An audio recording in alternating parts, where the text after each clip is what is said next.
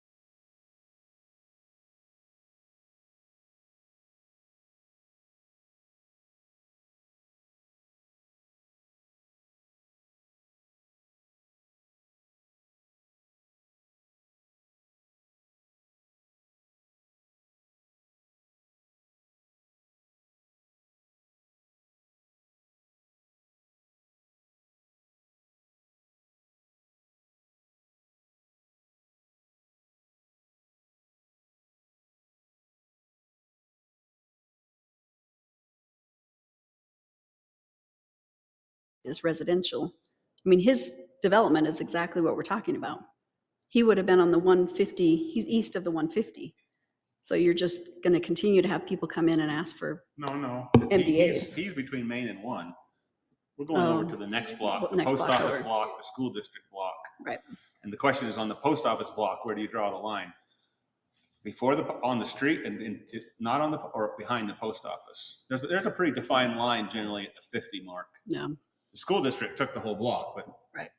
that's because they bought everything out. Or, well, the North School was built there. Okay, Yvonne. I was just going to say, I agree with more of this setup. I struggle with trying to say that we want to start eking into anything that's residential. And I understand that with what Ryan had said at the last meeting, that the concern is that, as we start growing, that we should consider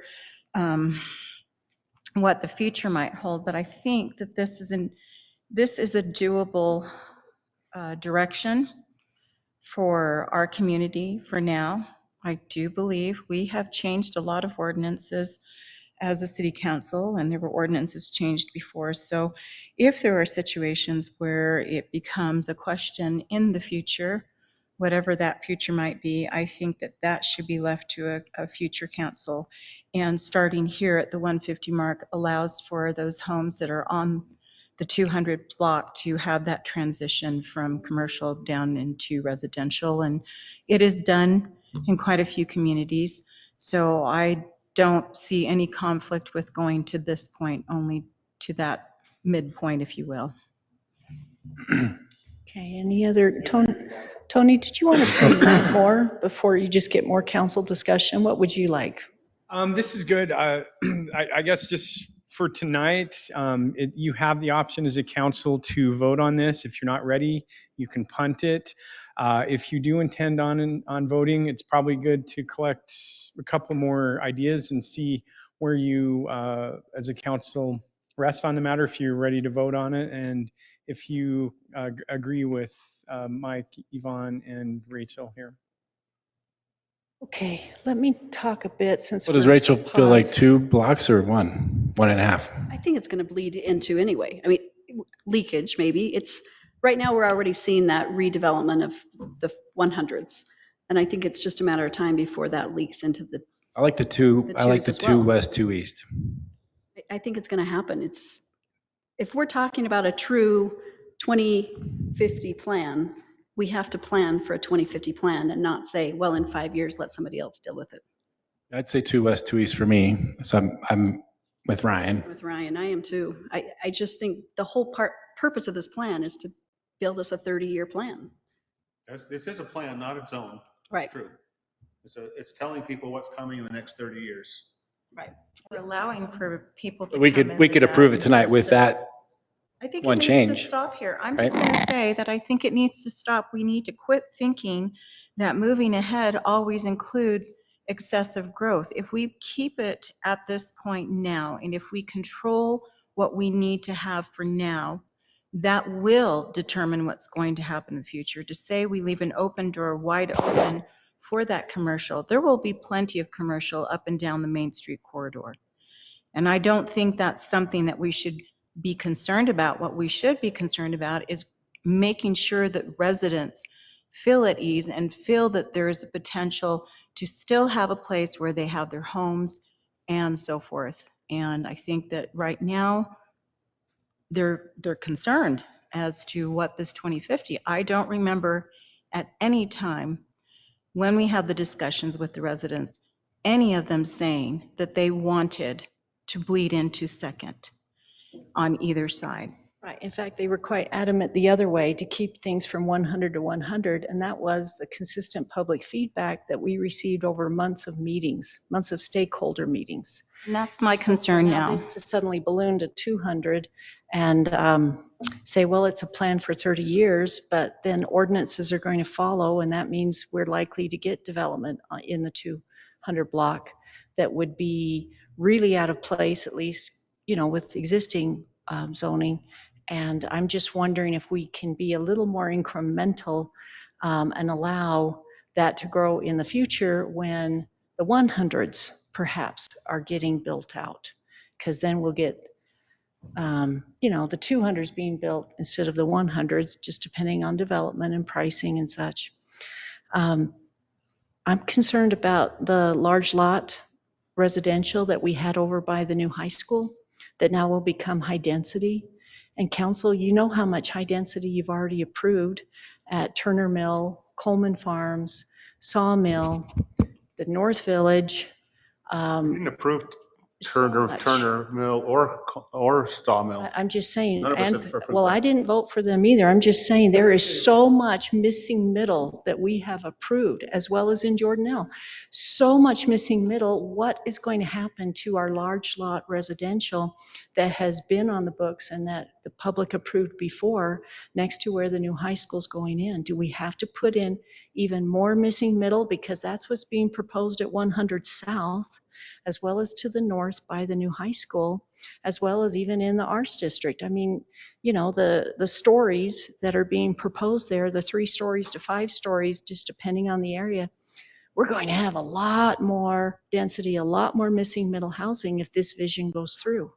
So is there anywhere that we can keep that large lot residential instead of continuing to put in only missing middle housing in so much of our city?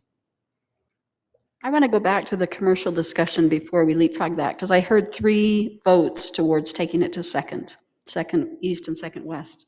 So I don't want to leave Tony without real clear direction. And I think I heard 3 in the majority say, move the plan to second east and second west. And that would be the CRA boundaries for the downtown district boundaries. Is that what you're proposing? No, when council talked about this at the last meeting, certainly we may have misunderstood exactly what was being said, but what I thought I heard was that the higher intensity district would end at 200 west and 200 east. What I thought that meant was that the transition area would go from 150 to 200 on west and east, and that the commercial core district would go from Main Street out to 150 west and east. Explain the transition then. That is mixed use, right? That's office, but it's not written, it's just straight commercial. So John, if you're Or is here, maybe you can help out on this, but my understanding of the transition area is that it's primarily residential, it's missing middle. Missing middle is a little bit different than a lot of what we're gonna see than the high density stuff. So the missing middle really is supposed to be a lower intensity feeling type of development that is not big apartment complexes. It could be anything from, a small mansion style housing to apartments to townhomes. And John, I believe that the transition area also allowed for commercial on the corner. Is that correct? Yeah, to some extent. I think the emphasis is on residential in that 150 to 200 east and west areas. More mixing of the uses, but lower intensity than what we have right on Main Street. So it is a stepping down philosophy, but this second alternative does go to 200, the 200s. Yes. So I'm going to say something. I came to my decision on 150 by looking at every property owner along 100 and 200. And along 100, east and west, particularly west, most of them are rental properties. You can tell you can see where's the tax notice going, Salt Lake versus where's the address, Heber City. It's easy to find out. And I determined that, but if you jump to 200, both sides of that street are mostly significantly owner occupied. And it's much less likely that they're going to do something in the next 10 to 20 years. What you see is people generally move out, get older, move out or die, and then their home gets sold by their kids, and oftentimes they move to rental properties. And that's what I was taking. I see that 200 are generally full streets right now of owner occupied housing. That's what's pushed me to be incremental about this. And that's what Yvonne's talking about too. It's incremental, not just bam. I do agree this is a general plan for 50 years, but I think it'd be relooked at anyway in 10 or 15. Well, and go ahead. If I can add this too, and maybe hopefully help the council to understand where I'm coming from. With what Mike is saying, I live in that area, and there are homes that are being, yes, they're being taken by property companies and real estate companies and so forth, right along the 100 block area.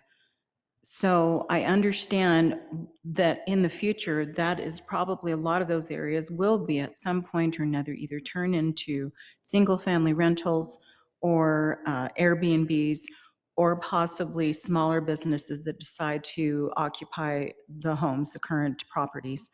But there are a lot of families that are trying to move into our area, either they're teachers or, service workers, whatever the situation might be. And those are the affordable homes. So yes, while grandma and grandpa might pass away and there might be a situation there, it will be those families that are coming in because they cannot afford the $800,000 to $900,000 homes that are being built currently in those developments that have been approved.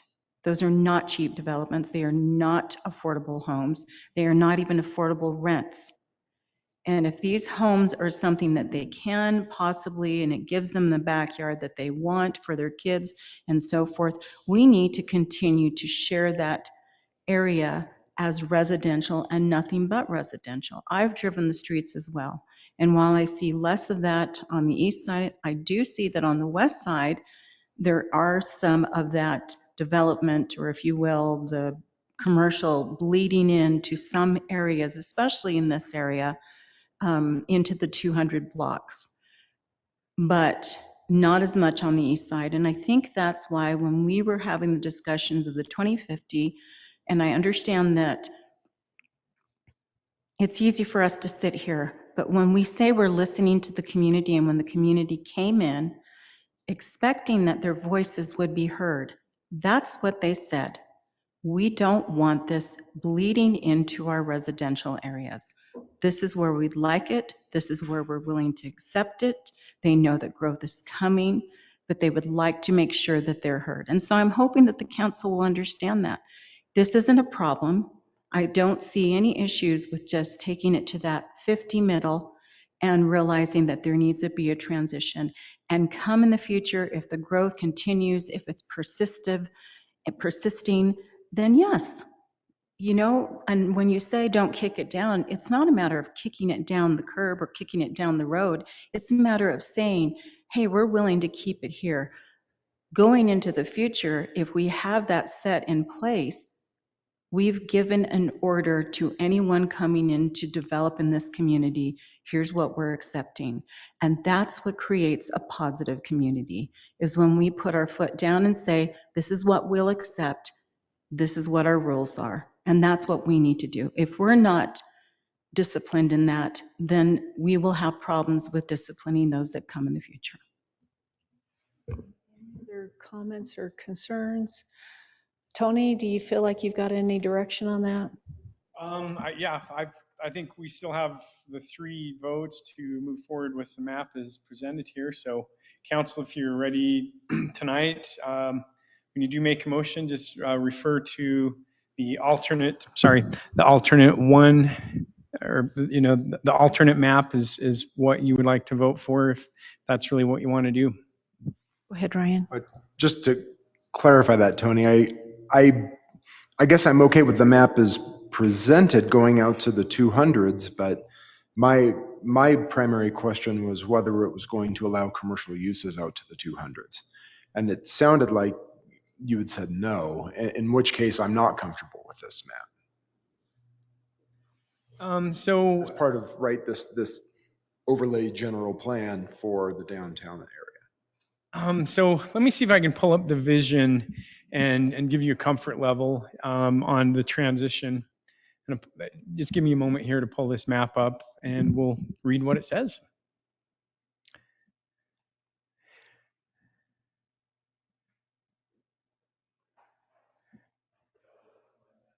Mm-hmm. We're so glad you brought it.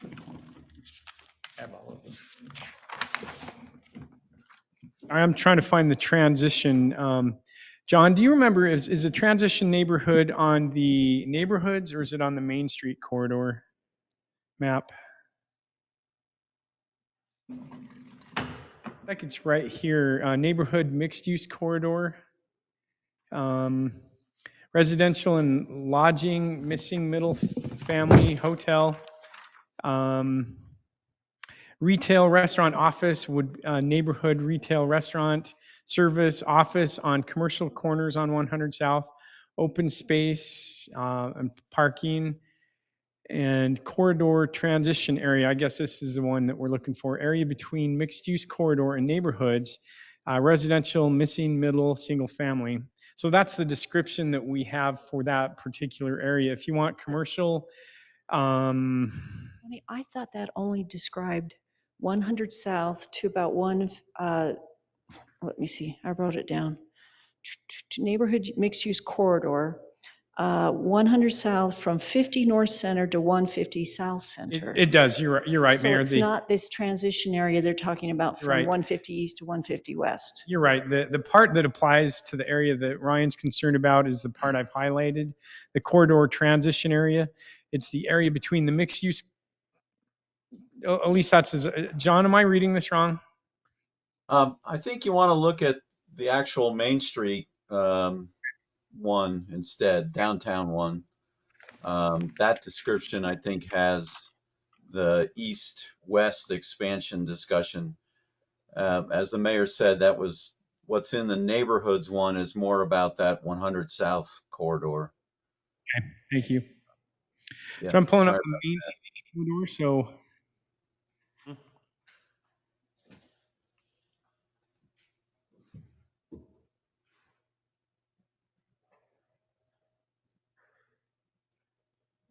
a frowny face. These files are so big, they're not wanting to pull up here on our, it's frustrating. Try again here. Mike's got a big map we can all huddle around. Yeah, so I have it here too. I did have problems with those icons working also. And what it says is Main Street transition area, residential, single family, missing middle, accessory uses, home-based business, attached, detached, accessory. And that's about what we have for that. Okay. Oh. Wait a minute.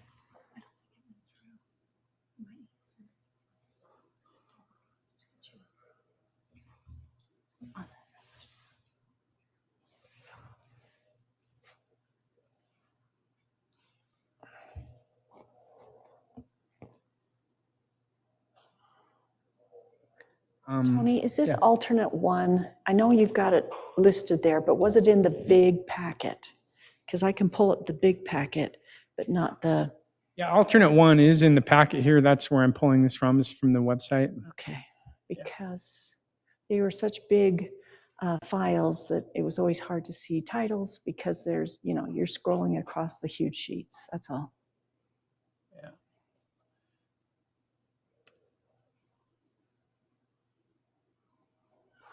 Maybe I am looking at the wrong one. Actually,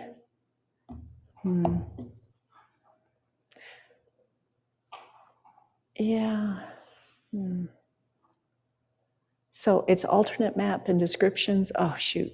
Now it just flipped on me again where it won't show it. Drat. Hello, come on.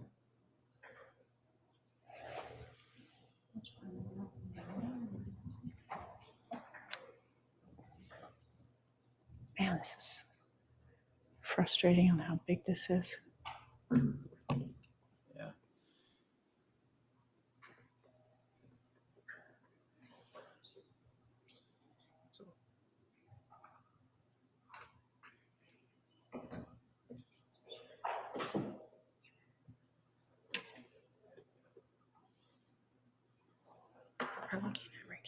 So that's what I was reading from, Mayor, the downtown residential transition area. And that's Right here. So just a different part of the map I was looking at. I apologize. Oh, yeah, okay.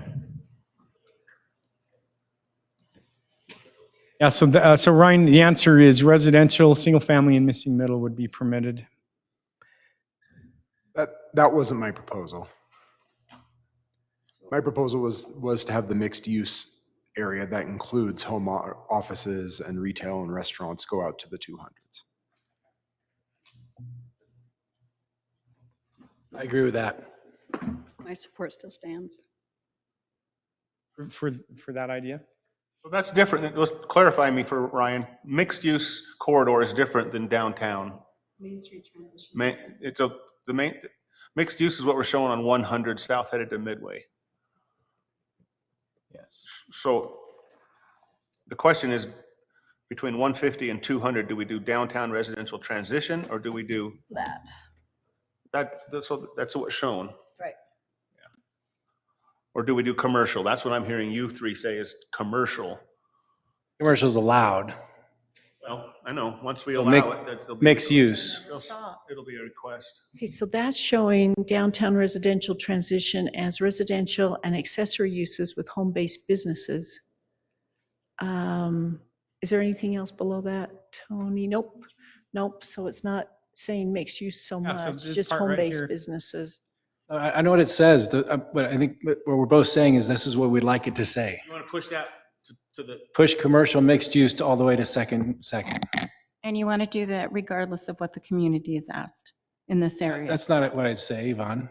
But that's what it sounds like. I know that's not what you're trying to say, but in order to do that, that's exactly what will happen. And I'm not trying to get into any kind of a misunderstanding. That's exactly what it is. That's exactly what we're saying. If we're allowing this, if we're allowing to say that we want to push it out to 200, we are saying all of those homes where individuals reside at this current time and could possibly reside in the future can be purchased and used and have 2 to 3 story buildings right there next to their small little home. That's what we're saying. Because this isn't a transition that's just done quickly. It's a transition that's done overnight where this will be changed constantly. And you will have families that are living there now or in the future where they will have their homes right next to a 3-story building when they don't want it. And if we keep it at a certain area, we're still allowing that. We're still allowing for the residential, for the mixed use, for the commercial. We're still allowing for all of that. I don't understand what the appeal is to move it out even further, when what the residents have said is keep it right there. I where we've understand. I allowed understand. it. You've reiterated. I'm along with Rachel where this is planning for 2050. But that can be for 2050. This is planning for 2050. This is a long-term plan. It's not today. It's not tomorrow. Okay, But long I term- just want it to be understood where you're going with this and what I is understand. down the future and how the citizens have said to you over and over again, we've asked you to hear us and this is what they're hoping you will do. And we're not. We're not listening again. We're not going to third and third.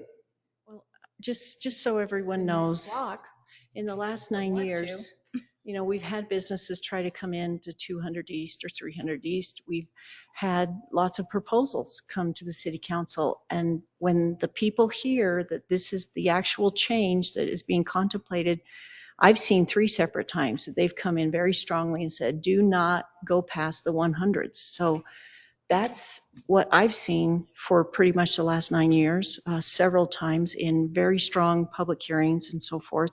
I'm seeing it again. And even though this is the plan is that, if you do it incrementally, starting with the 100, some of you go to 150, the rest of you saying 200s, people are really going to dislike it when what Yvonne says comes true, and that they will have tall buildings right next to their small houses, small lots. Go ahead, Ryan. I understand the approach to say, think small in your vision, and then if you need to amend it down the road, go ahead and amend it. I also find that to be a little, I don't want to say disingenuous, but it borderlines on it because it doesn't give the adjoining homeowners any modicum of predictability in terms of what to expect. If we say, oh, well, we've grown so much, now we're going to have to amend our general plan to accommodate, these uses in the future. And I would rather have a big, bold vision that is forward looking, that gives everybody clear predictability in terms of where things can go. And simply allowing the commercial uses doesn't mean that they're automatically going to start flooding in, but it leaves the door open so people are clear that those uses can come in. It leaves the predictability in place for long-term planning. And I think it's very easy to read a present desire into this and say, and confuse that for a future plan and a future vision. And I think we have to be very careful to acknowledge that present desires and future visions aren't always the same. And we can't plan for the future based off of what people want today. I understand that. And I'll just say one thing there, and then Tony and then Yvonne. I think it's going to take us more time than we would hope to be able to revitalize our Main Street alone with bringing in the density or the types of commercial that we want just within Main Street to the 100s. If we continue to go to the 200s at this point, given all of the other density that we've approved, that this council has approved up in North Village and Jordanelle, I think that's going to make it even harder. So I think we really need to target. That's my suggestion. Target the Main Street to 100 blocks and really focus on them first, because that's where we really want things to happen first. And the vision can be adapted after that happens. But, to say, okay, you're in a 200 block and somebody can come along and put up their 3-story building or whatever it is they want to do right now and not have that on Main Street instead. I'm just saying maybe we should consider targeting Main Street first before we allow the 200s. I completely now, agree with you, Mayor. Can we let Tony, he was waiting, and then Yvonne, and then you're afterwards. Go ahead, Tony. I endorse the map that you've got here that goes second to second. I think it's the wise course of action. I want to be very visionary too and go out 50 years, but I think this is a good compromise. If I heard Yvonne correctly, you would support this map. And that means a lot to me, having her live just a couple of blocks away. If you're looking for some middle ground, I would be very supportive of allowing commercial only in a very limited setting, a conditional use, a cap on square footage, and very limited types of uses that are more compatible with residential. This is maybe something to think about. Well, I think when we Yvonne, have one second. Yvonne, and then your turn. But go ahead. I had a comment first. I wanted to agree with the mayor in that we can do both. We can long-term plan, but we can also focus our infrastructure improvements on Main Street and the 100 blocks, because infrastructure is going to bring in the redevelopment. And so we can accomplish both goals. But I like what you're saying, Tony, is if we had like smaller square footage space of commercial, pushing it out, making it more of an inclusive transition, like everything's like mixed use is included in the whole transition area, but the square footage may be smaller. I really like that. Yvonne, are you ready? I just want to make a comment on that, on the two comments and what you just added. I think that trying to find that middle ground, as you say, I think this gives the middle ground, the 150, going to the 150 block. What comes to mind when you start into that transition zone is Sugar House.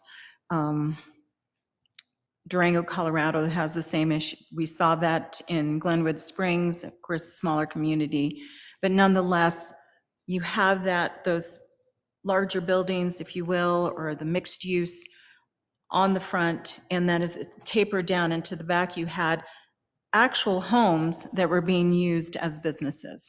They became commercial businesses, and then it transitions into the neighborhood. So is that something that others would be, amiable to in going forward and maybe honing in on possibly saying that's where we stop it? We don't need to add anything higher than the single family dwellings into that transition zone as it goes from 150 on into 200 and so forth. So you're proposing to limit it to 2 stories in the transition zone? The Yes. 50s, the 150s to the 200s? To the 200s. Therefore, going into the future, as far as when those become, it still keeps it a neighborhood. It still keeps it and gives it that neighborhood vibe. If anyone's gone to Sugar House, they have quite a bit of that in that area. It's a popular area. It's someplace that it's a desirable place to live. And I think that if we're talking about a vision, let's maybe use that vision and realize that that's something that would fit more here than say what we see in other communities that are larger. I know that we're going in that direction, like it or not, but I still think that in the downtown zone, in the historic area, we keep that historic, we keep that small town vibe. This is the area that we're trying to preserve for the next generation. And if all we say is, no, the construction and the development is coming regardless, and let's be prepared for it, I feel that that's just too much of an open door for individuals to interpret that going into the future in a way that will not fit into what we say, what I thought we wanted, which is to preserve our history and to preserve the downtown area. Okay, Mike. So Yvonne, what I think I hear you saying is keep the commercial to 150, but amend the downtown residential transition area uses to include smaller commercial uses, not anything goes commercial, not a hotel, not a restaurant, not a, Yes. well, it could be a restaurant, but something that's smaller Like scale, a coffee 2 stories. shop or. And if that's something we can find consensus on as a council, then I would certainly support that. Is there any other comments, Ryan? Thank you. So I'm comfortable with a lot of that. I want to tease out a few things there. So right now on the map that's up, the residential transition area, if I'm using the right, sorry, the Main Street transition area goes to 150-ish. It doesn't, or is there a map that we're not seeing? Looking at the alternative now, Right, we've there was moved beyond the current map. Well, what map is on the screen? Because there's one that none of us have been able to get to load. This is the Main Street map. That's the, oh, that's the This is- alternative. Can you shrink it down a touch? See how it's gone from Okay, one. I see. So that you've got a color in between the salmon and the yellow. That goes to 200 East. Is that the Main Street Transition area, right? transition area? Downtown residential. 150 to transition 200. area. Right up there. That goes to 200 East. Okay. Yeah, and Sorry, if I you only just asked keep because that it, transition area where the yellow is, that's where you keep the 1-story, single 2-story. level. But everything from 150 going into Main Street or towards Main Street can be upwards to 2 stories. And then higher on Main Street, which would be upwards to 3 stories. So Okay. it's 3 on Main, into 2, into the 150th block around through there, and then lower into single as it transitions into your neighborhoods. well, central neighborhoods, even currently though, isn't all one story, is it? Exactly. They can go to 35 They can, feet, yeah. as I recall, even in the R1, On the R2 yes, zone I that we realize. have Right, right as now. of, That's building. yeah, as of today, I think. Yes. So okay, and I appreciate you pulling this up because this is the map I could not get to load for the life of me. So with that transition area going out to 200 East, I would be comfortable with that if we keep the height low at like 2 stories and then make restaurants, retail use, and office space conditional uses in that area. So they're allowed, but they're conditional uses going out to the 200s. And they're capped at 2 stories. Like that. I like that. I can jump over to that. Small commercial. So, including like restaurants, retail space, office space, And limited to 2 stories. limited to 2 stories in height, conditional uses. So there's got to be appropriate mitigation measures for the neighbors.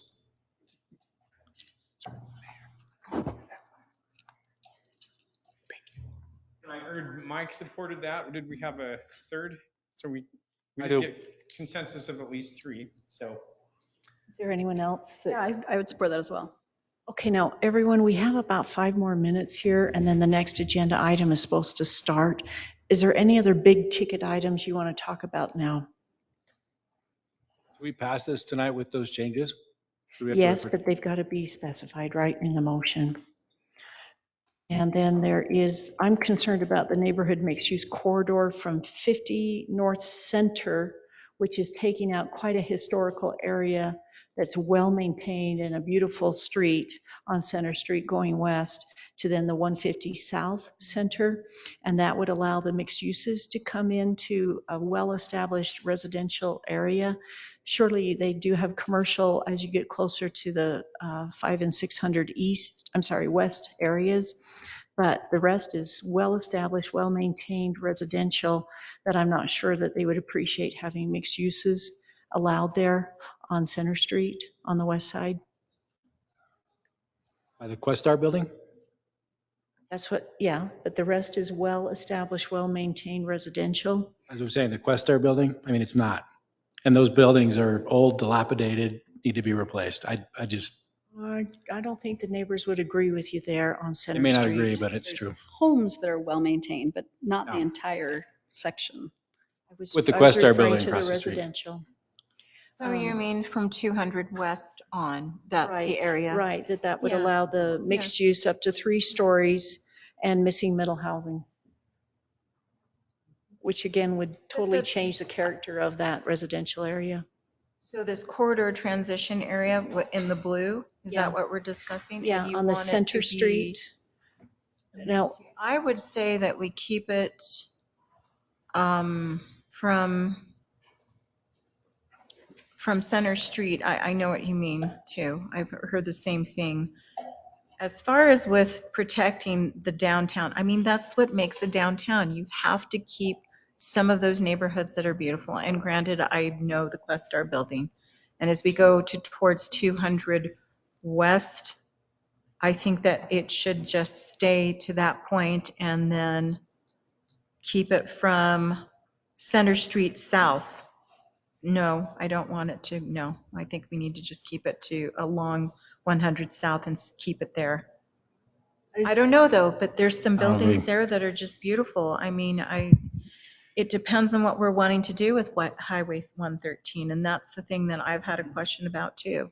Tony, So council, I guess I'm going to throw my heart out here on my sleeve. And next council agenda, we're going to have the State Historic Preservation Office come do a presentation for you on options for helping preserve buildings.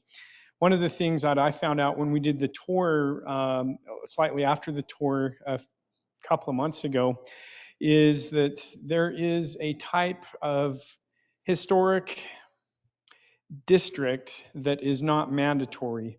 And here's what could be done. I think there should be some buildings to be preserved. I don't think that it's ever going to work to mandate the buildings be preserved politically. The SHPO, as they're known, is going to provide you some options for how we might preserve some buildings through incentives rather than mandates. And they're financial incentives. It's all voluntary. If we do that, the state could help us do an inventory of historic buildings. If there's enough historic buildings, there's a designation of a district that can be done. It's not mandatory. All it does is open up the ability to offer incentives, state and federal incentives. And I think that separate from this district, from all this discussion, I really hope that you as a council would consider looking at that. Because I do think that Center Street has some unique character, but I think it should be the neighborhood that decides. And politically, I just don't think it's going to go over well to mandate the keeping of those. So, And just one comment on that, the building that just got redone, what is it called? Right here on Main Street. Afterglow? Or it was an old restaurant. Afterward. They've run into so many expenses to try to keep that building. It's costing them almost double what it would have cost to build a new building. I just can't justify that. I mean, these buildings are cool and old, but when it costs that much to keep it, like, how do we do that? agreed. And that's why I don't think it should be a mandate. But if you look at cool cities like the tour we just did to Western Colorado, if you look at Moab, even simply Midway, why does Midway have this neat character that's fun to walk around and jaywalk from restaurant to restaurant? Well, it's because the buildings that are historic have been preserved.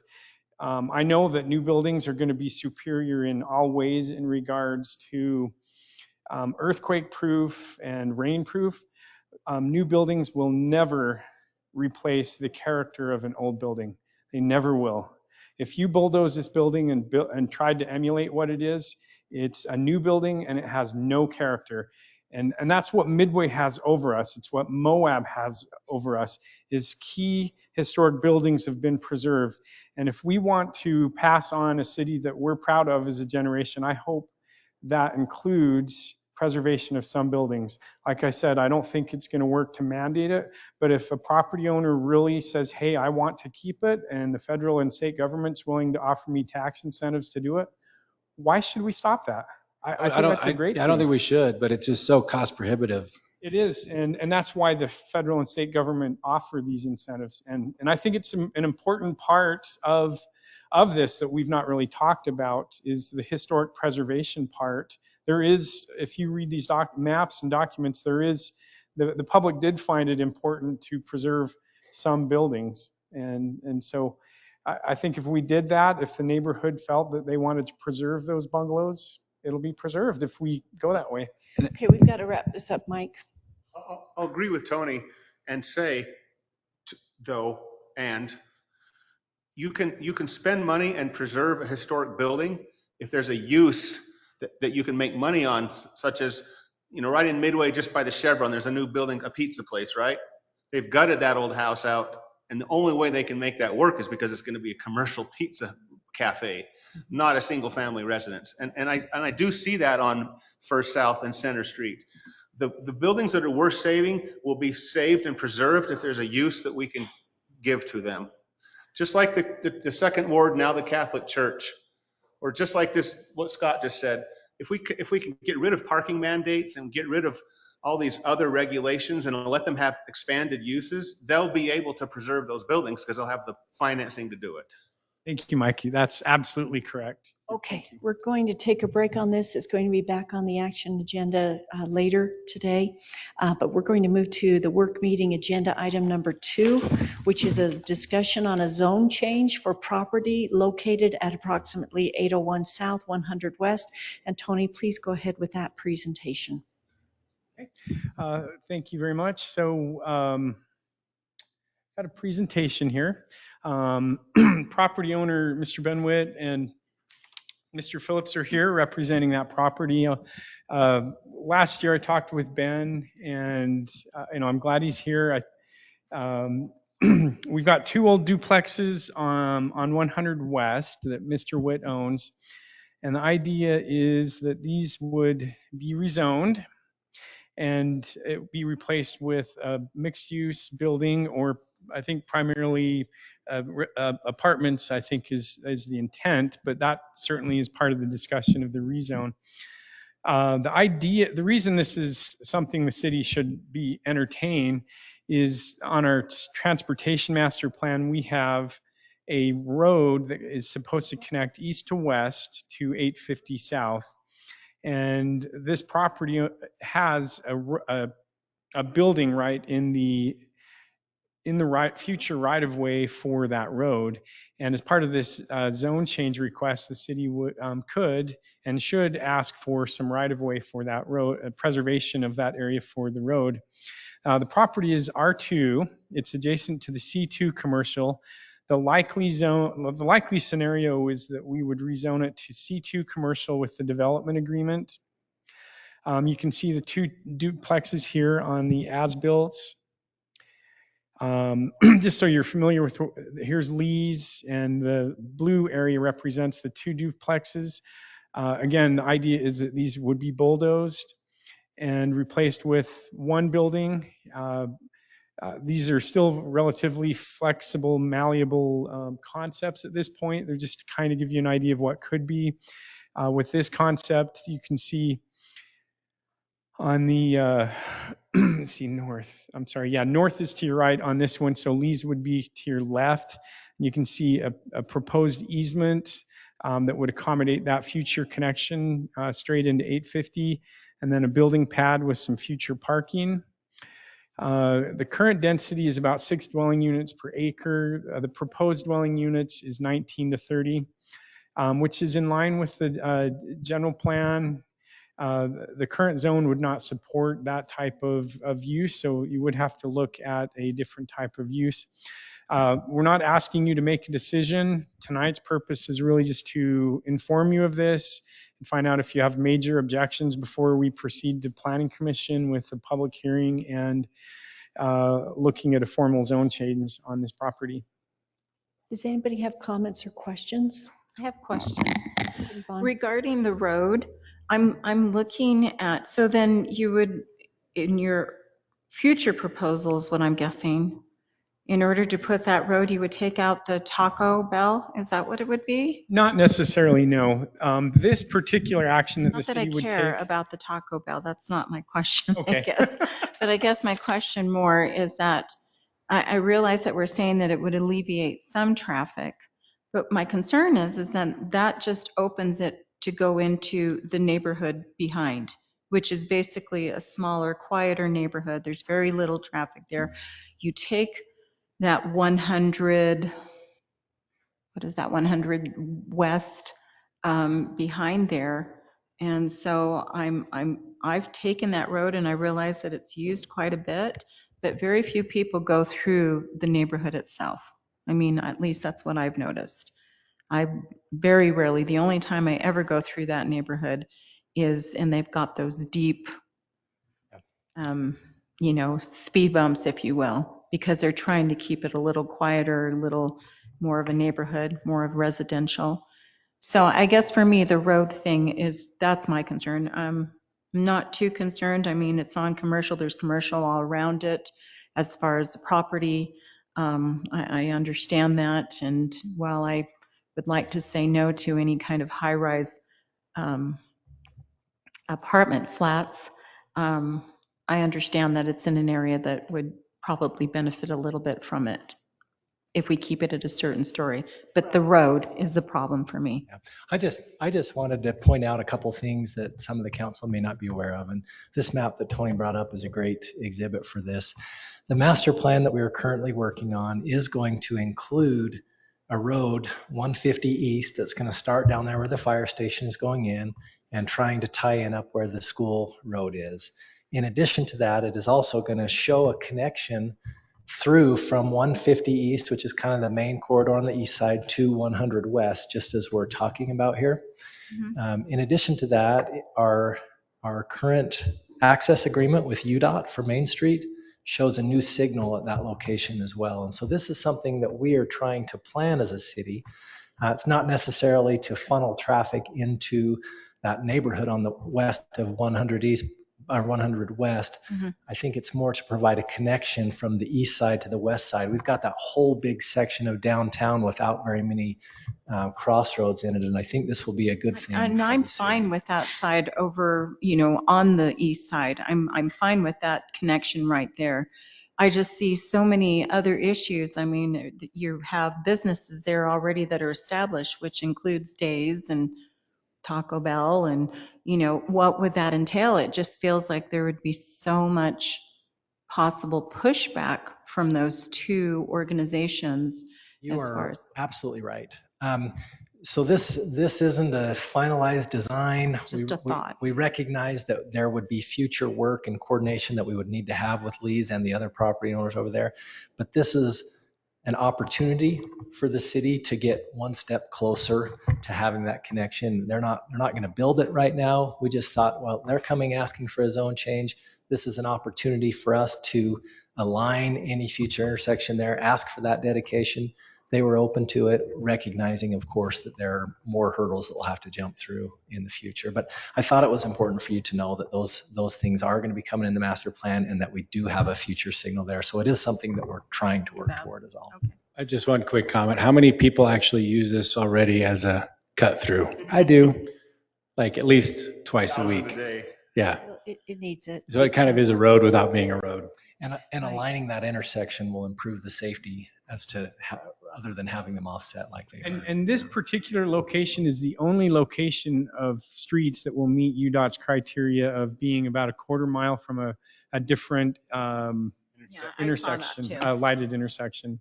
And as you noticed, or maybe you didn't, UDOT's been installing another pedestrian hawk, is that what it's called, at this location? So we've already started seeing, well, I guess it's actually at North. It's a little North bit of north here. of that. It's that second Yeah. higher yellow line, right? But we've got to break up that traffic. We know that we need connectivity. We need to slow down the traffic. We just have to do all these things. So it looks like Mr. Phillips wants to speak, please, if he can come forward. And please just take a few minutes and then we'll go to Rachel. Hi, my name is Ron Phillips. Ms. Barney, please understand that we as the applicant for rezoning are not pushing this road issue. No, I knew We that. came in and they presented this to us and we said, we're happy to cooperate however we need to do that, but it's not something that we're asking for. Ron, will you stay there? I have some questions, or maybe Ben, if you want to answer them, either one. I am generally supportive of this plan. I do have some questions. So you own both of the units. What is your timeline or hope for timeline on redevelopment of this area?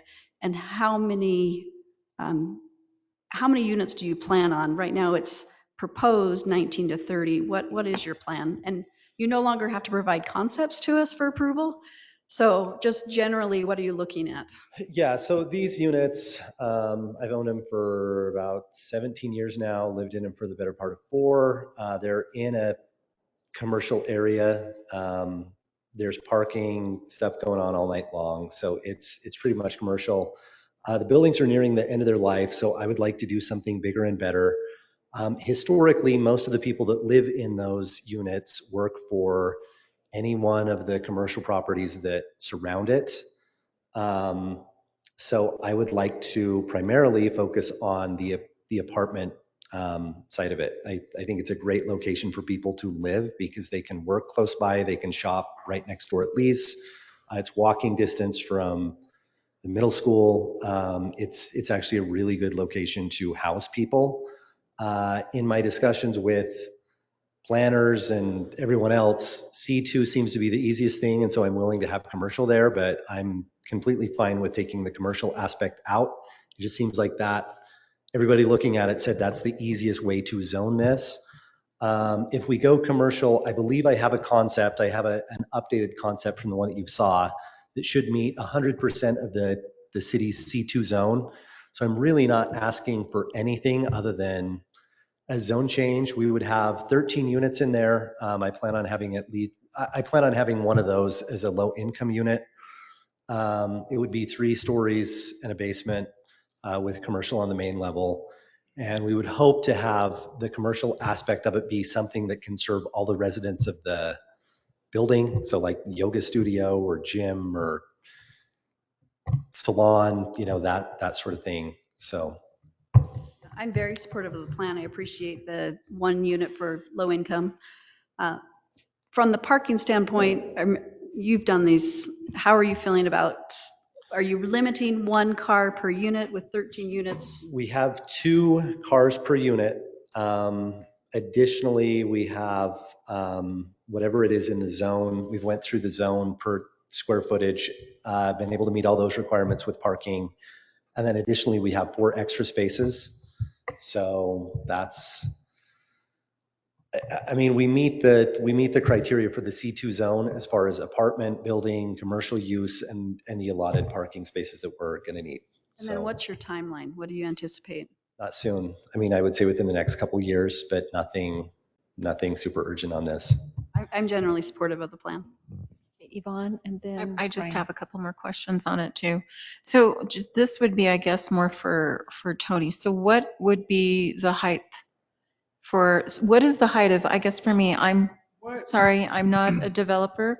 So what's the height of Lee's right now? So what I'm proposing is that we do a development agreement that limits the height to 3 stories, that will ask for a commitment to do one of the units as affordable and a commitment to deed over the property when there's a building permit for the, or sooner if the city really wants to build the road, for that road. And perhaps a cap on density. That seems to be some of the big key items for council, and so those were going to be my recommendations. But what is the height for Lee's currently? What is its height? 20-ish feet. That's 100% commercial. So and with the mixed use, with the C2, that gives you the mixed use. So it gives it a little bit higher with the height there. What would be if we just decided to keep it as just an apartment building, just for apartment purposes only? Well, you don't have a zone straight out of the gate that would permit just building. That C2 zone is really the closest thing that we could use. R2 doesn't permit it. R3 doesn't permit it. The cozy zone requires 10 acres. The North Village zone, just irrelevant. That's something we need to think about going forward. I don't know. Potentially, I think that's something that we may want to look at is should look into something like that. And the only reason I'm asking is because I'm not against this. I realize, like I said, I do know this is in a very close proximity to commercial all around it. I know the property. I've actually thought to myself, that would be horrible to have to live there with those lights coming in constantly in my back window and those 2 little duplexes. But if we're moving forward, and obviously we've just had a long discussion about transitioning, I think those are things that we need to consider. And I would rather see more dwellings, if you will, that provide housing for individuals that can't afford to live in a home. I also want to know, is there anything that would provide yard space? Will there be anything like that being provided So, there? I mean, I'm limited on space. If I'm being quite honest here, I'm not super stoked about having a major main highway right next to the place and having the city, I came in asking for a development change, and we're kind of in discussions of you guys taking 25% of the property. So I'm still trying to figure out what I want to ask in return for that. We meet the and I have an updated plan, but I've sat down and we can meet all the requirements for landscaping for your C2 zone. A couple other little tidbits. So if you'll see on here, I'm trying to preserve all the main trees. If you go back to that first slide, we have 40-year-old mature trees. I'm planning on keeping all of them so that it's not this huge eyesore for everybody driving down the street. Wonderful. One thing that I don't want to make any commitments here, but I do want you to know that I'm in discussion with the neighboring properties of there should be some opportunity for employees of Lee's, employees of Point S, employees of Taco Bell, Wendy's, take your pick. Redmond is just right down the road from this. Of when we sign leases, we can say, well, if you work next door at Lee's, we can sign the lease to a multiple tenant lease, knowing that Lee's has just given you permission to park one of your cars there so that we don't have a parking issue here. So that's one of the kind of benefits. I mean, I don't want to commit to that. I don't want this to be part of the approval because my plan should meet your C2 zone. But as you guys are thinking about ways to house people in interesting ways, historically, most of the tenants of these units live and work and shop within one block, which is kind of some of the uniqueness of this property and why I'd like to do more with it than a couple of dilapidated duplexes. Appreciate that. I think, Ryan, you had a comment. I just wanted to say I'm, based on all the other comments that have been made, to piggyback on those, I'm largely supportive of this, with the one nuance that I am very supportive of the plan you mentioned that would include commercial on the main level. Appreciate I that. support it. I think it's really important for the city to get that corridor. And if we're trading that for the C2 zone, I'm all for that. Okay, looks like we'll continue this, and Tony, you proceed. Okay. All right. Yep, this is the end. So planning commission, we're already scheduled for a public hearing, I believe, next week. Okay. So we'll be back shortly with you, or to you, with the recommendation. Okay, thank you very much for your time. Appreciate you coming. We're going to move on to the next agenda item for the work meeting, and this is a discussion of the revised Personnel Policies and Procedures Handbook. And I'm going to turn the time over to Jeremy Cook, our city attorney, and Sheree Ash, our human resources director. All right, thank you, Mayor. So this was obviously some pretty lengthy changes to the personnel policy. This started out just to make some changes, and it kind of ballooned. And as we're going through this, we just thought as long as we're bringing it back, we would fix some other issues in here that that were maybe problematic or outdated. So I don't know how the council would best like to proceed. If the council wants to start with questions, if this was intended not to obviously be an adoption, but to try to get through as much of it as we could to see where the council had big concerns on sections that we might need to go back and change before the next time. But we're happy to, if you want, kind of walk through it, go kind of section by section, kind of point out what we think are the main changes, or if the council has had a chance to look at it and would prefer to just kind of focus on the sections that the council had questions or concerns about, we could do that either first or so. Whatever the What would kind the of general council like? consensus of the council Your is. questions, or do you want them to start at the beginning? I don't actually have any questions. I think you did a great job. That's amazing. All 90 pages. Why did we leave this much time for you then, right? But why don't you go through the staff report if there's no questions on just those major big things? Well, maybe we can just walk through then maybe some of the sections, and we can just highlight some sections since we have some time now, since we put a lot of time here. And I'll kind of start through and highlight the sections that maybe I think are the most important. Kind of give some background on why we did certain things. Let me see if I can. Did you want the screen, control of the screen? Yeah, does the council have it in front? Can you guys all see it? Maybe it's. We're, I don't. do you want us I've to look never at the hooked my staff computer report or on, the so- the red line? Oh, the red line, if we could. I think it's Yeah, gonna if be you'll easier. pull up that red line, please, Tony. Trina, can you please transfer the sharing capabilities to Jeremy? Thank you. I don't know if I can. He's not signed in. I'm not signed in. Oh, you're so not signed in? I Okay, don't so know you if need I, to keep it over here. or someone needs to track through and help me. Can you sign in and go through it with?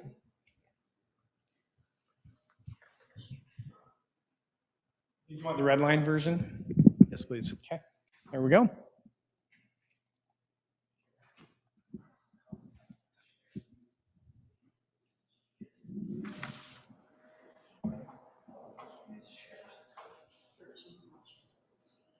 Let me touch on them when I get to them. Library here in this. That's one of the ones I was going to talk about, Russ, so you can talk about it as well. So starting down here, probably the first big change is section 2.3. That moves some of this down and then because it fit better into other sections, and changes more to just sexual or gender-based harassment instead of it covered some other sections that kind of fit better in other areas. So this kind of just focuses now on sexual or gender-based harassment, kind of makes it a little more clear. Section 2.3.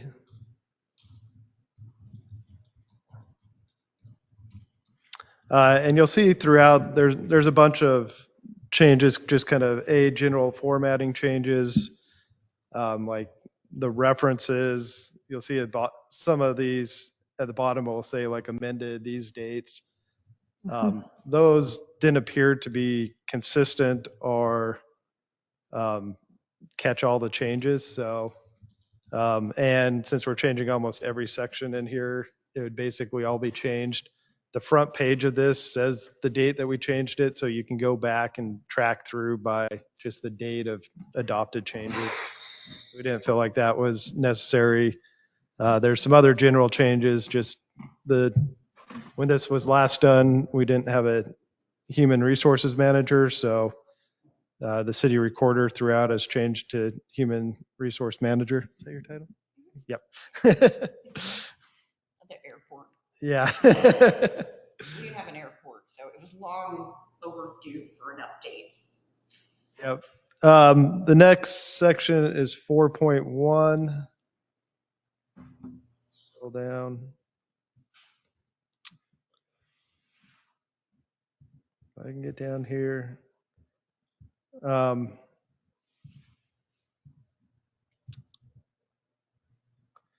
And this, one of the changes in here was we talked about whether or not to have a certain amount of pay for referral of new employees. So if someone referred like a new employee and we hired them, it'd be $100 or $250 or, if they're a summer employee versus a full-time employee and when we'd pay that. And we decided it was just too complicated. So 4.1E, we just simplified it and said the city manager can provide a bonus for a referral of employees. Obviously, how difficult it is to get and retain employees changes over the years. Right now it's difficult to hire employees.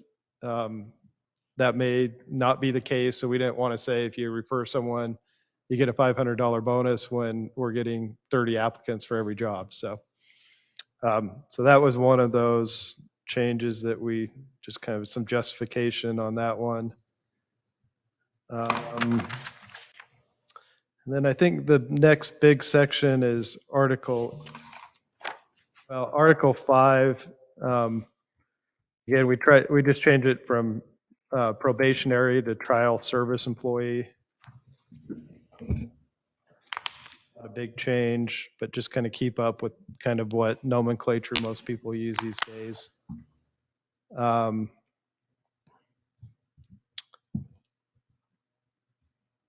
So let's see, I think Education assistance. Yeah, it sounded harsh. It sounded a little militant, so. You think of jail. Trial period.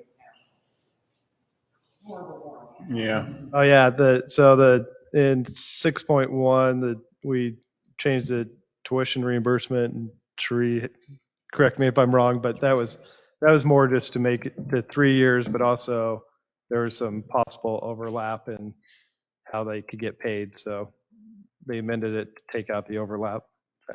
Yeah, we can't have a grant and your tuition paid for. We just clarified it.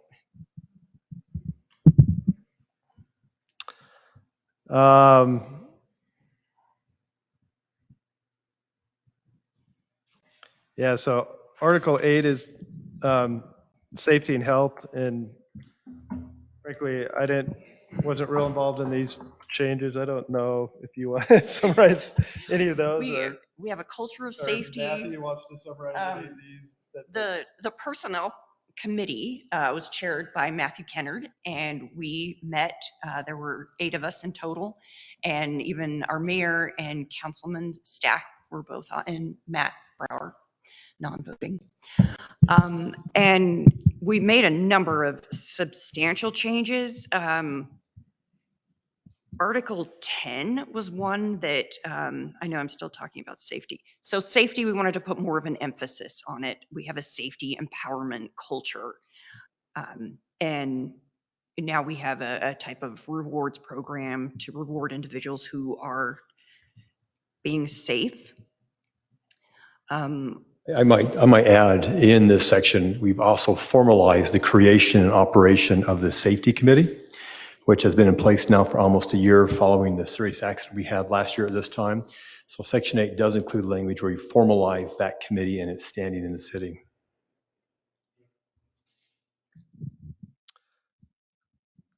So moving on, Article 9. There's some pretty substantial changes in Article 9, 10, and 11 to clarify our procedure for disciplinary actions. And part of this was just that the procedure was ambiguous. Part of it was to streamline it. And honestly, a lot of this was based on my experience of dealing with these over the years and things that work and don't work. As far as, an example is when you have an employee that, does something that clearly warrants termination, and they get terminated and then they leave, and then under our old policy, you're supposed to have a pre-disciplinary hearing.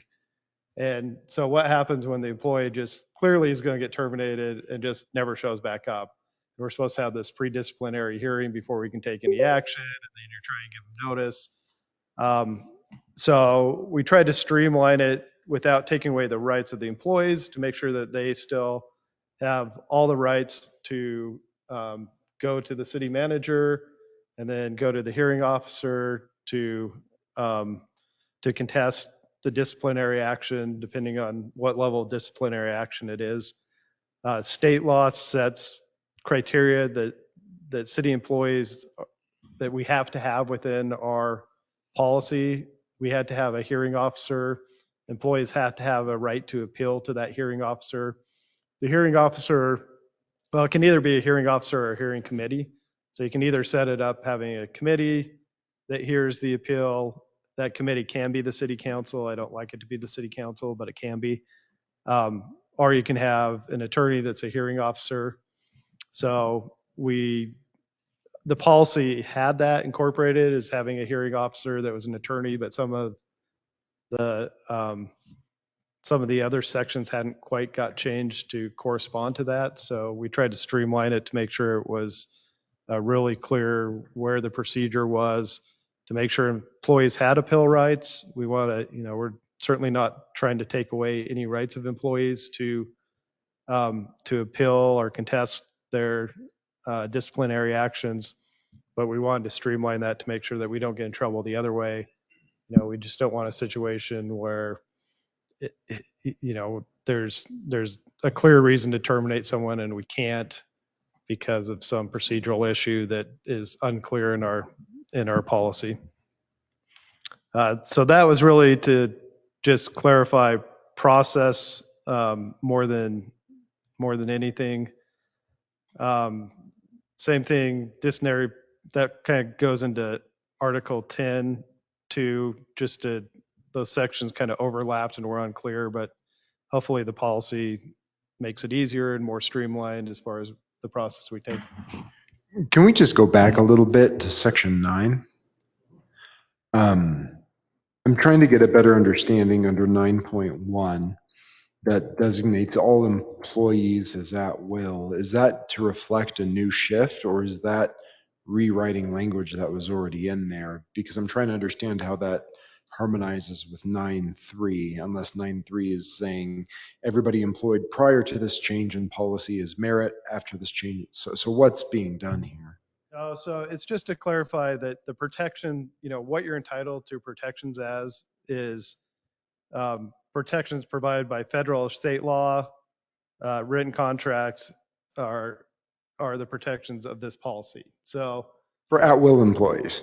So for everybody, if there's no additional protect. It's basically saying there's no additional protections except for state and federal law, which you're obviously protected under. Anything under our personnel policy, which are protected under, or if you happen to have a separate written employment agreement, which, you know, we have a couple of people that do. So apart from those three things, then you're an at-will employee. So it kind of sets the basis to say you don't have any other additional protections, just to kind of have a backstop. So if someone were to come in and say, well, I also thought I was protected against something. So who's a merit employee then? Do we still have merit employees? In the traditional sense of they have a right property interest in their job and they're entitled to due process. Does this contemplate that type of merit employee? Yeah, and I think state code is clear, and there's some case law on this that says basically all city employees, except for you can exempt out some of a certain amount. I think it's 10% of your employees that you can exempt out, which are typically you're exempted out, like either seasonal employees or your trial basis employees that you're exempting out.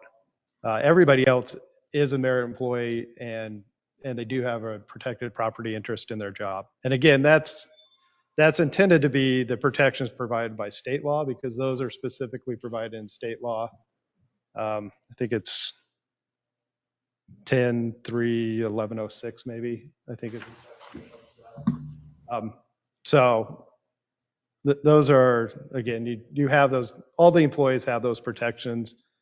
It was just kind of to make sure, I guess, from if we ever had to battle this in court, that we had some kind of fallback language to say these are the only protections that you're entitled to, nothing additional.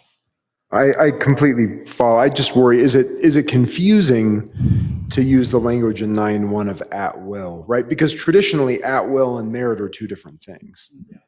So I'm just worried about that language. Well, it is.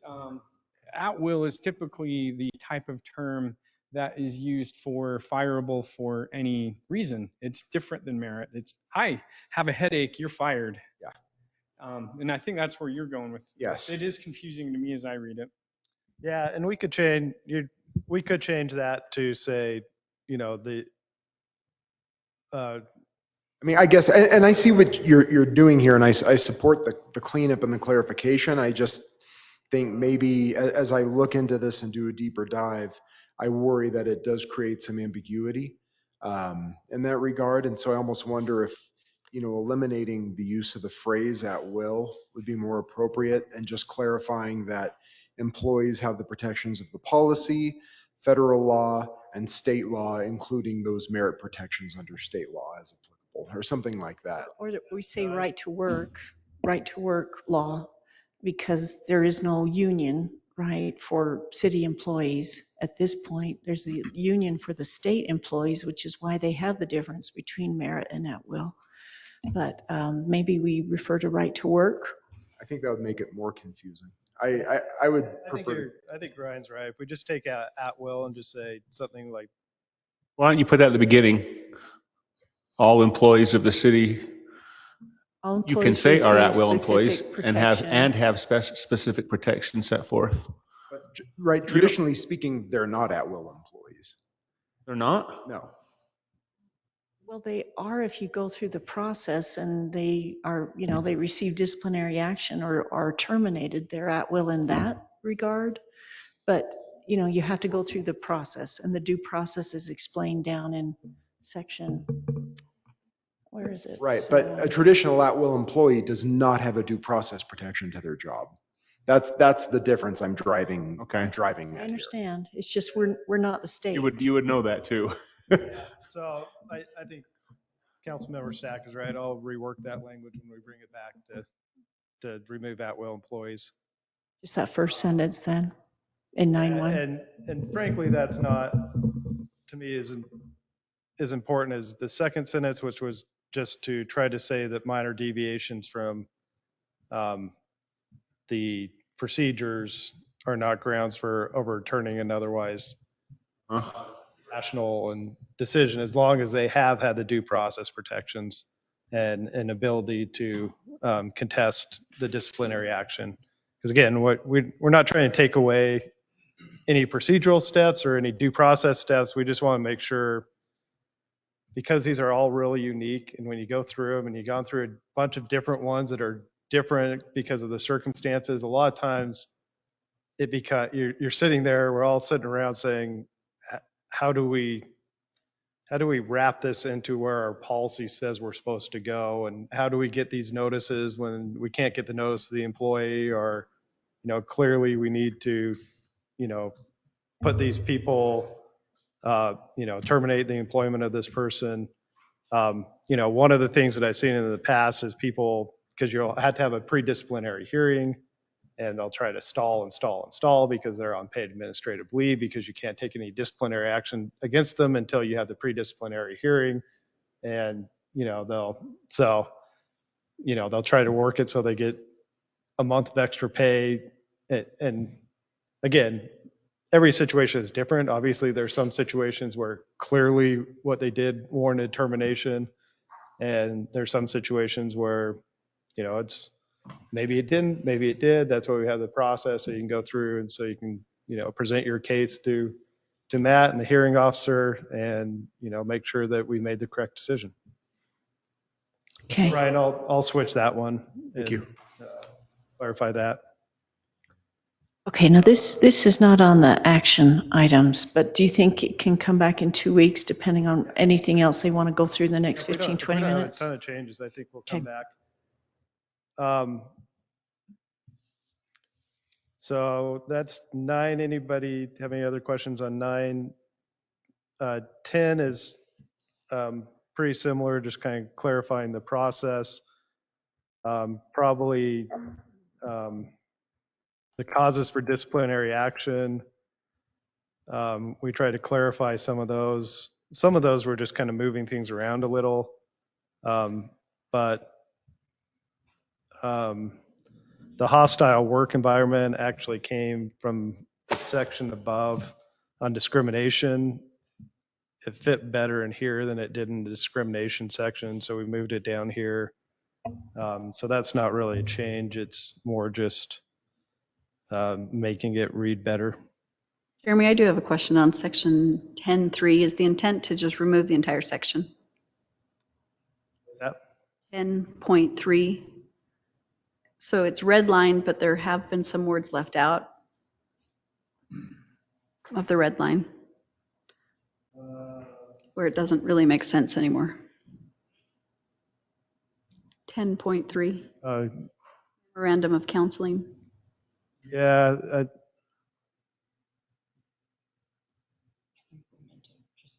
I think if you read the red, that actually goes after, so it will be under may require more. I think if you look at the clean version, that's probably in 10.2A, verbal warning. And it just reads into that. That will be the last sentence. 10.2A. So we just moved that sentence up. I think it just looks funny the way it read. Right. I just didn't know if you were trying to remove the whole section. I'll look at that in the clean version, make sure it reads correctly.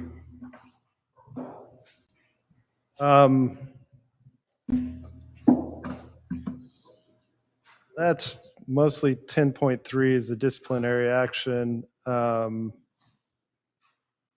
Grievance procedure, that was section 11 was just more to kind of clarify some of those. I don't think there's a huge amount of substantive changes. It was a little, the grievance procedure, the steps at the very bottom were mostly, it looks like there's a ton of red lines, but it was just the way it redlined it, really. Let's see, what do I have next? Yeah. Oh, the employee appeal board, Article 12 was just because we reworked that. So it's the same, but it's just put up in the definitions. And I got a question on the motions. Go ahead. Um, Where are we? Sorry. 10.6. Yeah. Article, Talk about, I guess this is more just for clarity for me, a department head or supervisor. Is that just Heber City Corporation, or does that include your police department, or does that include any of Heber City? Is that addressing all employees who may deal with a demotion of some sort or another? Because I see here it says a department head or supervisor with the approval of the city manager may demote. So does that mean the city manager, Matt, is the only one who can approve or allow? currently, yes, we are. So are you taking that, I guess yeah. So Is that being taken out? So we haven't had a chance to go through and review the police policy, which is a little different than this. Right now, this policy would apply to any city employees. So just the city employee right here in the administration, but that does not include like police department or It does include the police public works, department. or It doesn't include. it does police, include public it works doesn't as well. include the police where are they? Not the officers. Yeah, the admin staff in the police department. Admin staff. Okay. But- All right. I guess that's where I'm but trying to the- understand that. The actual police officers have some other protections. Okay. In city code. Okay. Well, they have their own policy, so they actually have It's that, we need to go through and based on the changes that we made, that the police chief reports to the city manager, we need to make sure their policy is consistent as to that authority. So this is strictly for like Matt or Public Works Administration and so forth. That's it, but not the employees underneath administration. I guess I'm just trying to understand it in my mind. And I realize that's not a big deal, but no, I guess it is. It ties into to a the certain city thing. code that was just passed on the chief of police reporting to the city manager, and that all officer changes, which are different because everyone in the police department except an admin is an officer. So all officer changes have to be approved by the chief alone and the mayor. And that's where Okay. this would be the So exception. how is it done So- with your Public Works or with, is Public it the Works have same to- rule applies with that? Or is it So also? there's the three class, so let's see, it's a demotion, termination of employment, or suspension for more than 2 days, all have to be approved by the city manager. Okay. That's consistent with state code as well, because those are the state code criteria that set a different disciplinary hearing process. Okay. So do you want to put an exception in there in the demotions at the end to say, except for applicable police policies or city code, so that those exceptions can be recognized here? That's what I was wondering. There Like you if go. it was, I think we want to My review those. question. I think we want to review those policies. We've not had a chance to do that, to see if we want to go that route, or maybe there's a need an update of the police policies. I think we need to take a look at them and evaluate that. Well, the chief is the one that sets those police department policies in his policy manual. I mean, that was according to, I think, our code and state law too. But could you check that one, Jeremy? Yeah. And if that's the case, right, then potentially the new chief could come in and update those things, but we still have the city code with that chief deciding officers, right? And mayoral approval. So and yeah, I just wanted to understand where that line is, drawn, whether it's, goes down and filters down into on the police, or the same with Public Works, or because those are actually separate, kind of separate groups. separate departments, if you will. And so I didn't understand if there needed to be separate language there for those departments, or in this case, for the police department. No, I don't believe so. Police obviously has their own internal policies, which I think need to be reviewed just to ensure consistency. But this is really, in my mind, a checks and balances. When I have a request for one of the three, yep. It's really a checks and balances. Sometimes I modify it. Sometimes I will agree with it. Sometimes I don't, depending on the facts that are presented to me. And so it's really important that staff sharpen their pencils and bring their arguments to me, because we're talking about a serious request, whether it's termination, suspension, or demotion. And so it's really a good checks and balance policy. So this is for individuals who might say, well, Matt's not being, sorry, Matt, I'm picking on you. I don't mean to. But for instance, my supervisor, my manager, or whoever is not being fair. I don't feel like I need to be demoted. Then this gives him the opportunity. That's that other door or protection, if you will, or checks or balance. Okay, I understand now. I see where you're going. And Jeremy, so we don't need to have separate language as far as with the police department. This is strictly for those individuals, for where those departments can cover. It doesn't have to be something that says, and for the police department or anything else with new language. I think right now, it would apply to administrative employees in the police department. All the other employees have some extra protections, and we're going to review their policies, make sure it's consistent. And that's all I wanted to understand. We don't have any issues. I wasn't good at articulating that. I appreciate it. And Yvonne, just so you know, if in the event I make a decision that an employee disagrees with, they do have other avenues to appeal that. And so that is also in the code. Okay, thanks. Okay, any other things you want to bring up, Jeremy, or any other comments anyone has? So we're going to skip down maybe to 13.27. This is a section that Russ wanted to comment on. Come on up, Russ. Sure. Page 71, Tony. Can you set the stage, Jeremy, or Sri on this? Sure. Yeah, so this involves whether or not the city will continue to cover COBRA payments once employees retire up to the age of 65. The current policy is that they would, and the proposal was to put in, was that? The limit. Just to sunset it. Put in a sunset provision so that this policy would sunset in 3 years, I believe.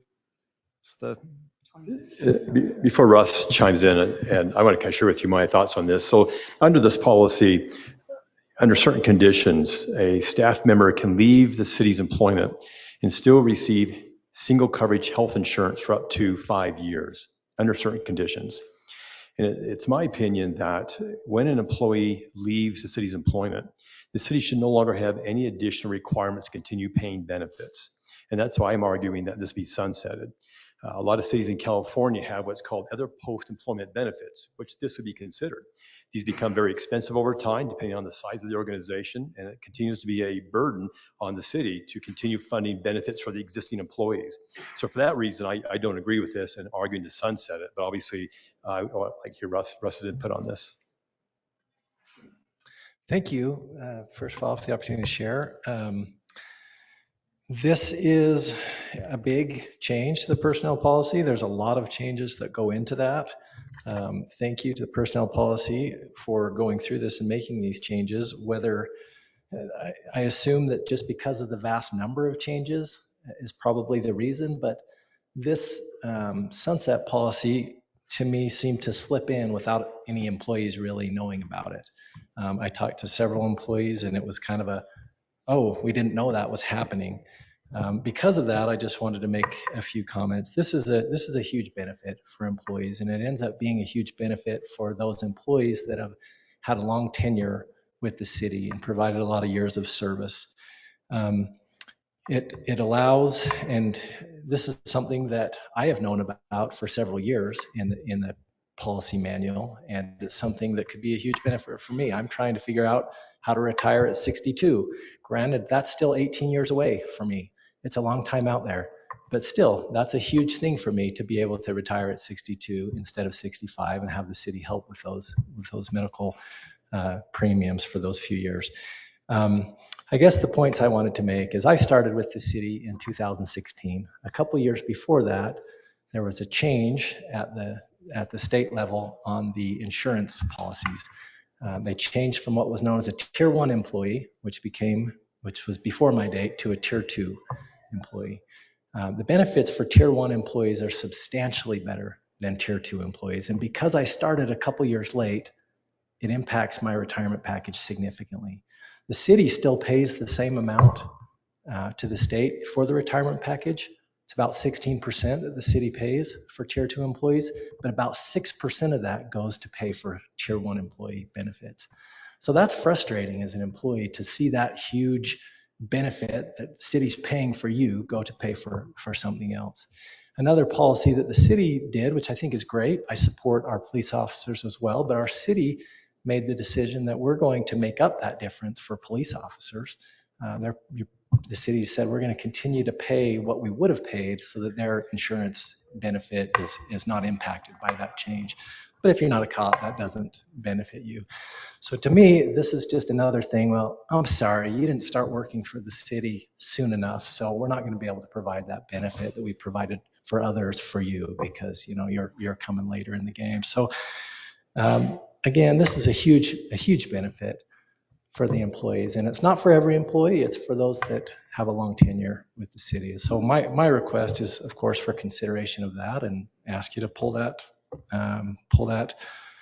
sunset policy out. I know that that's a council decision, but that's just what I wanted to share on that. Okay. Yvonne, well, Mike, and then Yvonne, please. What is the tenure required? So it varies. It's in the next paragraph right there. If you have 25 years of service with the city, you could start at age 60 to 61. If with 20 years, 62 to 64. Oh, maybe I'm reading that backwards. Sorry, 25 years is eligible for retirement, or 60 to 61 with 20, or 62 to 64 with 10 is what it is. So you did a little analysis on this in terms of what it's currently costing the city. Can you kind of share that? Yeah. So right now for single health coverage, the cost is $637.50 per month per employee. We currently have 3 people that are on this program, and it's just under $23,000 a year. So it's a burden on the taxpayers, but I hear what Russ is saying. It's also a huge benefit for employees. It just depends on what the council wants to do. Yes. So I think Yvonne had a comment, and Ryan, please. We've had a discussion for quite some time last year, since I've been here anyways, on what we would like to do in order to retain employees and to draw employees to our community and to retain those employees here. I feel that part of that is giving them incentives such as the COBRA. It's something that they have to look forward to. It's something that will say, well, that's one more thing we can offer you that other communities or other states may not offer you. So as far as for me, I'm not against having that removed. I agree with Russ. There needs to be that incentive there. I know that we've talked about that this would save the taxpayers, but we're already paying for it. We're already doing this. This is something that, I realize some taxpayers might say, well, let's save more money, but is it really going to if we're not going to have the employees that are there that are serving us as a community? So I'm not opposed to removing that and removing the sunset Okay, Ryan. policy. Sure, you touched on part of my question, and that is, it sounds like there are currently 3 former employees who are on this. Do we have the records to show at any given time how many employees have been on this, the maximum amount? So I can share with you that it was Bart who first brought this to our attention. We call this the Mumford policy because it's the guy who went on it first. I'm not sure of anyone that was on it prior to my arrival, which is 2018, but the first person that went on it while I've been here has been Bart. We anticipate how many additional in the next few years? We have some employees that are really close, long-term employees that are close to retirement that keep threatening to retire. And so possibly we have 5 that I can think of. So Okay. here's my thought on that, council, is you have something that's been in the manual, the personnel manual, and it sounds like you have folks that have been relying on this or planning around this. And I don't know that it's particularly sporting to pull the rug out from under them. I would propose striking the sunset policy and just replacing it with a blanket approach that says this policy is unavailable to any employees hired after January 1st of 24, or whatever the date is we adopt this policy. This policy is unavailable to anybody hired after this date. And I would agree with him because when you look at pension law, which I had to for my schooling, if we take away a benefit, we have to replace it with something substantially similar, if that's the court standard that I understand. So that's something to consider. I think at the state government level, they allow accumulated sick leave to go towards these kinds of COBRA healthcare payments. I'm wondering if we could look into that and see if we could use accumulated sick leave to help pay down this benefit, or at least a portion of it. So the employee has a choice to do that. Bart had a tremendous bank of sick leave, and he could use that to expand the health insurance coverage to include family if he wanted to. Right now, the policy does not afford employees to use their own sick leave or vacation leave, or quite frankly, their own money to pay for this. This is coming out of the general fund coffers. And I might let you know that any dollar we put out for employees that are no longer in the city's employment is one less dollar that we can use to increase the salary and benefits for existing employees. Well, I think Ryan's idea is very applicable. Any other comments before we I was take a going to say the break? same thing as Ryan. I don't think it's correct to remove benefits that we've been giving people and then take them away before they qualify. But I would start this new policy as soon as we adopt it, really, before we hire the next person. This is for long-term, employees. It's not everybody. And if someone's been here for 20 years, 25 years, I don't want to just say, we're pulling it. It's not that expensive. It's something we can afford. And I also would prefer since we have this, we probably ought to be setting this aside in the budget and putting it in a fund to cover those things. We do. We try to budget for this as we do all the other benefit costs. Okay, Scott. I would say don't change it. I mean, we want to provide incentives for people to be here long term. Provide opportunities for people to be here for 20, 25 years. I wouldn't change a thing. Like Mike said, it's not very expensive. It's a great benefit. It's probably the number one reason people don't retire before 65. And if someone's given 20 or 25 years of service to the city, I want to offer them every opportunity to retire early. So I'd say leave it in. It's a great benefit, and we want to have long-term employees. Rachel, you're the only one that hasn't weighed in on this. You might be a deciding idea. I'm supportive of the proposal that Mike and Ryan and Scott have agreed on. No, we're not agreeing. You're not agreeing. Leave it in forever. Oh, I don't want to sunset it. I know Max has seen this become a problem in other cities, but I support Russ. I mean, it's like here is an employee that said, hey, I was hired in 2015, I didn't start soon enough, and now I'm going to be punished for it. So why can't, and I was thinking about school teachers. I was distracted because there's a reason why school teachers stay teaching even though it's very difficult in the environment that they're teaching at. And that is those benefits, those long-term benefits after they retire. And if we're not providing that for our city employees, what is the benefit of staying here long-term? Matt, can I just say, was it Stockton, San Jose, and one other Diego. city that almost went bankrupt Diego. because of these other post-employment That's correct. benefits that have happened? So it is significant. Now, granted, we're not as big as they are, and we hopefully won't have as many employees that perhaps would use this, but this has been an issue that has bankrupted cities, just this issue alone. So it's significant. That's why Matt's saying what he's saying. Okay, any other comments? It seems like we've got three that are saying to keep it, but go ahead, Matt. We'll follow your lead on this, absolutely. Just want to make a couple of quick comments. We do provide a very rich pension that the employees don't have to pay for, and the longer they're here, the more pension they accrue when they retire. And it's not just about benefits, it's also about culture and making sure that we have an organization that has a great culture, which keeps people here and incentivizes them to be here longer. So this is just another benefit on top of the many we have that tries to keep employees here a long time. Okay, go ahead, Ryan. I guess, right, a modest counterpoint to that is it depends on if they're tier 1 or tier 2. Because as Russ pointed out, they really are two different universes when it comes to a retirement plan. One's contributory and one's not. But as to this, I don't know that I guess my question is, council, do we have a consensus? I've heard Scott say he wants to leave it in. I want to keep it for those who are already hired and active with the city. And I want to sunset it for any new hires after the date that this policy is adopted. So January 1, 2024. Or sooner if we adopt this sooner. But so anybody That's what I support. currently working for the city gets the benefit, especially if they've been working in reliance on this.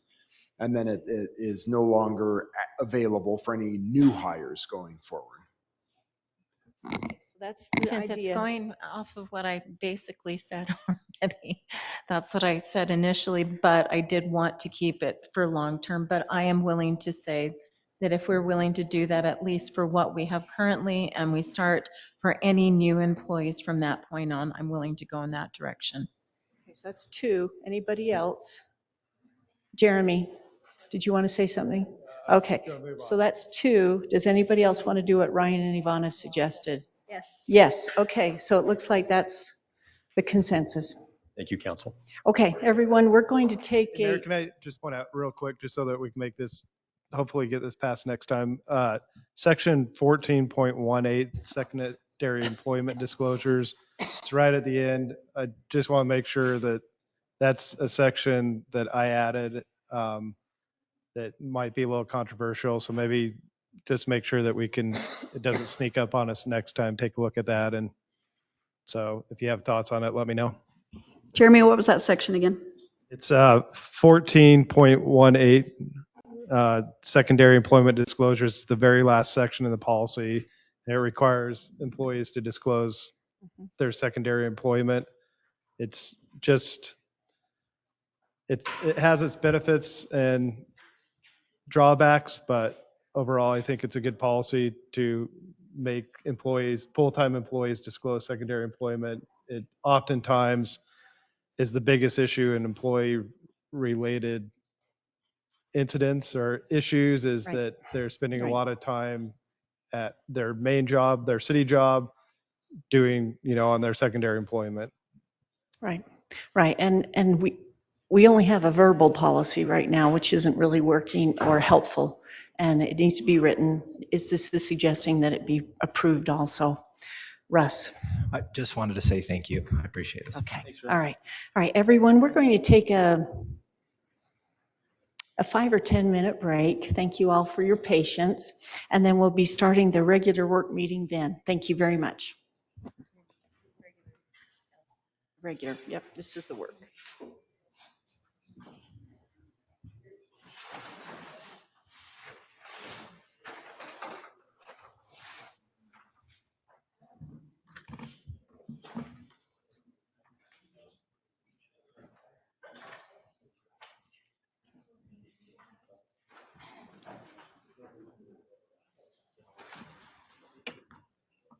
For 2 weeks. Yeah. That's something nice. I'm excited.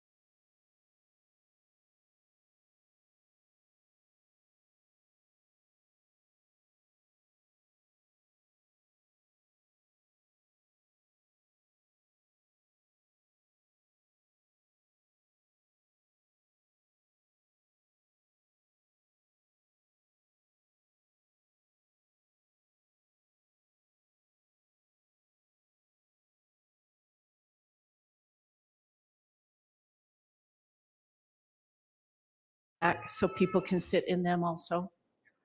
Okay, we are ready to go when that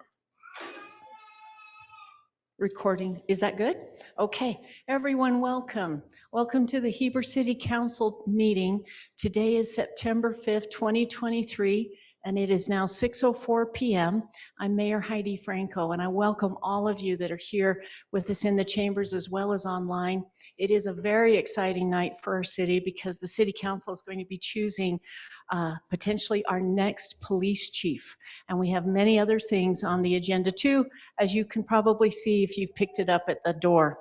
So our first item is a Pledge of Allegiance by Rachel Kaler. And then after that, anyone is welcome to come forward and give a prayer or a thought. But if no one does, then Scott Phillips, council member, will give that. We'll go with the pledge. Will the audience please rise?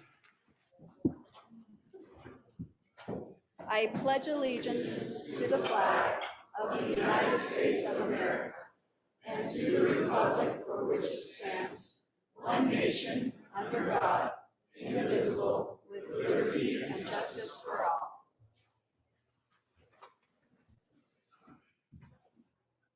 I have a quick thought, and it's pertaining to overcoming obstacles. Back in 1894, the world's largest problem was manure. In New York City, there were over 150,000 horses, and they put down about 2.5 million pounds of manure a day. The projection was that New York City was going to be under 10 feet of manure by the turn of the century. They actually had an all-weekend conference to discuss the topic, and in that conference, it was going to be Friday, Saturday, Sunday. Before Friday afternoon, everyone had left because they said there's no solution. This is going to be awful, horrendous. We're all going to die. Well, what happened in 1907? The Model T was invented, and the manure just didn't seem to be a problem anymore. So I know that there's great difficulties in today's world, great opportunities. I'd like to read this quote. These are the times in which a genius would wish to live.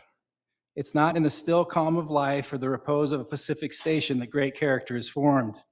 The habits of a vigorous mind are formed in contending with great difficulties. Great necessities call out great virtues.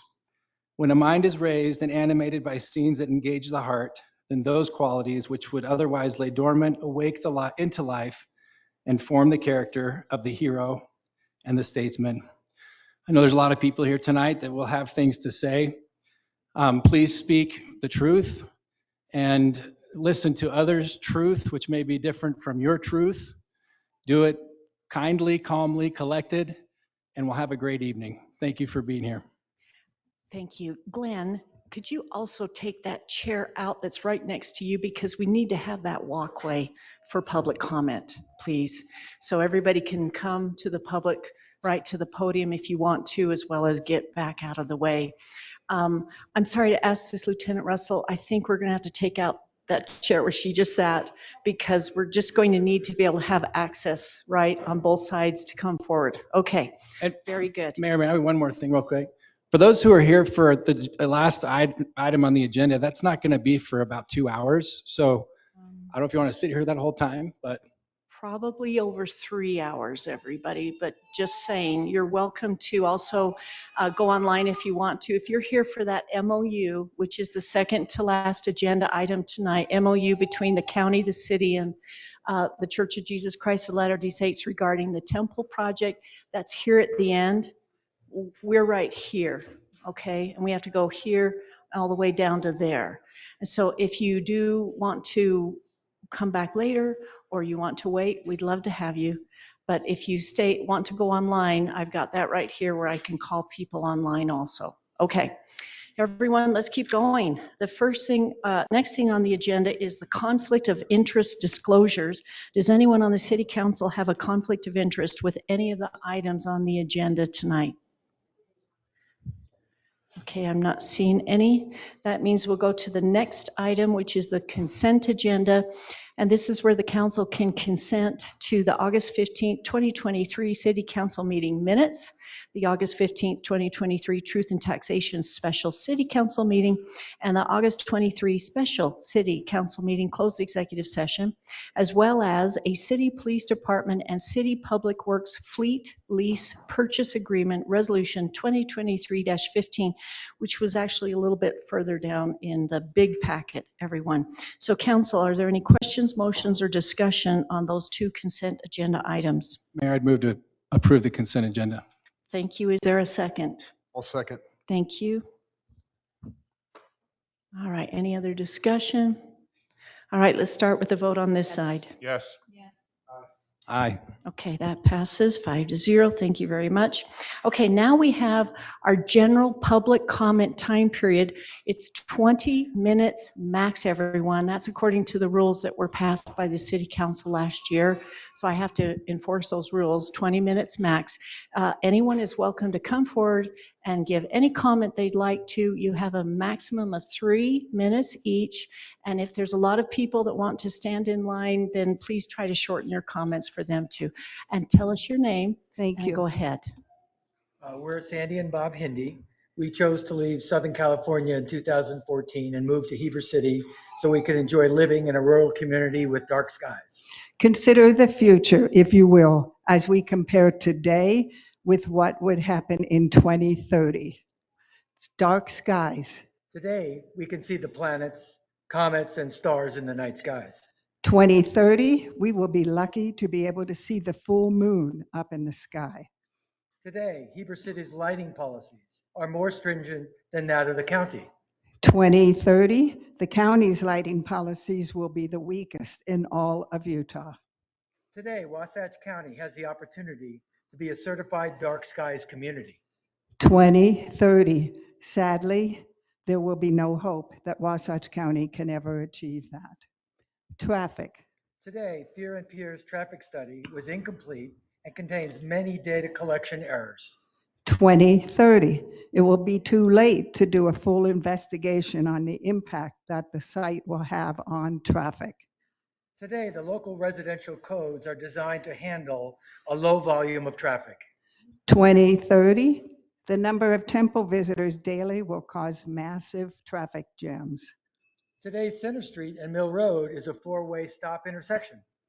2030, that same intersection will have thousands of vehicles traveling through daily. Lastly, water. Today, in order for the temple to be built, dewatering the site is necessary. 2030, by pumping and dumping millions of gallons of water from the site, the city and its residents will lose that precious natural resource.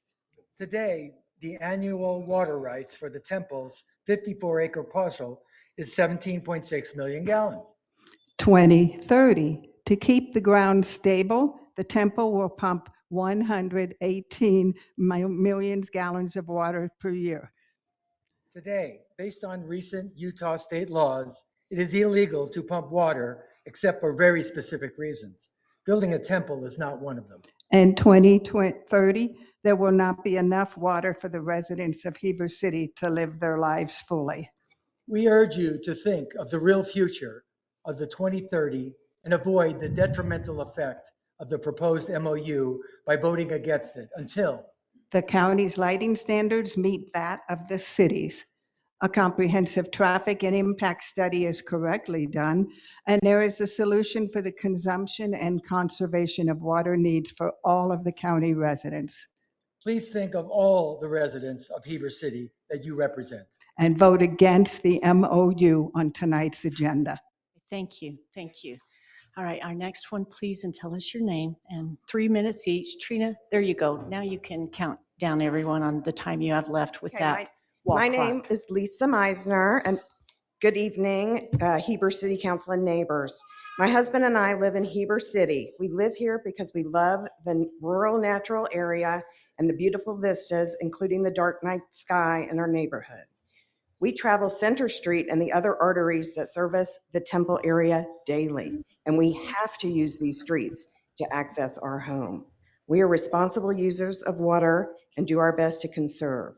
We will be impacted day and night by the temple development and implore you to please hear our concerns and take them seriously. Please slow down the MOU with the temple. There are several serious issues that should not be rushed. Traffic. The traffic study was incomplete and problematic. The intersection of Center Street and Mill Road were considered dangerous by our city council and police chief in September 2020. Fair and Piers, the firm that did the traffic study, was not aware of this. Data was collected at non-typical times and was not consistent with industry best practices. Travel projections were made using Heber Valley churches only.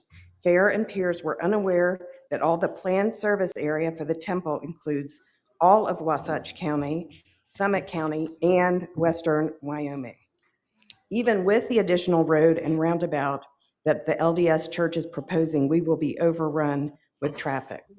Provo City Center Temple to 20,000 visitors per day and 800,000 during the initial open house period. Ogden Temple attracted over 500,000 visitors. We cannot accommodate these thousands of visitors each day. Please do not allow the temple to move forward without a complete traffic and impact study being completed. Water consumption and conservation. Water is a precious resource. Things were getting pretty scary around here when our reservoirs were at record low levels just last summer. We have not seen the last drought, and we need to plan for the future. The temple is going to seriously disrupt the water in the area and grossly exceeds their water rights. Pumping untold millions of gallons of water from one of the main aquifers that supplies water to the Heber City puts long-term security and prosperity of Heber City at risk. This cannot be ignored. The applicant's dewatering report does not discuss the annual withdrawal of water nor the impact on other water users in our community. We need to ensure that water is available to everyone, both today and in the future. The city should not rush into a decision tonight. The city can decide what is best interest of its residents and whether to continue an MOU after the necessary due diligence of environmental impacts. Thank you very much. Anyone else? This is public comment time, right? And we have till 6:30, everyone, so feel free to proceed. Oh, thank you, sir. I'm Diane Duke Turner, and I didn't know they were going to do this tonight, but I am a fifth generation Mormon, and I am not going to tiptoe on glass anymore about what's going on with a temple, because global skies, it's a global problem. I just went to Italy. There's no dark skies in Italy. There's no dark skies anywhere. If you get on the map, they will tell you where to go to see dark skies. We have not had dark skies here since I was in my 30s because of Salt Lake and Provo. Doesn't matter what kind of lighting we put on the temple. If you do it 100,000 times, it's not going to bring one light back in your dark sky. And if they put two little porch lights on both sides and turn them out at night, you're not going to magically see the dark skies. This one building is not going to make any effect on the dark skies. What about the 40 to 60,000 people that are going to be in the foothills with their lighting? Water, when you sell property like agricultural water, you transfer those water rights to the people that bought it. So the water rights that was on that irrigation of alfalfa is going to be turned into water to water the temple. And to water alfalfa takes many more gallons of water than it does to flush people's toilets. Okay, I'm through. I'll come back again. Okay, Because it's it's all fluff. People just don't want a temple, and all that they're throwing in here is fluff. Okay. All right, everyone, this is not your time to comment vocally. If you want to come to the podium, you can, but otherwise we're going to show respect and civility. Please, sir, go ahead. My name is David Spear, and thank you very much for that, because I'm an illumination engineer for 40 plus years, and I understand that. Oh, good. Thanks a bunch. Thank you, Matt. Thank you, Matt. I understand the dark sky problems enormously well. So, and it is a global problem. You are exactly right. But it can be solved, not entirely, on a local level by starting small and working our way up. There are enormous problems with light in the city, right? You're not going to cure that issue. But here, in a small area, we have the ability to be a dark sky community without avoiding lighting altogether. We can still light things. We just have to be smart about what we do. As a new Utah resident, brand new, been here for 3 months now, I've been a little alarmed by what seems to be a very large special interest group sort of getting their way with what appears to be, again, my perception, a fairly complacent local government. Again, my perception. The lighting ordinance that the county recently revised, they hired a capable consultant and unfortunately only listened to a few of his words of advice. And after 20 years of not allowing uplight, now all of a sudden the new ordinance allows uplight. If you read these ordinances, the applicant's suggestions and the county's ordinance from an informed perspective like mine, they're very, very similar. In other words, I look at this and I say, gosh, the applicant got exactly what they wanted, the ability to uplight this building. I see this, the Temple project, as a large commercial development, nothing different, right? It is landing in a residential neighborhood. That's supposed to be the kind of thing that zoning laws prohibit. That's what zoning was designed to do, is to actually control how things grow, right? So I'm a little alarmed by this whole thing. I have read the county's lighting ordinance in detail over and over and over again. And 3 times now, I've pointed out a mathematical error and a misunderstanding which was used to arrive at a luminance limit. Now, nobody knows what that word means except for a few of you, but think of it, brightness of a surface, right? Light on a surface creates brightness. They arrived at a number of 27 candelas per square meter. That number is not correct. It's based on a misunderstanding and it's based on a math error. And I'm happy to help point that out. But at any rate, what's happening now is that ordinance is used countywide for anywhere that is very dark to very bright. Now, to be able to allow that sort of light level permissible on any development project. Thank you very much. Thank you very much. Appreciate your comments. Let's let anyone else have a turn also. And everybody, I'm sorry, that's against the rules. Sorry. It's just the way that is. Please come forward. And then I'll also turn to people that are online and let them have a chance to, and after this person's comment. Hi, my name is John Heine. Today is the anniversary of the worst day of my life. So I need to share this story with all of you. 40 years ago today, I got hit by a drunk driver crossing the street from my school to where you are to county property to simply study with some friends. I won't get into the gory details about what happened to me by that drunk driver getting hit with all the hospital stays and all that, because there's so many children in the room today. But the aha moment for me was 4 months into sitting in a hospital bed, the state police department come in and say, we need to talk to you. What I will describe is I had tubes coming out of my head. I was completely mummied up. I couldn't see. I could barely talk for 6 months because I had so many surgeries. One was 19 hours alone. So I was shocked when the police came to talk to me because I couldn't really talk. I looked like a mummy with tubes. So I sat there and listened because I could listen. And they said, we need to get some information from you. We need to share some information with you that's really important. Well, what's the information? Well, we know who the drunk driver was, and we're going to prosecute him. But again, we need some information from you, what you remember from the incident at the time. Okay, I'll do my best. But the bigger surprise to me was this. We tried to investigate the road that this car came off of that hit you in the crosswalk. There's no record of it in the county records or school records. And we did a lot of digging and investigation on what was going on because we couldn't figure out where the car came from that hit you in the crosswalk.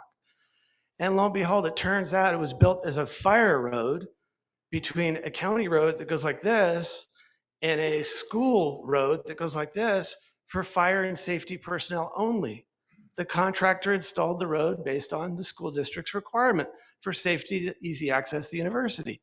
Makes sense. The challenge for the contractor was he didn't know how to end the road going to the county property or the school district property. And he, of course, went to the school district planner. What do I do? Handle it. We don't have time to deal with you. He didn't like that answer. He went to the county. What do I do? This is dead ending in your property. It's not our jurisdiction. Go back to the school district. It's their deal. Well, lo and behold, these people end up lying about it when they got investigated. What happened? What happened? They tried to blame it on the contractor. The good news is the contractor kept copious notes. So when he said, we're going to throw you under the bus, no, here are the letters. Keep in mind, this is 1983. There was no internet. There was no PDFs. Here are my copious notes going back to both departments. I ended up putting stop signs on both ends of this fire road because I didn't know what to do. Nobody told me to put gates, locked gates, which is the appropriate way to do it, on the roads. So at the end of the day, we didn't know this was going to happen. So the reason why I bring it up, again, I've said it for the third time, we've got a fraudulent study. Here's the guy who actually did it, not the guy who stamped it. I don't know how many times I have to see it and say it to all of you. It's on you now. Thank you. Thank you, Mr. Heine. All right, let me see if there's anyone online that wants to give a comment. You're welcome to come off mute, and I am happy to call on you. Anyone else is also welcome to come forward. We've got 5 more minutes here. Okay, I'm not seeing anyone online come off mute, but you're welcome to, and I'll call on you. All right, please come forward. My name is Allison Salisbury, and I was not planning on speaking, but I'm extremely frustrated with the part of the community who keeps accusing people who are against the location of the temple, not having a temple here. And I would love people to just look at the facts, address what the dark skies, the water problem, the traffic, address that rather than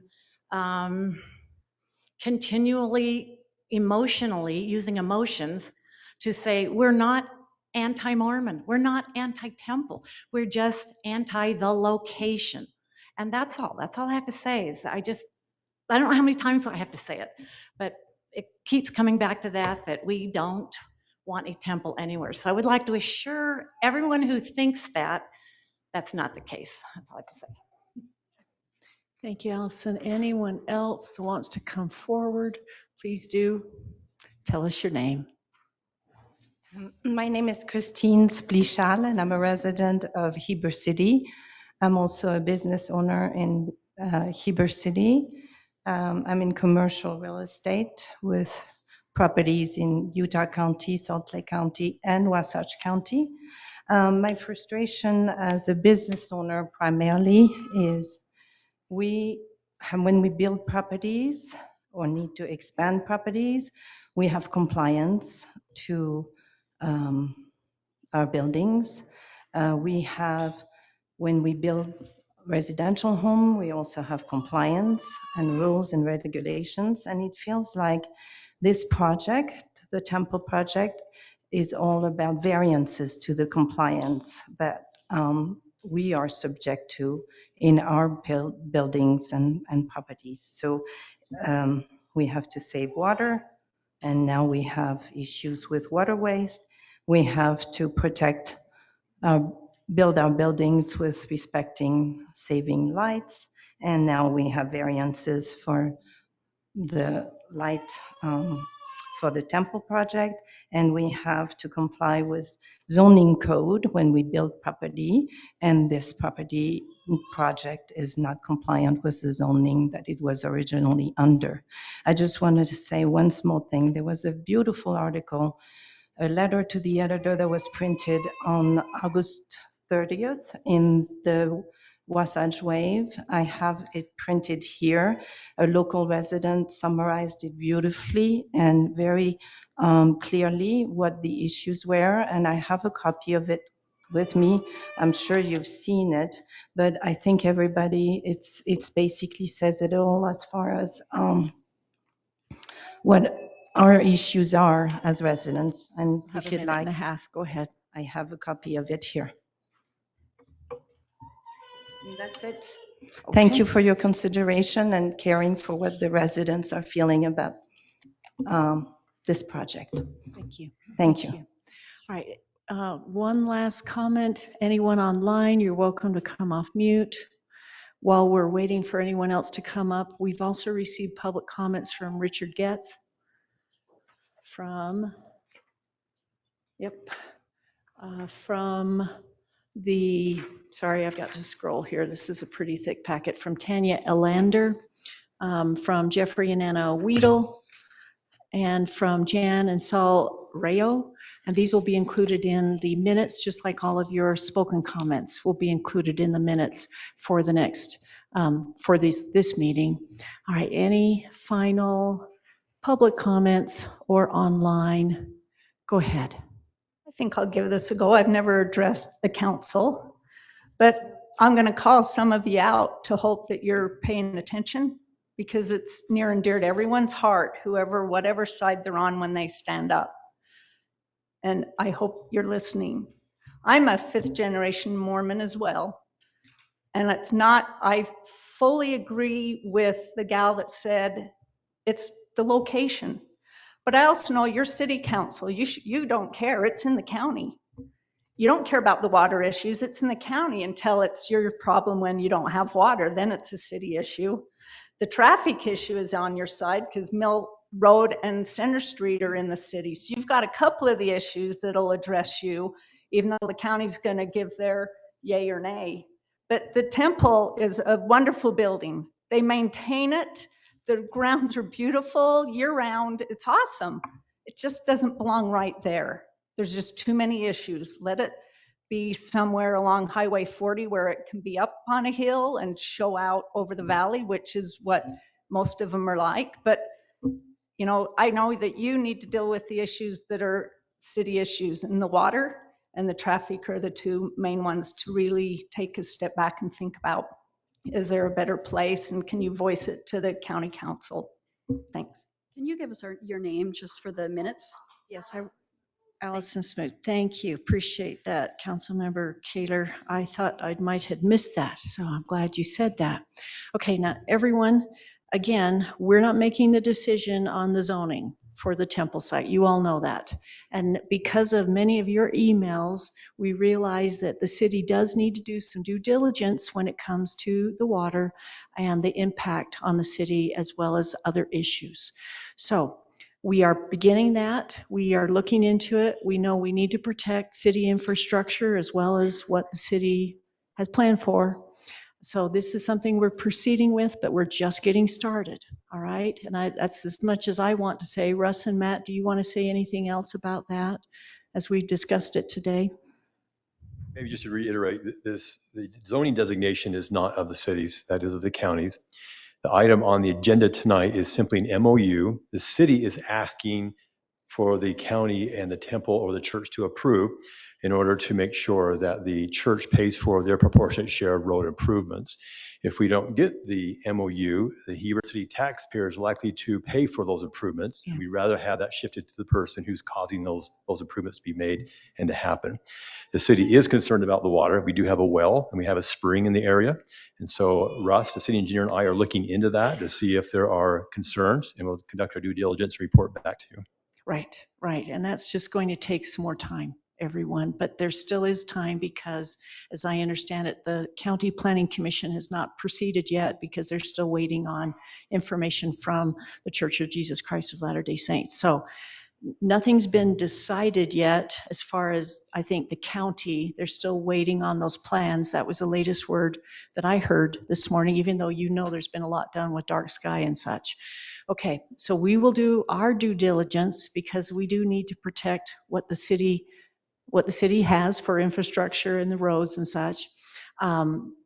right now, the way the temple site is proposed, their entryway and then the new bypass road, which is our eastern bypass road, everyone, that's going to be called Heritage Farms Parkway. They're going to connect with this proposed roundabout that the MOU is stating. And this is something that the city has gone to the county for to say, hey, will you please allow this agreement so we can have really good traffic flow in, going north and south instead of having a big bottleneck right there. So if you're concerned about the MOU, you're more than welcome to stay when that comes up on the agenda or come online, because I'll try to allow the public comment then, but it's only a 10-minute public comment for the MOU. But that's what else is being decided potentially tonight. And we'll get an update on that, and we'll see what the council decides, and also have that 10-minute public comment period. But it looks like we're going to proceed now. So thank you, all of you, for coming. And we're going to proceed with the rest of the agenda, please. All right, next thing on the agenda is where we go to general business items. And this is a public hearing to consider ordinance 2023-31. And that's to adopt the impact fee enactment for the Heber City North Village area streets and stormwater impact fees. And Russ, we're going to turn this over to you and Susie Becker. Let me see if Susie's online. I am not, oh, she is there. Welcome, Susie. You're welcome to come off mute anytime too. Yeah, thank you, Mayor. Let me just give a quick introduction here, and then we'll turn some time over to Susie Becker for her presentation. So you'll recall that last year, about this time, the City Council adopted a master plan or an impact fee facility plan for stormwater and streets in the North Village area. Mm-hmm.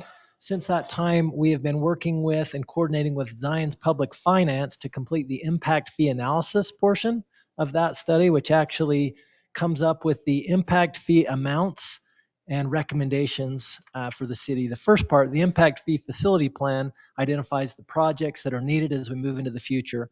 The impact fee analysis is what actually sets the impact fee and helps us move forward with an enactment. So,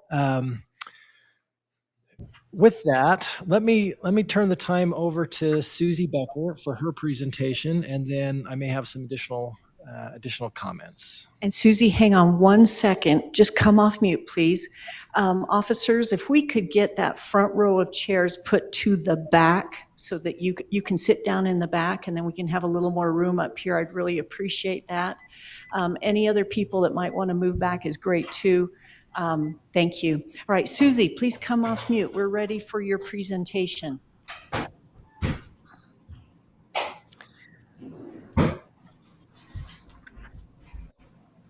Are you ready, Mayor? It's crazy. Thank you. Yes, we can. Okay, Russ, were you wanting me to share my PowerPoint off of my screen, or were you going to be running that?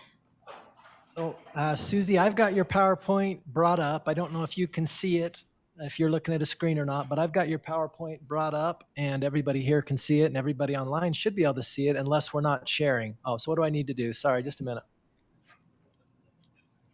All right, just 1 minute, Susie. Thank you for helping us realize that. So, where is our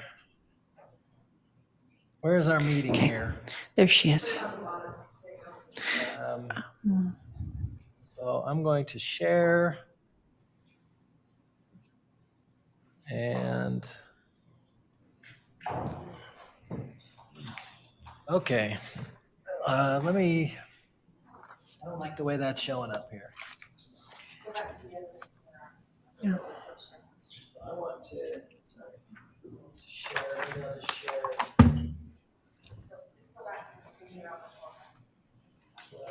Share the whole application. So go back to the PDF screen that you were on before. You'll still share it with us.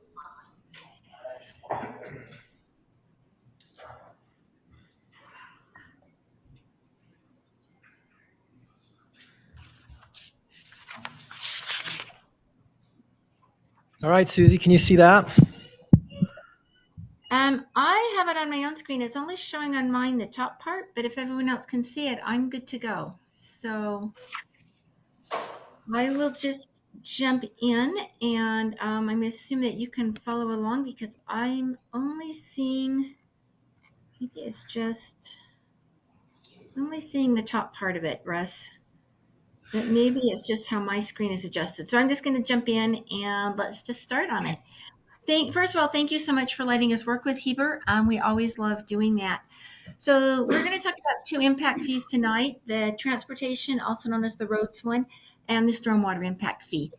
And by law, two documents have to be done. And you've already looked at the impact fee facilities plan, the IFFP, and now we're going to be talking tonight about the impact fee analysis, commonly called the IFA. So just quickly, I think you all know that an impact fee is a fee that you charge just one time, and it's to new development, and it's only for capital costs associated with that new development. And further, it can cover the cost of system improvements, not just smaller little, pipes to the home, but part of your major system. Okay, on the next slide, the basic document requirements. We need the two documents I just mentioned, the impact fee facilities plan, which you've looked at and which have been done by law. It's Utah Code 11-36A. You have to talk about they have to identify, the engineers do, the existing service levels, proposed service levels, excess capacity, and so that we can use that information into an impact fee analysis. Then they also identify the growth, the demand from new development, and we'll look at two major components to go into the IFA. You've either got excess capacity to buy into, this is a new area, so we don't really, or we have new facilities. So the impact fee facilities plan is more the engineering document. The IFA that we do is more the financial document. So then we take those costs and the growth that have been identified in the IFFP, and we divide those costs out proportionately, share it between residential, non-residential development, ERUs, whatever unit we may be using for that particular utility. So buy into excess capacity, which I have, construction of new facilities, other costs, engineering, financial costs, and if there's any bonding or financing, we will make credits. So let's just jump into the fees. I know you have a long schedule tonight, so I will move quickly. So the first one I'm going to do are the transportation ones. This information comes from the IFFP, the engineers, Horrocks, and we're going to have an impact on our system because of growth in average daily trips, ADTs. So you can see the growth there that's expected to occur over the next 10 years and the total capacity in these average daily trips over the life of these system improvements we're going to be talking about. So as we look at the next slide, we can look at the new construction cost, which is identified by the engineers as $18 million. If you divide it by the total ADTs, you get a build-out cost per trip of $347. But because of the way the law is written, and we can only look at impacts within the next 6 to 10 years, impact fees have to be spent within 6 years of when collected. Generally, you can use a 6 to 10 year planning horizon. Then we look at what percent of this capacity is going to be consumed over the next 10 years. And it's just over 4,000 of those 51,000 ADTs, which represents 9% or 9% of the cost. You still get the same amount, $347. So that's our cost per trip. So then what do we do when someone comes in? If we have a residential unit or, a bookstore coming in, how do we know how much to charge them? How many trips? So then we take the cost per trip and then we multiply it by the number of trips for that type of land use. Well, how in the world would we know that? So there is kind of the Bible of for transportation engineers. It's from the Institute of Transportation Engineers, the ITE manual, which shows the number of trips on average by land use type. So I have just shown you a couple here. There's a long list of these in the IFA itself. And if you ever have something you don't know or a really unusual use, you could either look it up in the ITE manual or you could require like a transportation city and how many trips is that and multiply the number of average daily trips times that cost per trip. But just to look at a couple here that are probably of interest to you, a single family detached unit, what most of us live in here, we have about 9 trips per day. You can see on the screen there. And so that would give us a maximum fee, the 9.43 times the $347, $3,494 would be the maximum fee. Some of the trips have an adjusted trip rate, as you can see. So daycare on here, it's adjusted 44%, because when you go out to drop off daycare, it's not one trip to daycare and back home. You're likely going to stop at go to work. You're going to stop and go to the grocery store. You're going to do something else while you are out. Those pass by trips come from ITE as well. They are nothing that we do ourselves. That's how we come up with the transportation impact fees.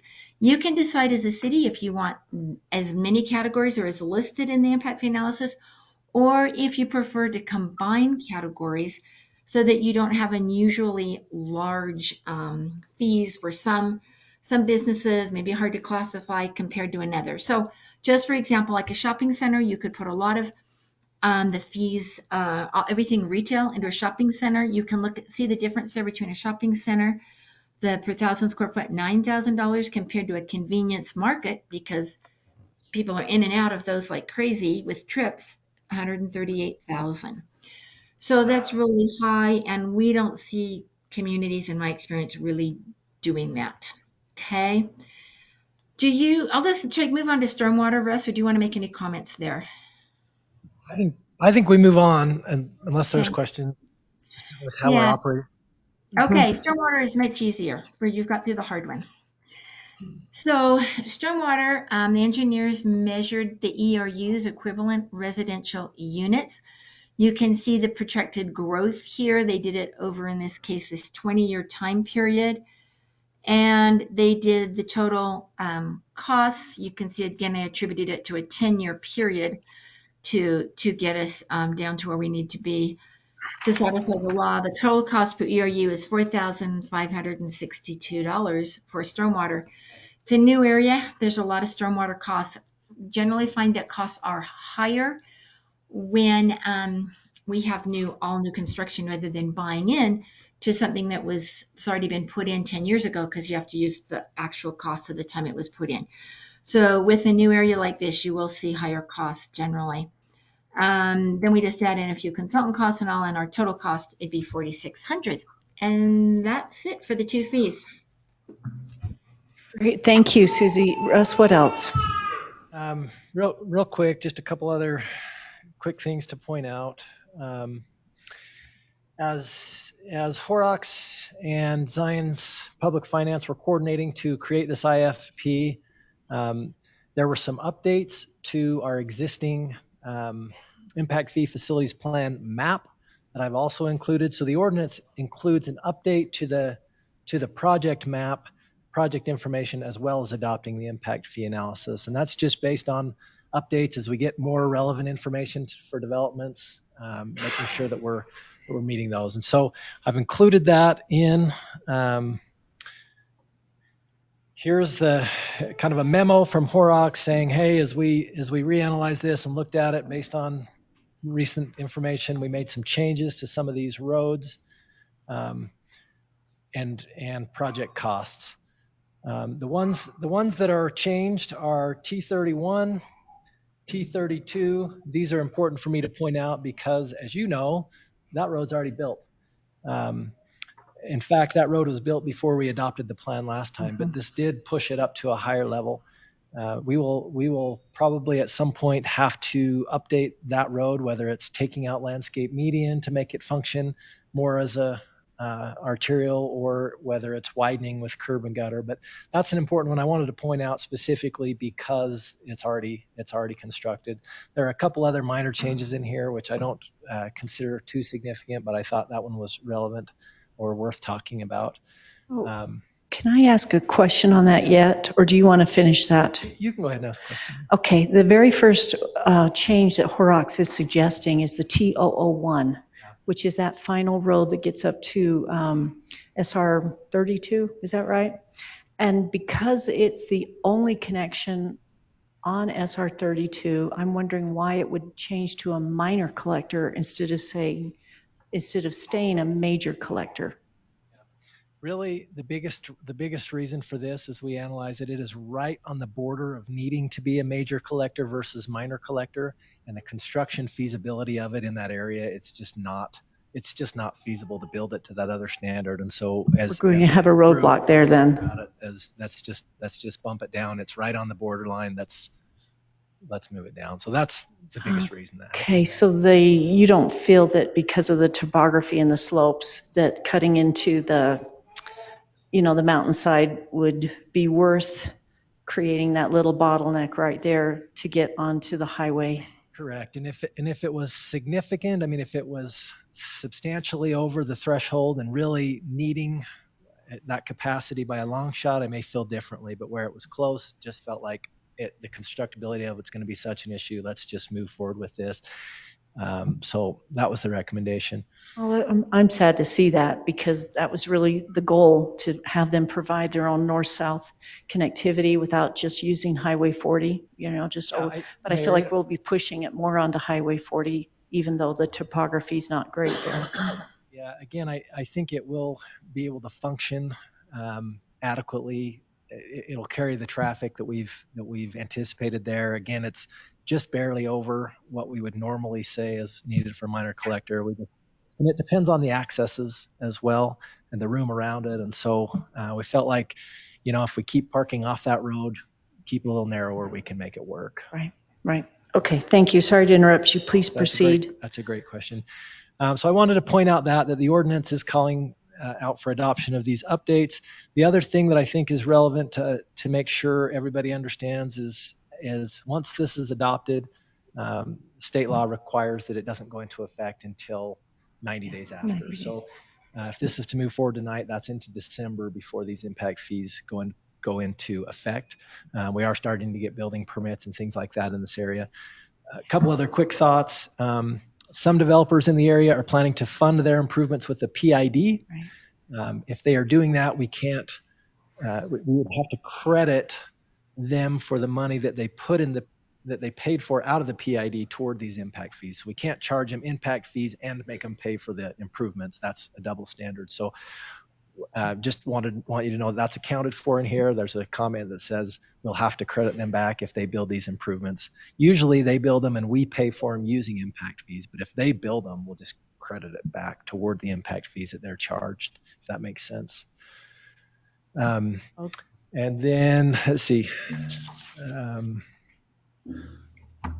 I can't think of anything else that I think is really important to bring up unless there are questions. Of course, we have the public comment. Well, let me open it up for public comment first, and council, please think about your questions. Ryan Stack just asked to be excused briefly. We'll see when he returns.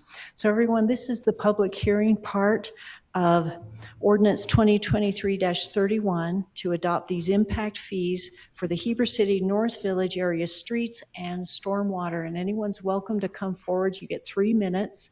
Please state your name, and we'll open that up. Now, if you're online, please come off mute, but I think I also need you to raise your hand, please, online, so that I can make sure to see you, because for whatever reason, the technology's not letting me see you come off mute online. So the public hearing is now open for this ordinance. Anyone's welcome to come forward or raise your hand online.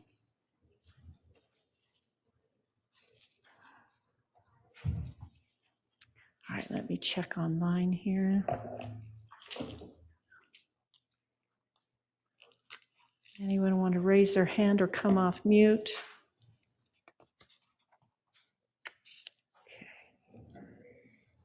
Okay. Trina, help me if anybody raised their hands, please.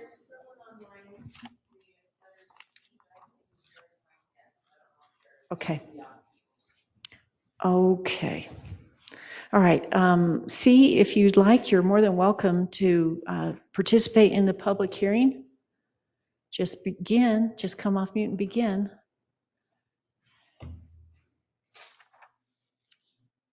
Okay. All right, I'm going to close the public hearing, everyone, for Ordinance 2023-31 regarding the impact fees for the Heber City North Village area streets and stormwater impact fees. So council, before we finish this agenda item, does council have any questions?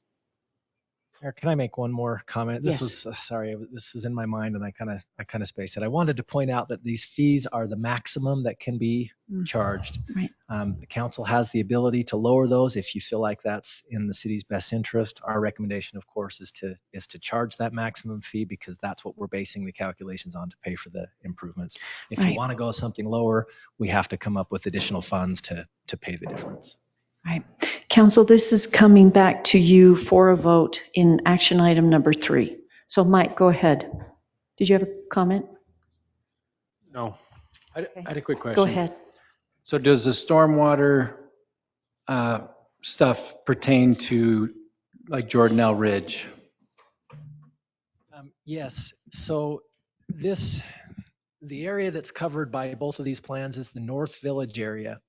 So that is the Sorensen annexation below the ridge line, if that makes sense. I know they have some future pods up on top and then on the north side. This doesn't apply to those, just the North Village area. So basically along the highway up to the top ridge here, if that makes sense. When did that come into effect? So the impact fee facility plan or the master plan was adopted last year that covered that area. This specific item tonight being about the impact fee analysis is to enact the fees, the impact fees that paying for that infrastructure costs. So when a development comes in, they have to build like local roads. They have to build the needs for their specific development.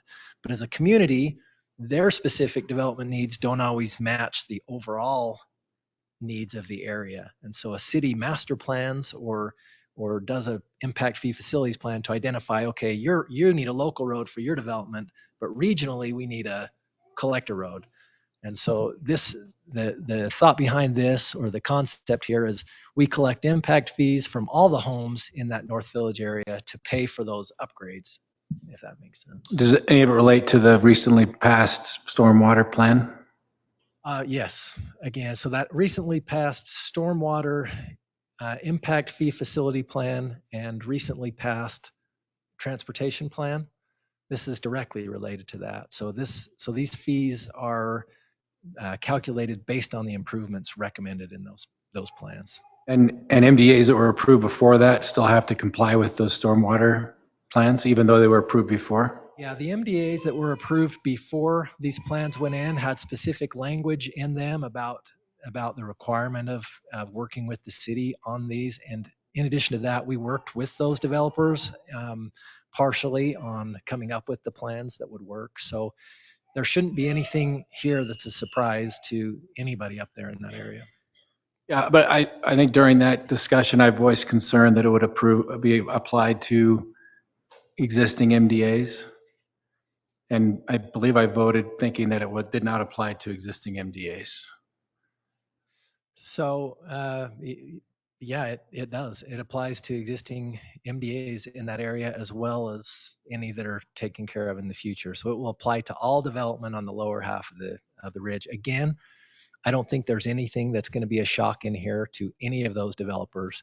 They were part of it. They understood it. Some of them are concerned about the requirements up on the other side, up on top of the ridge, but I don't think Those there's don't anything in apply. here Okay, that apply to that area. thank you. Right, that was a big discussion point in the MDAs, that they would abide by any future city engineering or stormwater specifications. So they knew that, and they were definitely a part of the process. And Russ, you did an excellent process in collaborating with all major stakeholders for that stormwater manual. 2 thumbs up on that one. Everyone, just so you know, our city has gone to the MS4, which is a state required standard on stormwater disposal, even before we were required to do it by the state. It was a 2-year heavy lifting project, and it is going to help protect the water quality within our city and even outside of our city. So thank you, Russ, very much for all that work. Yeah, may I just clarify? Yes. Our treatment standards are consistent with the MS4 requirements. Yes, consistent. We don't We didn't do adopt the the whole permitting thing. and reporting and stuff that will be required at one point. Yes, there's a little bit more that we could do when we're required to do it, but we have done the heavy lifting on the engineering part. All right, everyone, we're going to move on to the next agenda item, and this is a lot of fun for me. I want to call up these people for a mayor's award. So could Cherie Ash Anthony Beals, Sergeant Blaine Rigby, Sergeant Josh Weischer, Supervisor Justin Hatch, Detective Heath Harvey, Sergeant Braden Powers, Detective Rogelio Carbajal, and Officer Chanda Crosby, and Administrative Assistant Carrie D. Williams, please come forward. Come up here and stand. Come on up. Everyone, all of these people did above and beyond their normal job duties to help me with expert work in the new Heber City Chief of Police nomination process that we've been doing since April of this year. And tonight it's going to be culminated in probably the appointment of a new Chief of Police.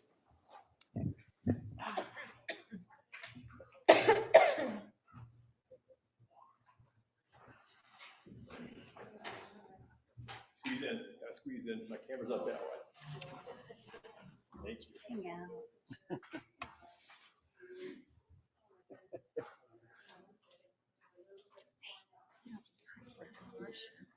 Oh, that's right.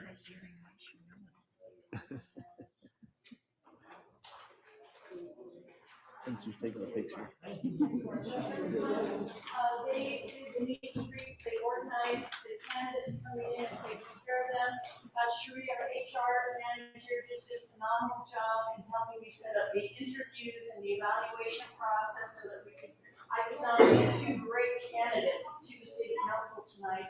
And that's coming up in just a bit. But I hope you all give them a round of applause for their excellent work.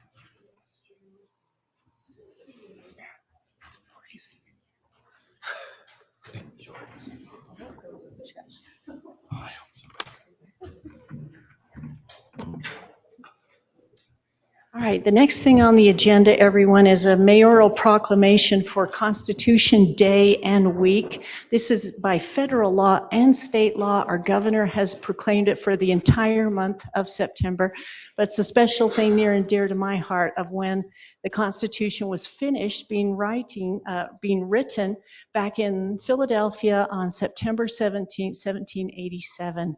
So that's 236 years ago, as I figured it out.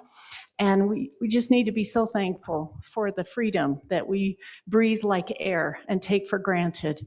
And we need to honor what those men sacrificed and what they did. There's more in the proclamation, but I hope that all of you will, remember to register and to make an informed choice this year in our city elections when 3 of these people are up for election.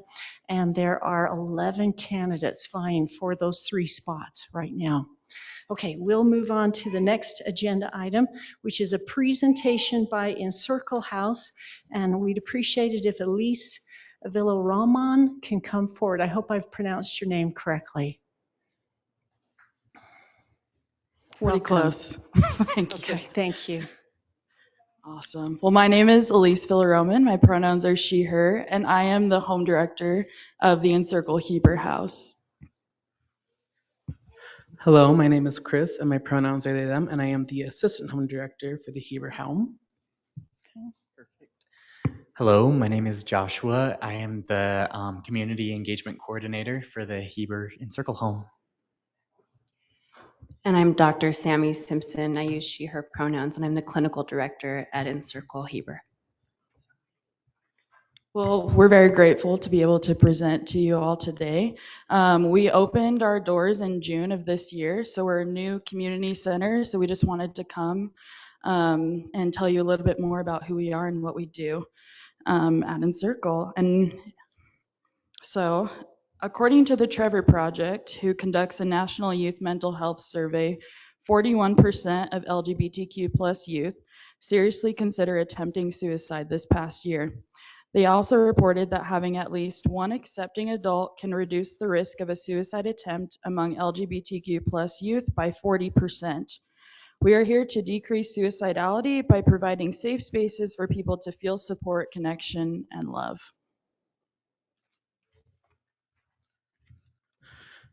Beautiful. On this slide, you'll find our mission statement. Encircle's mission is to bring the family and community together to enable LGBTQ plus youth to thrive. At Encircle, we embrace an attitude of no sides and only love. And what this means is that we welcome everyone into our space with open arms, regardless of their beliefs or identities. What we want to emphasize is that we are not here to change anyone. We are here to offer support, care, a safe space, and just most importantly, love to a community that needs it. Awesome. We're going to go ahead and go to the next slide. And I'm going to talk a little bit about some of the services that we provide at Encircle. The first service I'd like to talk about is therapy, and Dr. Simpson's going to talk a little bit more about that. But we do provide therapy. We have licensed professionals who can offer support who are competent in LGBTQ plus topics and issues. And so people can come in for that and receive the support if that's beneficial for them. We also sort of pride ourselves in having a safe space on Monday through Friday between the hours of 3 p.m. to 8 p.m.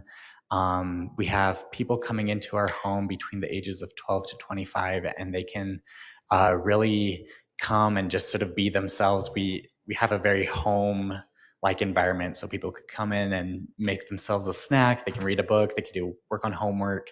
And really just feel comfortable in their skin.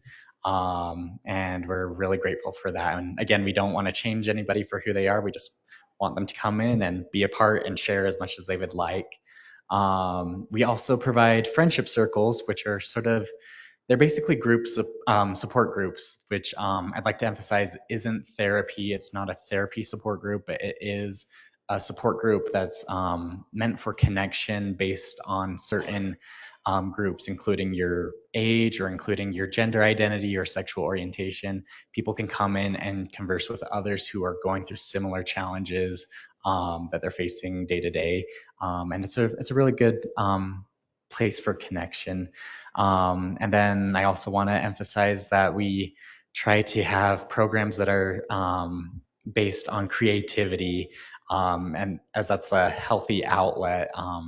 We have an art night every week, and we have a music night every week where youth can come in and sort of express themselves in a creative manner rather than turn to other unhealthy outlets that often LGBTQ plus individuals might be turning to without support. So we want people to come in and have that safe connection. We also have programs that are designed for parents.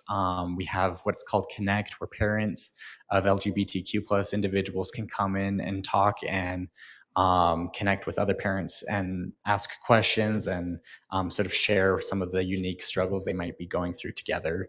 And we also have a family dinner every Monday night where it's open to the community. Anyone can come in for a free meal and people just connect that way.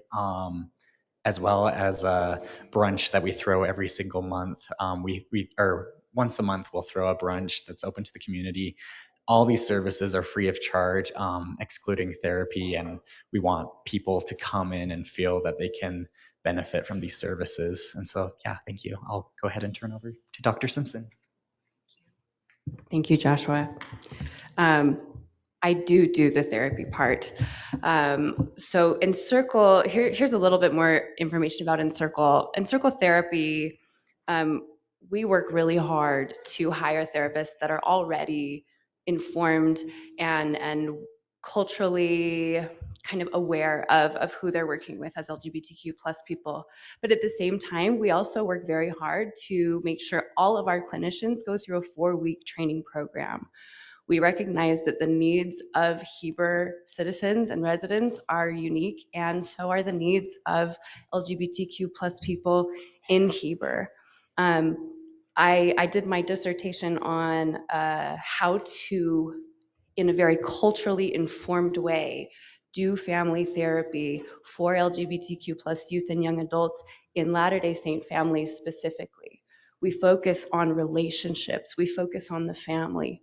And so even just today before we came here, I was working with a Latter-day Saint family and talking through how can we help keep your son alive.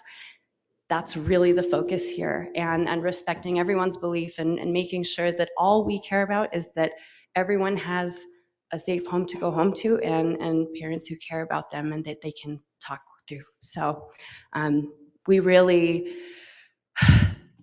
really important spaces that we get to enter into, and we just invite everybody to come see for yourself if you have any questions. Then next slide, please. Thank you. So these are Encircle's 4 outcomes, or in other words, what we want our guests to receive from our services.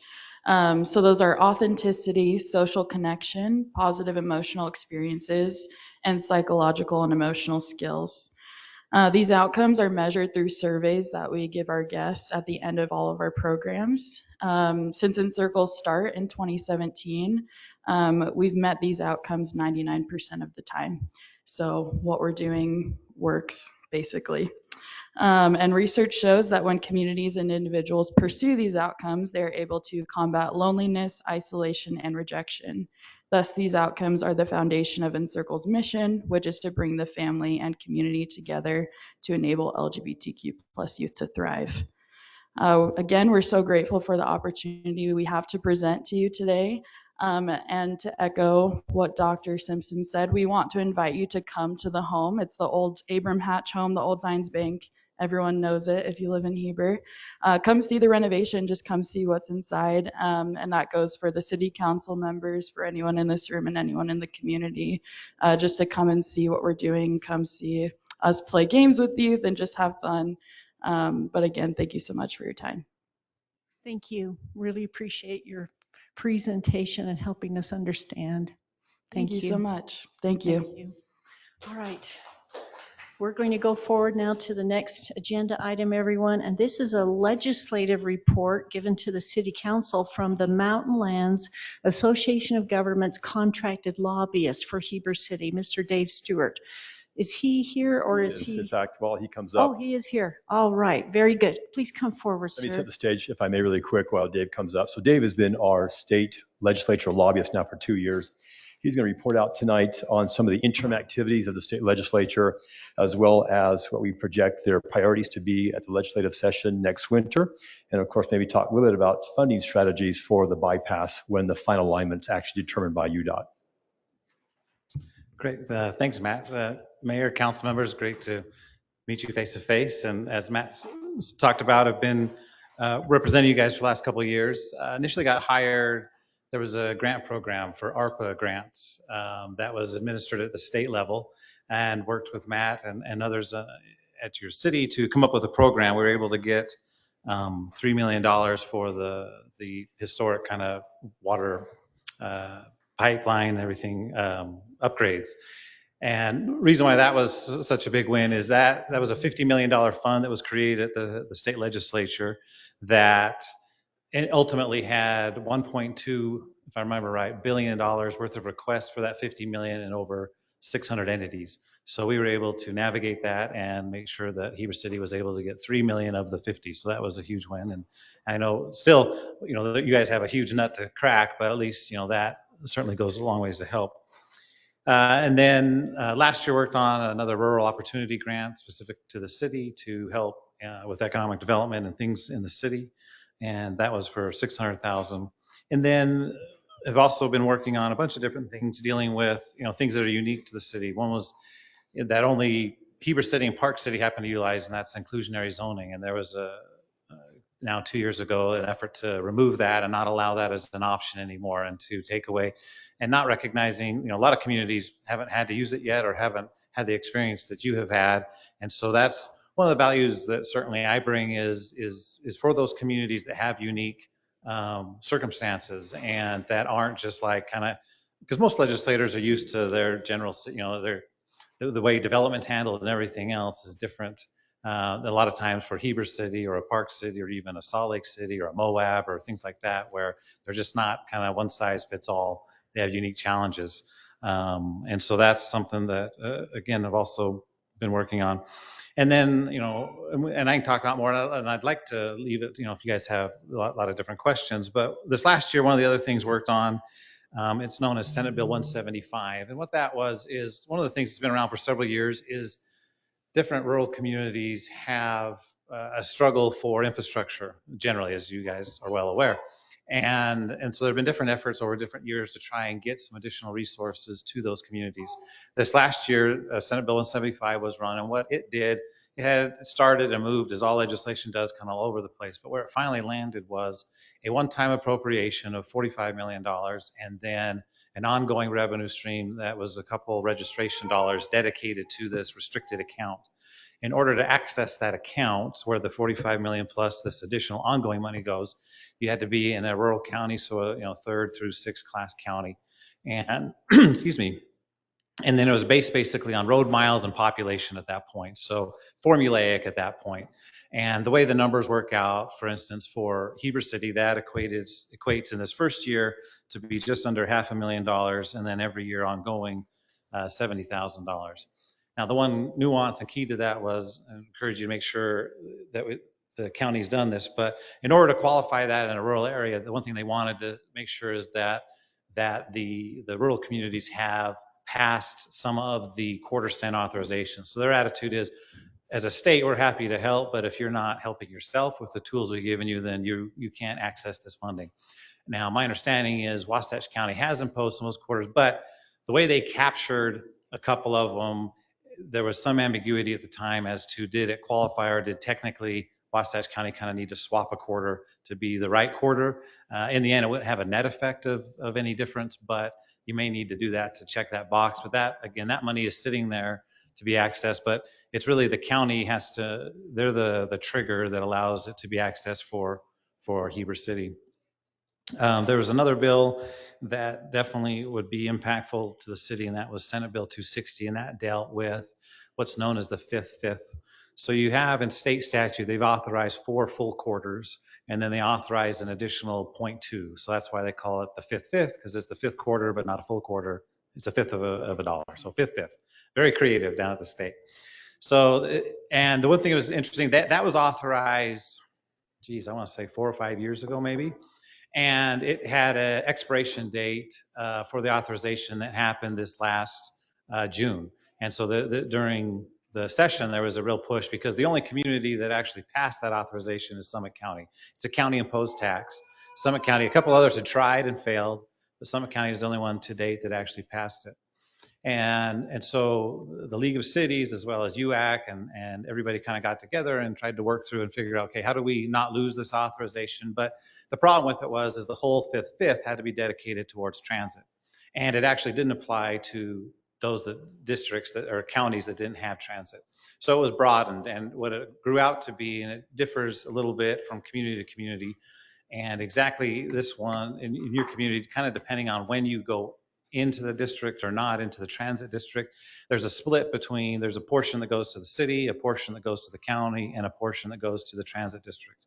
And somewhat depending on when and how you go into the district, it's anywhere from 0.05 to a city, 0.05 to the county, and 0.1 to the district, or 0.08 to the city and 0.12 to the county, until it's kind of complicated and we can work through that. But again, that's another funding mechanism that is focused on transit and transportation again, but it has to be imposed at the county level. Now it is imposed, it's not a vote of the people. It was originally, now it's a vote of the council or commission, whichever has made it up. And since that passed this last session, Utah County, to my knowledge, is the only one that's actually taken action, and they passed and authorized that fifth in June, and then it will go into effect the 1st of October. And so they'll start collecting that.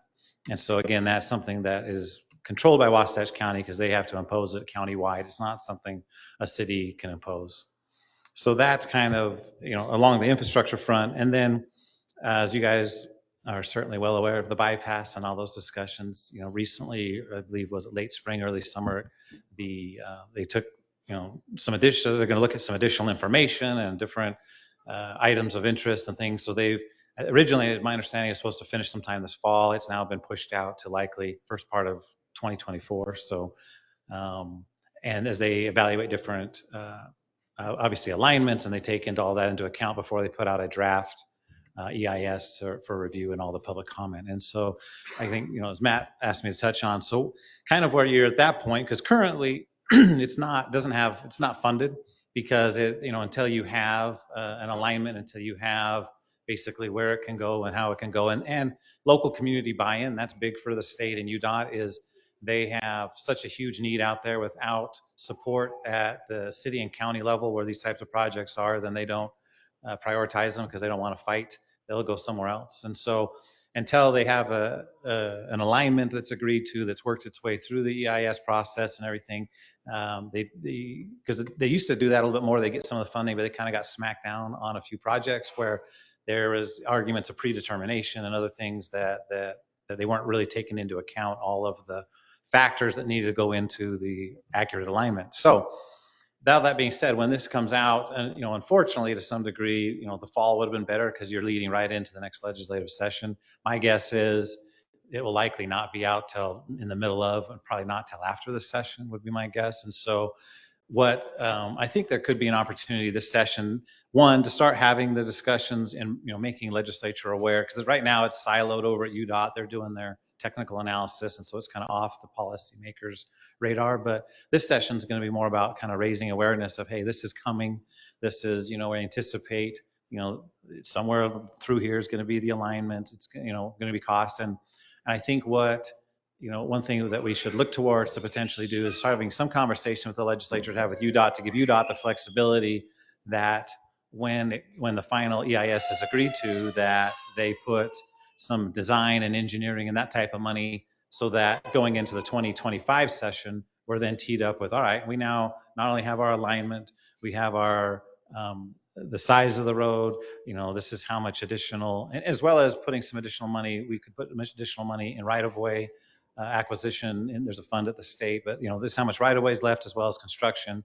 And if we have some engineering design money, then we go into the next, in 2025, with a more firm number that we're pursuing for funding of the bypass road type thing. So that's kind of trying to think of apologize for just spewing it all out, but one of my focuses is generally infrastructure in that, and then I help where when Matt sees something specifically. I mean, the League of Cities does a great job on kind of the big, broad policy issues, but as things that are somewhat smaller and are unique to a certain jurisdiction, obviously Heber City, that's where I can step in and help supplement the league to make sure that it's not kind of glossed over, that we, I can then be an asset to help them resolve that issue. Because as you guys have known, the league certainly has a lot of influence and is very good, but at the end of the day, sometimes some of the issues aren't big enough or broad enough that the league is willing to, really throw down on. And so that's kind of where I come in. But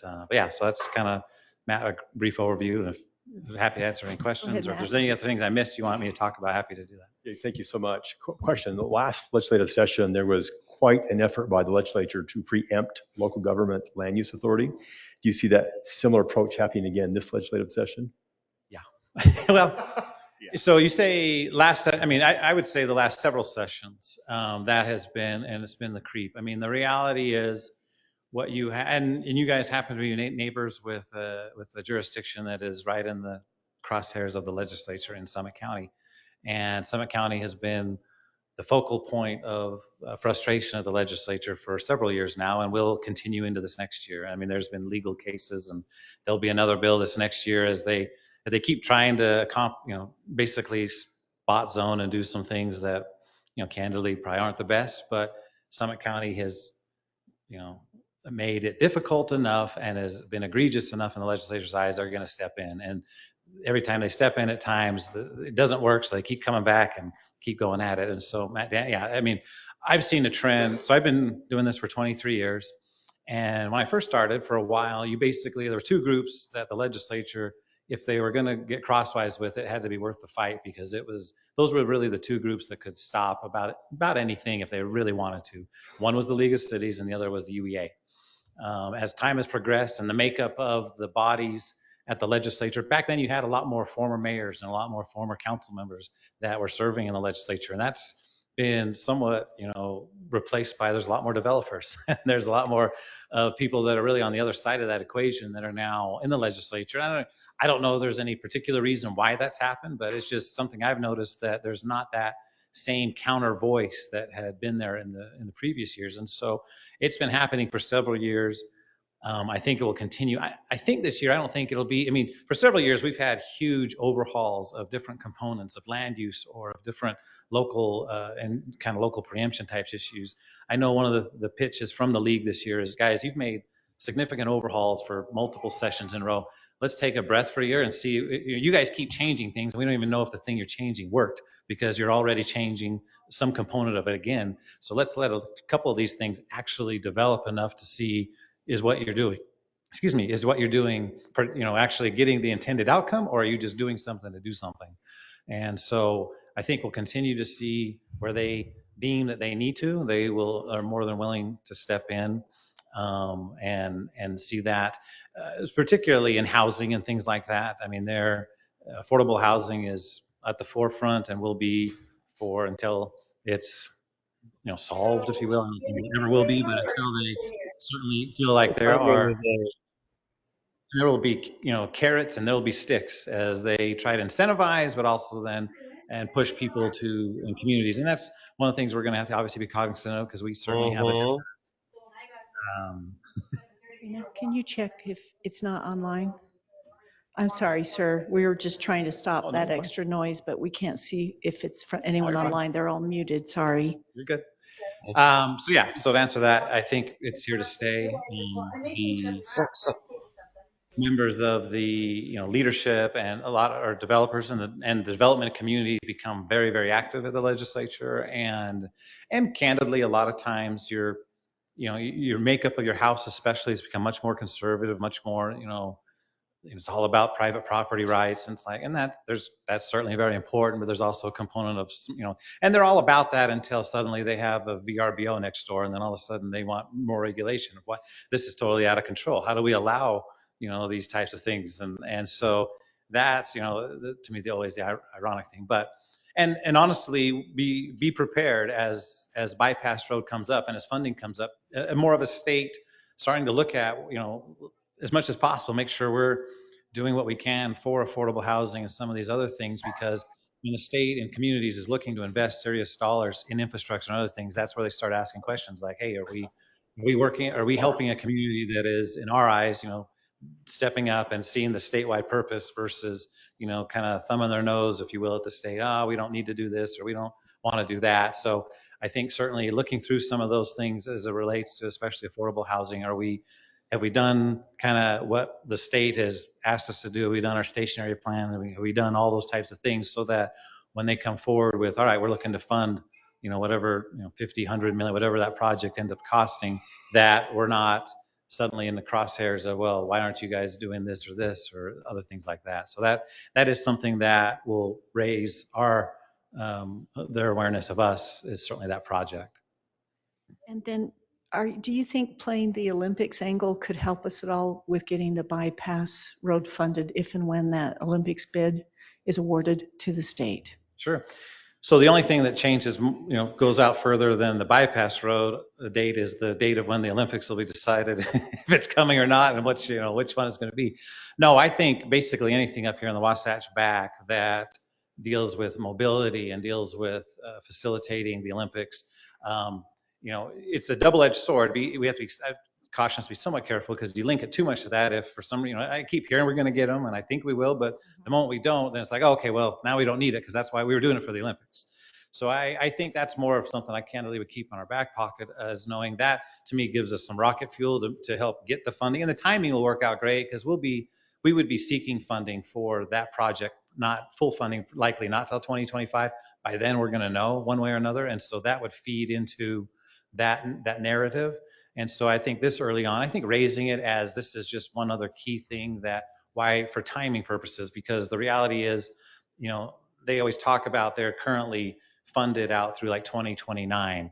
There's always additional money and ways to move things around. That's where the Olympics, I think, will help us, as look, this is great. We don't want this project, one, happening right in the middle of the Olympics. or 2 right after the Olympics. And so that's where the state is good about recognizing and saying, okay, we have all these projects, let's move things around depending on, some of those factors. And that could be something that could be key really to help accelerating it to get it before those Olympics, as I would see it. Excellent. Okay, did you have anything else, or No, can you I'm take happy to comments? have Go ahead. questions. I just want to ask you, for everyone here and on the record, who's the ultimate land authority in the state of Utah? Well, it's Felix. I mean, the state legislature feels like they're the ones that they hold everything and they give away whatever they want and they take back whatever they don't want. Right? And this not next door to me is happening everywhere? Yeah. Yeah. That's hard. It is.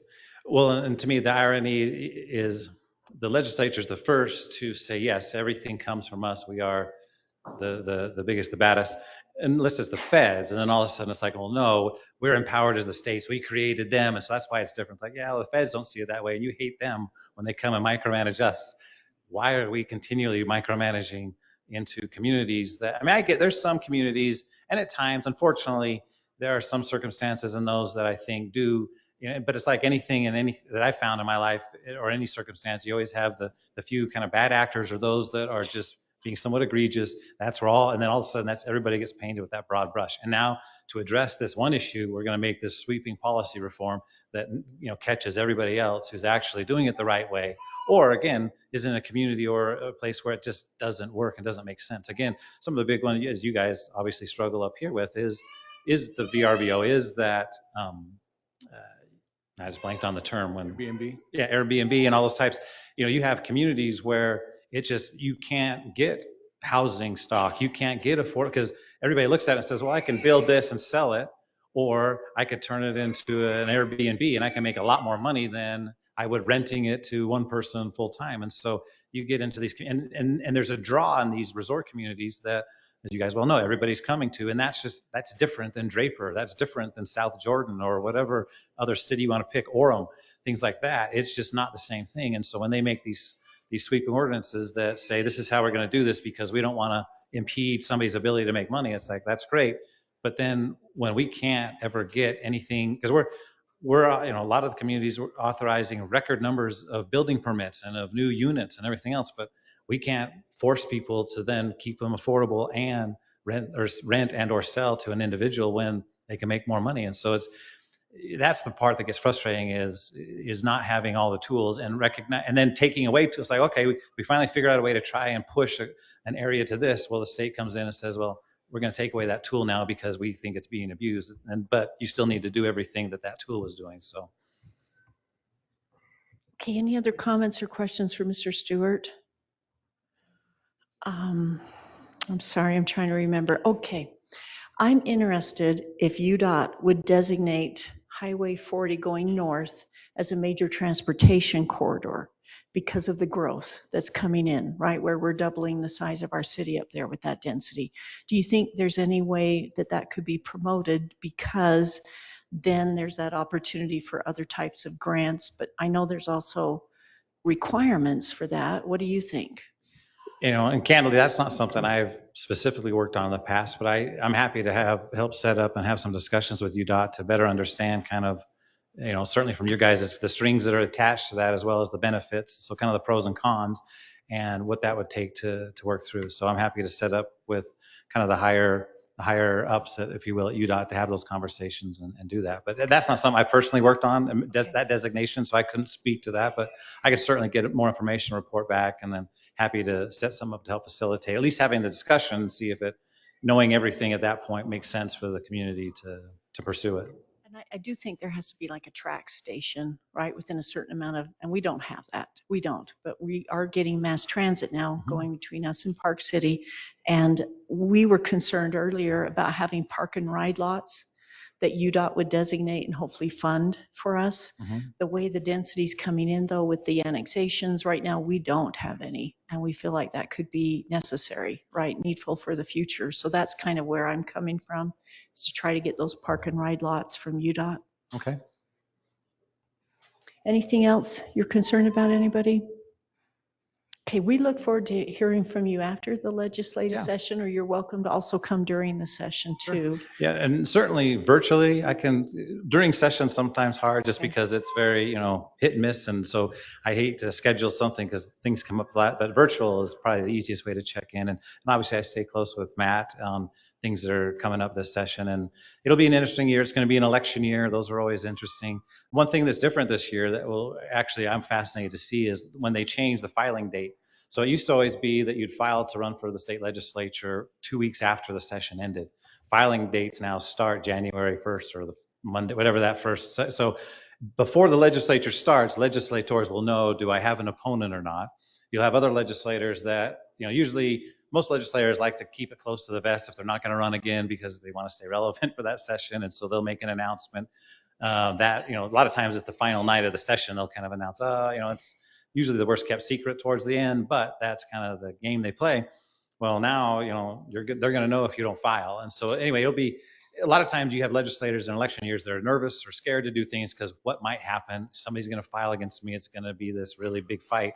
Do those same legislators feel much more empowered because if they don't have an opponent filed already, then there's nobody they can do whatever they want really, and they can't have anybody file for 2 more years. Or does now somebody who generally felt pretty solid suddenly have an opponent, and now they're just, that opponent's sitting up there in the gallery watching every vote and everything they're doing. And does that start to change? So that dynamic's good. I mean, maybe it won't have much of an impact, but I think it's certainly a very different animal that we've never seen before at the state legislature that could have an impact on that. And then obviously tonight, there's different elections, but there's the CD congressional district to replace Chris Stewart happening, and then they'll have to refile, and that person will have to fight for that seat. So it'll be an interesting election year, I think, regardless, coming up. So Thank you very much. We thank really you guys so much appreciate for your your time hard and work. for the opportunity. I really appreciate it. Okay, look forward to seeing you again. All right, everyone, now we're going to our next general business item. We're not quite to the action items that's coming up after this one. So this is now a presentation by our Historical Preservation Board Chair, Michael Moulton. Thank you for coming forward and presenting to us. Running this. There you go.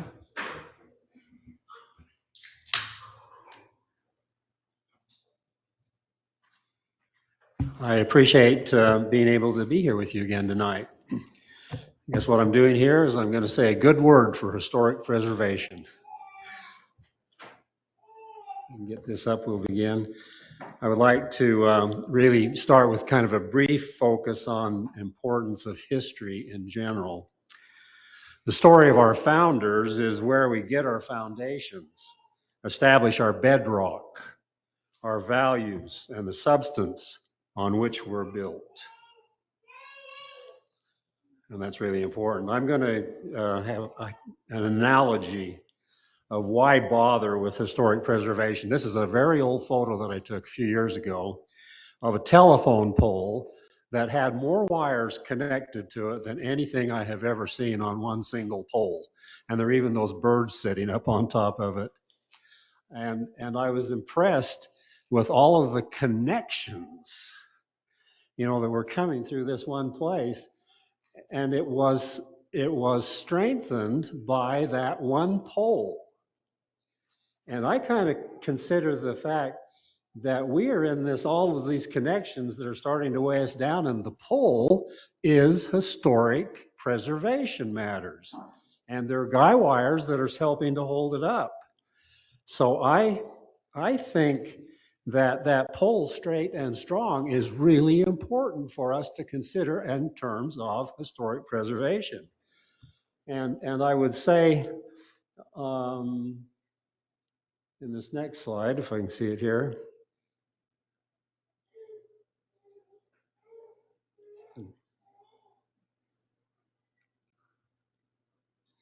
This is a picture I took in a tunnel one time. And it's necessary to focus on the future, but it's a bit murky, as you all know. Some time ago, I attended a strategic planning meeting of the city. And I came away, a couple of years ago, I think it was, I was just blown away with everything you got going. I came out and I thought, man, I'm glad I only have to think about the past. This is unbelievable what you people are facing. And I made this comment at the time. I strongly believe that with all the challenges of the future, you need the leveling agent of historic and cultural preservation to lighten and soften the mixture of the future. Without the firm foundations of the past, we will face boiling over into a whole new place that none of us want. I hope you will invest in a historic master plan to go in hand with your Envision 2050 plan, historic monuments and other ways like living history centers to make it possible to easily communicate with the past. Our founders survived hard, even life-threatening events. Let us remember how they did it and realize that if they did it, so can we. One of the foundational ways they built this community was to join as volunteers to work and to build. They could not afford to hire all the work done. And I submit neither can Heber City as we move forward. Our historic master plan will focus on how to bring volunteers together to serve our city. Again, if they could do it, so can we. I believe that we need to grab hold of the safety net of our heritage and well-established culture. Our definition of culture is a way of life. And that's what we love about this place. And that's everybody that's coming. They're coming for the same reason that we want to be here. They come over the mountain, they see it or whatever, and they've got friends and family, and they're coming here for exactly the same reason that we love to be here. And I'm all for welcoming them. And I'm all for letting them help us build and embrace that culture. But we are nothing without the past. So let's remember all the work that has been done. What we have now is because of our founders and the religious beliefs and organizations they brought with them. Make no mistake about it. This list could go on, but I just mentioned the infrastructure of roads and bridges and canals and streams and farms and ranches and sawmills, communication lines, railroads, sewer and water systems, the building of churches and meeting places, schools, grist mills, lumber mills, houses, Main Street stores, banks, government buildings, and mines. London Springs, this picture, that's the first settlement site in Heber. And this quote, "It is not a promised land to begin with. Somebody has to make it that way." And they have made it that way for us. These people that have come before, our founders. We need to recognize that all kinds of service work is being done nowadays. We talk about one of the big examples was that sandbagging project, that was expedient, and we came up with 200 volunteers almost overnight who went out and did it. There are all kinds of those projects, that are happening right now, and that's the way we develop unity, is by those kinds of service projects working side by side. There's nothing like it. So we need to be agents of unity. Let's celebrate the vitality of community partnerships with Heber City. Let's leverage our history to make this place remain the very special place it is, the reason, as I said, why we want to be here. These organizations, all of these organizations that we have involved in service, they can help move the needle faster and better than anyone. Takes government quite a long time to do things. Case in point, the bypass. Harvey Warner, sitting back here, said that when he was a kid, they were talking about the bypass. And that's been a while ago. It takes forever. So these organizations can help move the needle faster. Most of us involved in historic preservation, by the way, we're kind of the senior class at this point. We have learned a great deal thus far, and we really hope it doesn't go to waste what we have learned. Then next, partnerships already in place. These are partnerships which the Heber Valley Heritage Foundation has, and thus the city has. And it's just an amazing list. This is only a short list of all of the partners with whom we are engaged. And then Matt and I have been talking about this too, which I hadn't thought before. Make sure we can align historic preservation with the city on policy levels. Let historic preservation help with this profound transformation we're experiencing while preserving what we already have in the area of policy. And then one final thing, the idea of redirecting or adjusting new commercial buildings in our community. This is a big discussion, of course. All our historic preservation groups will become much more involved than ever before. We want a bigger voice at the table. The preservation ordinance that we already have has some teeth in it to be involved in the planning, but our main approach there remains, what can we do to help? We'll propose further community-backed preservation ordinances to keep us from being overrun by developers. I probably shouldn't have said that.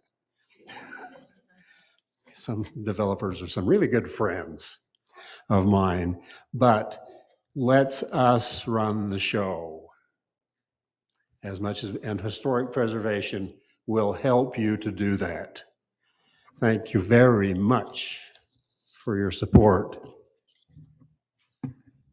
So Chairman Moulton, are you going to be bringing back ordinances? Do you want to work through Scott, who's assigned to your committee more? You can tell we're doing a lot with the general plan and the downtown.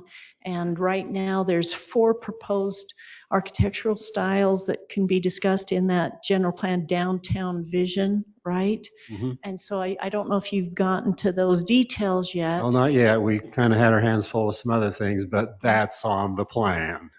And then, and we will do it. And you know the city has approved the contract to replace the bell tower to the historical And accuracy. we're thrilled about it. And we're already talking about a rededication ceremony or something of that variety. Very nice. That could be a great kickoff too for perhaps what you're proposing and other ideas you might want to bring forward then. Yeah. Okay, so remember our budget cycle will start again in January. Yeah. And that's coming a lot faster than you'd think. And you've got to have those things ready to go with and some we real will numbers. have requests. Okay.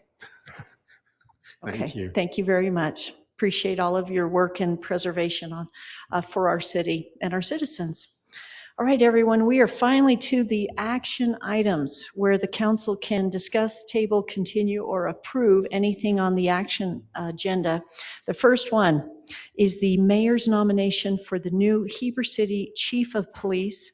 Council, the staff report was uploaded yesterday, even though it was put in on time, and I just want to make sure that the council's aware of what was in it. I'm nominating 2 different candidates to become the next chief of police, and the city council gets to choose which one they like out of the 2. The first one is Lieutenant Brandon Russell from the Heber City Police Department, well qualified, expert, received many positive comments from him, from the public and the department, as well as he excelled and did so well in the nomination process, and that's outlined in the staff report if anyone would like to see the 8 or 9 different steps that we went through to get to these top 2 candidates. The other candidate that I'm nominating is Chief Parker Sever out of Hanford, California, where he's the existing police chief. He has many years of experience, and he comes in, and we feel, I felt in nominating him that he does align so well with our community values and the programs that we're already offering within the city. Now, council, in case you missed it, Chief Sever has not received Utah Post certifiability. And it is illegal for us to hire a chief that doesn't have Utah Post certifiability. So I've talked with Chief Sever on August 30th, just last week, and he's reported to me that he is now scheduled for the post September 13th testing date. He feels that he'll be able to get certifiability at that time, but there's also testing dates in October and November. And so what I'm proposing to the council, that if you do choose Chief Sever, that you hire him conditionally, and let me just read that proposed motion that I've written up here, if the council desires. The first motion is to, Mayor, can I go no, ahead and I'm make not a done. motion? No, please. The first motion is to approve Lieutenant Brandon Russell as the new Heber City Police Chief and negotiate a salary and contract with him on the start date of October 1st, 2023. The second proposed motion is to conditionally approve Chief Parker Sever as the new Heber City Police Chief upon obtaining Utah Post certifiability by November 8th. That gives him a few more months to obtain that. But if he's not able to obtain it by November 8th, then my nomination would be withdrawn. I've already talked with Matt about, him coming. The city's willing to pay for one trip for him to come, but not 3 trips.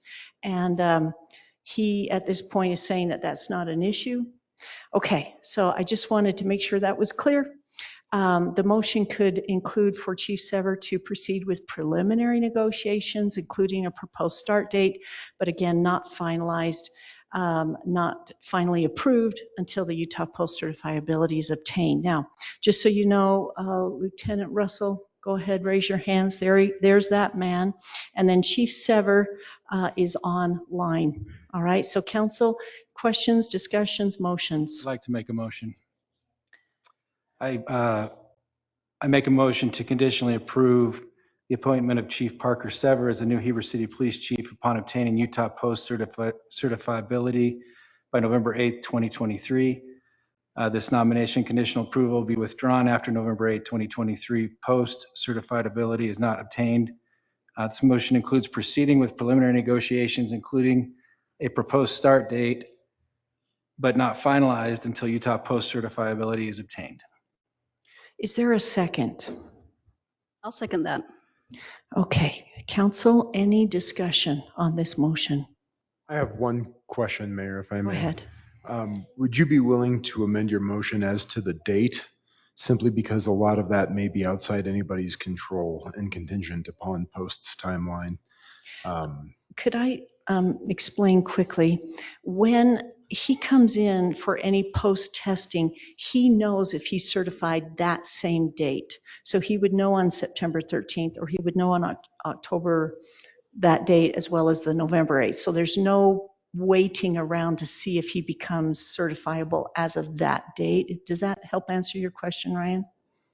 As to So with your that concerns? explanation, could we amend the motion that based on that information, we would know as soon as September 13th, because he's already indicated yes, I'm that sure his appointment was post. Yeah. I would amend my motion that we hear from the city attorney. Yeah, city attorney. Sorry, I don't know how that works. I apologize. Okay, go ahead, Scott. I would amend my motion to include that contract negotiations and proposed start can be finalized as soon as post certification is received. Yeah, that's very appropriate. And my second still stands. Okay, now, is there any other comments or questions that the council wants to give? This is a very big deal for our city. I would like to make a comment. I appreciated Mr. Moulton previously and how he expressed his concern that sitting up here as a city council member has been probably one of the hardest things, next to having 4 kids, but that's beside, and teenagers on top of that. But this has been one of the hardest decisions, and I can't speak for the rest of the city council members, but for me, I am someone who likes to go with what I know, with what I'm comfortable with. And for me, this decision was something that was brought about with a lot of consideration. It was not a flippant decision. It was not an easy decision. And so I hope that especially for the police department, which we have an absolutely phenomenal police department. We have an amazing exiting chief that very few people can fill his shoes. It just will be impossible as far as I'm concerned. But I know that the two individuals the mayor nominated are two individuals that are very, very capable, and that this decision was not made lightly, at least for myself. And I hope that all those involved understand how much we appreciate everything that they have done, and at least for myself. And I'm so thankful for their work, for their time, for their effort, and for the people that they are, and for the person that they are. Thank you. Any other comments, Mike? I'll just comment too. I know this seems like a quick vote, but we've been really discussing and deliberating and researching this for a long time. And I do commend the mayor for her work, and of course the city staff. And I think that just the point that she brought two very qualified people to consider, both equally qualified in different ways. But this is not an easy vote, especially when you know people in this city like we do. I think I speak for everyone. Are there any other comments? Let's take the vote, and then Chief Sever, if you want to come off mute or come on camera, you're more than welcome to. Any other comments? Discussion? All right, let's start with the vote. Yes. Yes. Yes. Aye. Yes. Okay, that passes 5-0 to allow the conditional approval of Chief Parker Sever, depending on the Utah Post certifiability, and for that to proceed according to what he said. Chief Sever, are you able to come off mute? I am. Can you hear me? Yes, yes, welcome. And you've Thank just you. been conditionally approved. So congratulations. We're looking forward to having you come and join us here. And we do wish you the very best with the September 13th post-testing. Is it okay if I just say a few words real quick? Please go ahead. I just want to thank you very much. This is a very bittersweet thing for me. I'll be leaving an agency that I very much love and care about, and that I've served for many years. I'm also very excited to bring my family to Heber and to be part of the city and join the Heber City Police Department. I was very impressed with the employees during my visit, in particular Lieutenant Russell. And I look forward to working with him and the rest of the department and getting to know your community and your citizens better. And I just want to thank you for this opportunity and for your trust, and I will work hard to deserve it. Thank you. Thank you. Thank you very much.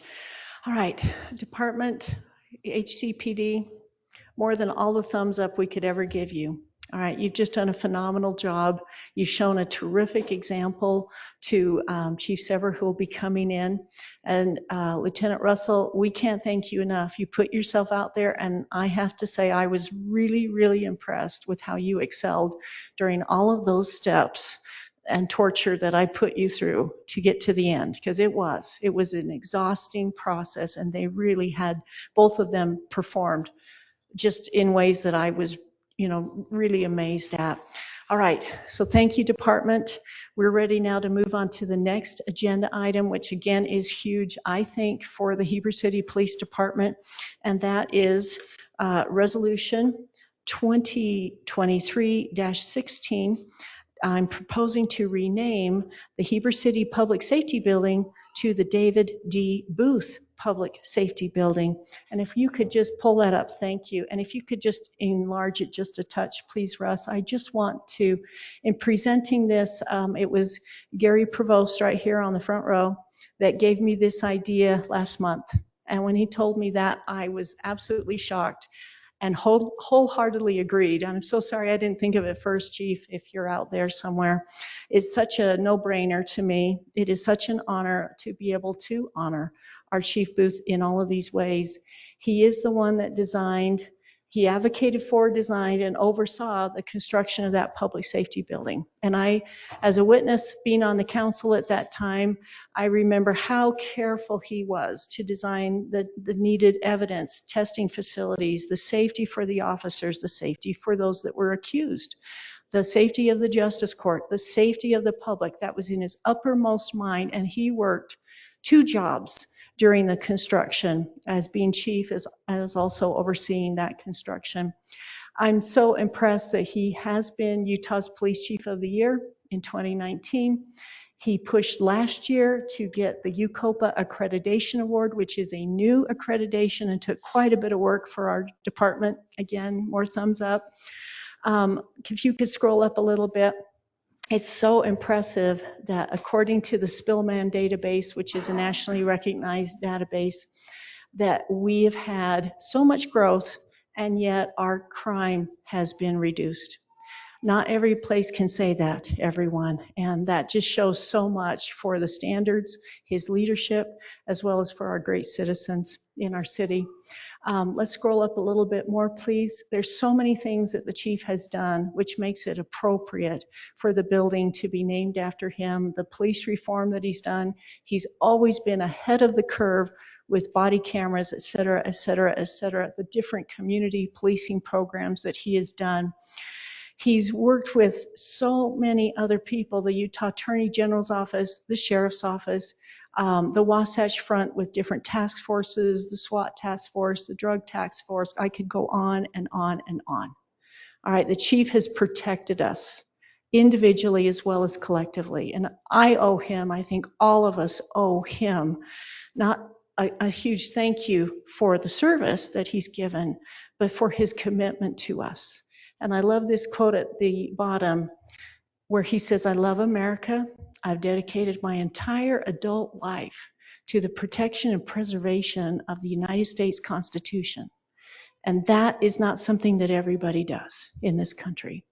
And then he continues, and like so many of my fellow peace officers, I would willingly trade my life for peace and justice for all. That is so unique. That is so amazing. And it shows such a dedication and commitment that we cannot repay. And yet he's been willing to put his life on the line for us every day that he served us in the city. I want to invite Gary Provost to come forward and just tell me why you proposed this to me last month. I'm Gary Provost, Mayor, Councilman, women and men, and Mr. Brower. Appreciate this opportunity to address you on this petition here for renaming the public safety building. And Mayor, I really appreciated everything you just said and the comments from Councilwoman Barney, what you had said about Dave as well. And I've been involved with law enforcement most of my adult life. About 20 years I worked with the Heber City Police Department. We started over in the old fire station here upstairs. We had a rickety old stairway. We went up there. Finally, we got to move to this beautiful building, had a little closet downstairs for evidence, and then it kind of outgrew for here, and we ended up in the central school, which was just a disaster as a police department. And as you mentioned, Chief Booth took a bad situation, and it was a lot of hard work to get all that together, to get a presentation together, get everything organized. He made it so the officers can not only do their job, but they can process crime scenes, evidence, which is the most important thing ever, is to process that properly. So when it goes to court, everything's just like it needs to be. And he did a fabulous job on that. He loves his community. I've watched Chief Booth work with children, the youth, and how they just adore him. I've seen him work with elderly widows and take time out of his own life to comfort them, help them. I've seen him comfort criminals to make them feel better and help them along their way as well. And then he's even helped a lot of people with mental illnesses. The officers can agree that's probably one of their biggest challenges as officers, dealing with that type of people. But he is polite, he is courteous, and he cares and loves each and every individual that he comes in contact with.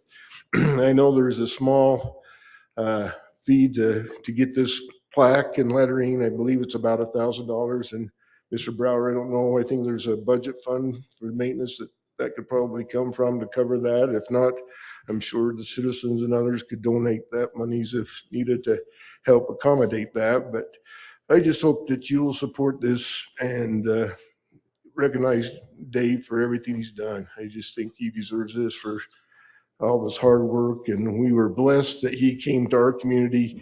He could probably have worked anywhere he wanted. He already had a fabulous job for Summit County, but he came here and he just worked his tail off. So, but thank you, and I hope that you guys will support this measure. So thank you for your time. Thank you so much. All right, council, is there any questions or comments or motions that you would like to make on resolution 2023-16? Yes. Mayor, I support this wholeheartedly. I think Chief Booth has done an exceptional job and representing this city, bringing us forward from where we come from, getting this building built. And I fully support this and renaming this our public safety building. So I make a motion to adopt resolution 2023-16, renaming of our Heber City Public Safety Building to the David D. Booth Public Safety Building. Go ahead. I'll second that. All right, thank you very much. Any other comments, questions, discussion? Go ahead. Like any good investigation, I did receive a couple of emails when this was placed on the agenda. And I would ask my council members if we can take a breath and look into this a little more. As any good officer knows, we need to investigate all allegations. And I'm concerned about a couple emails that I received from the public. And it's no slight to Dave, but I think it's important that I have an opportunity to at least ask these individuals why they emailed and what their concerns are before we take this to a vote. And so with that, I would make a motion that We've already got a motion. Oh, yeah, that's right. All you can do is wait either for the first motion or make a motion to amend his motion. So you can either amend or you can wait till the motion is done that's on the floor and then you can make a motion. So if you want to make an amendment, that's fine, but it will need a second, please.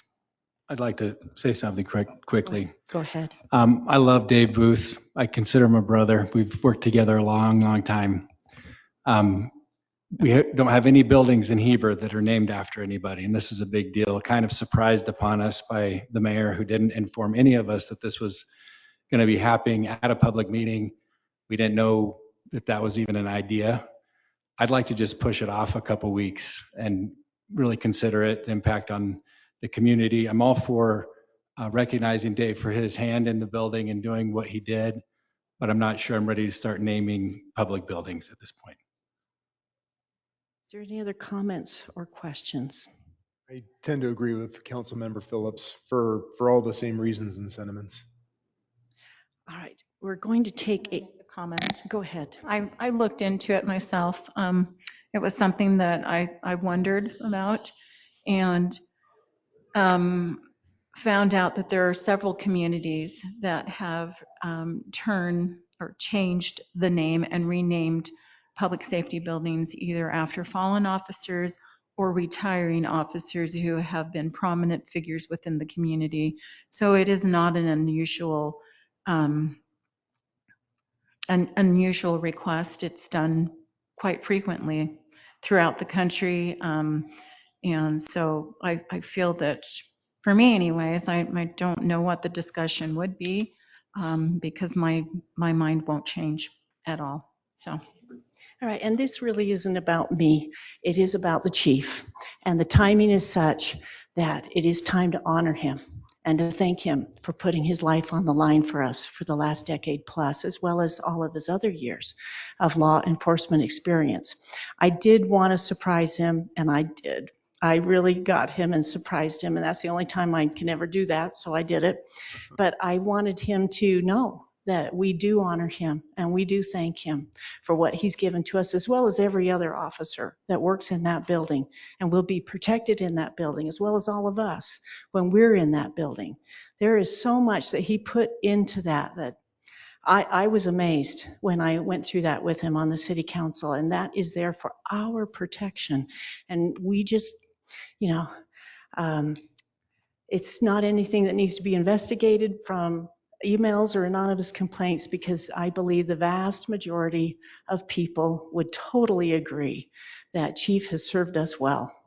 And we certainly hope that Chief Sever will serve us equally as well, because that's the kind of leadership and that's the kind of dedication that we expect and so desperately need out of each law enforcement officer and staff. We need you too, staff. We do.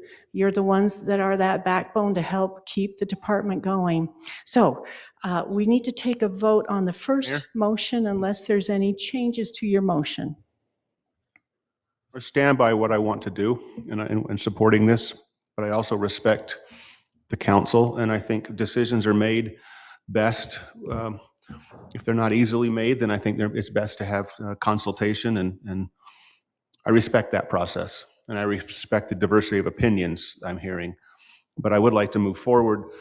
I would like to withdraw my motion at this point and offer a substitute motion that we reconvene in 2 weeks at our next session in closed session and bring forth and discuss this, because I'd like to get it moved forward soon before Chief Booth leaves, if that's what we can do.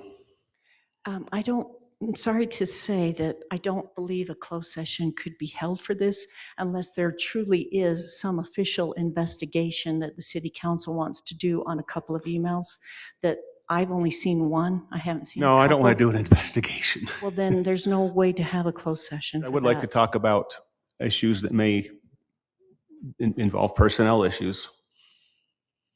I think that's what I'm going to hear, is that there's something that we want to talk about Well, that involves a person and his honor and his dignity. And so I'm saying the wrong words probably, but I sometimes, Okay, so you're saying you want to make the motion to discuss this in 2 weeks? yes. And then is that enough time, council, to do your thoughts and bring back some ideas for us? Because I would like this to be, Okay. a unanimous decision. All right, and the council, And I think we owe it to somebody. And I understand sometimes hesitation to doing something big. And it was very short notice. I get that too. it's been 2 weeks ago that this was announced, and it was last week in the Wasatch Wave. And the posting was missed last Thursday because of there's so many buttons to push in our new software platform, but it was sent to you yesterday. 2 of you did attend. Let me see, was it 2 or 3? 2 or 3 of I you know. did attend the public I've got a open motion house. So you've had 2 on the weeks to table. think about it so far. Mayor, we had no direct communication from you about this. That's because it was a surprise. And so But everybody even was after it was surprised. announced, you still didn't talk to us Do I about it. need to give you the date that Gary Provost told me so that you'll know how quick I the just timing was want to on let the this? community know you're not communicating with us. No Council, emails, no talking. Council, Mayor, I I will really second have to Mike's say amended something motion. here. This is an honorable, good faith attempt to honor someone we're that the not majority taking that of the away. county We'd like wants. to talk about it some And more. whether you want to pay attention to a few people that obviously have had run-ins with the law to whatever extent, which I don't know of, and make that stop this, that's not honoring a lifetime of service. That is really an honorable lifetime of service. So what is it you wanted to say, Rachel Kaler? I'd like to second the amended motion, Mayor. Okay, so now we're going to, unless there's any other motions, discussions. Okay, the motion on the table is to reconsider this within 2 weeks. Is that what you wanted? Yes. Okay, let's take the vote on this end. Yes. Yes. No. Aye. Yes. Okay, that passes 4-1, that this will be back on the agenda in 2 weeks. So community, this is really up to you at this point. If this is something that you want, then the city council needs to hear it. If this is something you don't want, the city council needs to hear it. And you can send letters, you can make phone calls, but the city council email is citycouncil@heberut.gov. So Heber UT for Utah, heberut.gov. Okay, and I would appreciate any of your public input at that point. Okay, we're going to, I'd like to move to bring action agenda item number 8 up as our next item for consideration, with so many people here to consider and hear that item. I second that motion. Okay, I think that's fine. Let's take a vote on that to move up. Yes. Wait a minute. Yes. Aye. Go ahead. Okay, everyone, that passes 5-0 that we're going to move up agenda item number 8, the MOU between Wasatch County, Heber City, and the Church of Jesus Christ of Latter-day Saints regarding land use authority, required improvements, and maintenance responsibility relating to the Heber Valley Temple project with Russ Funk, engineer directing to present, and then we'll come back to agenda item number 3. Russ, are you ready? I am. Is it okay if I I present don't- from here, or you want me I to don't come know up if here? that is really, Not as good? can anybody hear him well? Seem like it.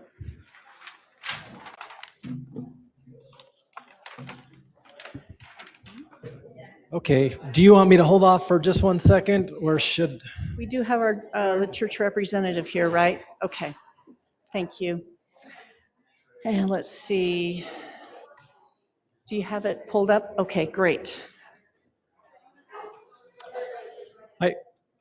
If you don't mind, I'll just kind of hang out for just a minute here. Wait for it to Okay, quiet down. everyone, if we could quiet down, please.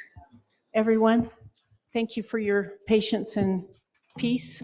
And we'll dive into agenda item number 8. And again, he's going to give a short presentation, and then the council might ask some questions. But at that point, I'm planning to open a 10-minute public comment period. Just 10 minutes, please. That's what the rules say I have to follow.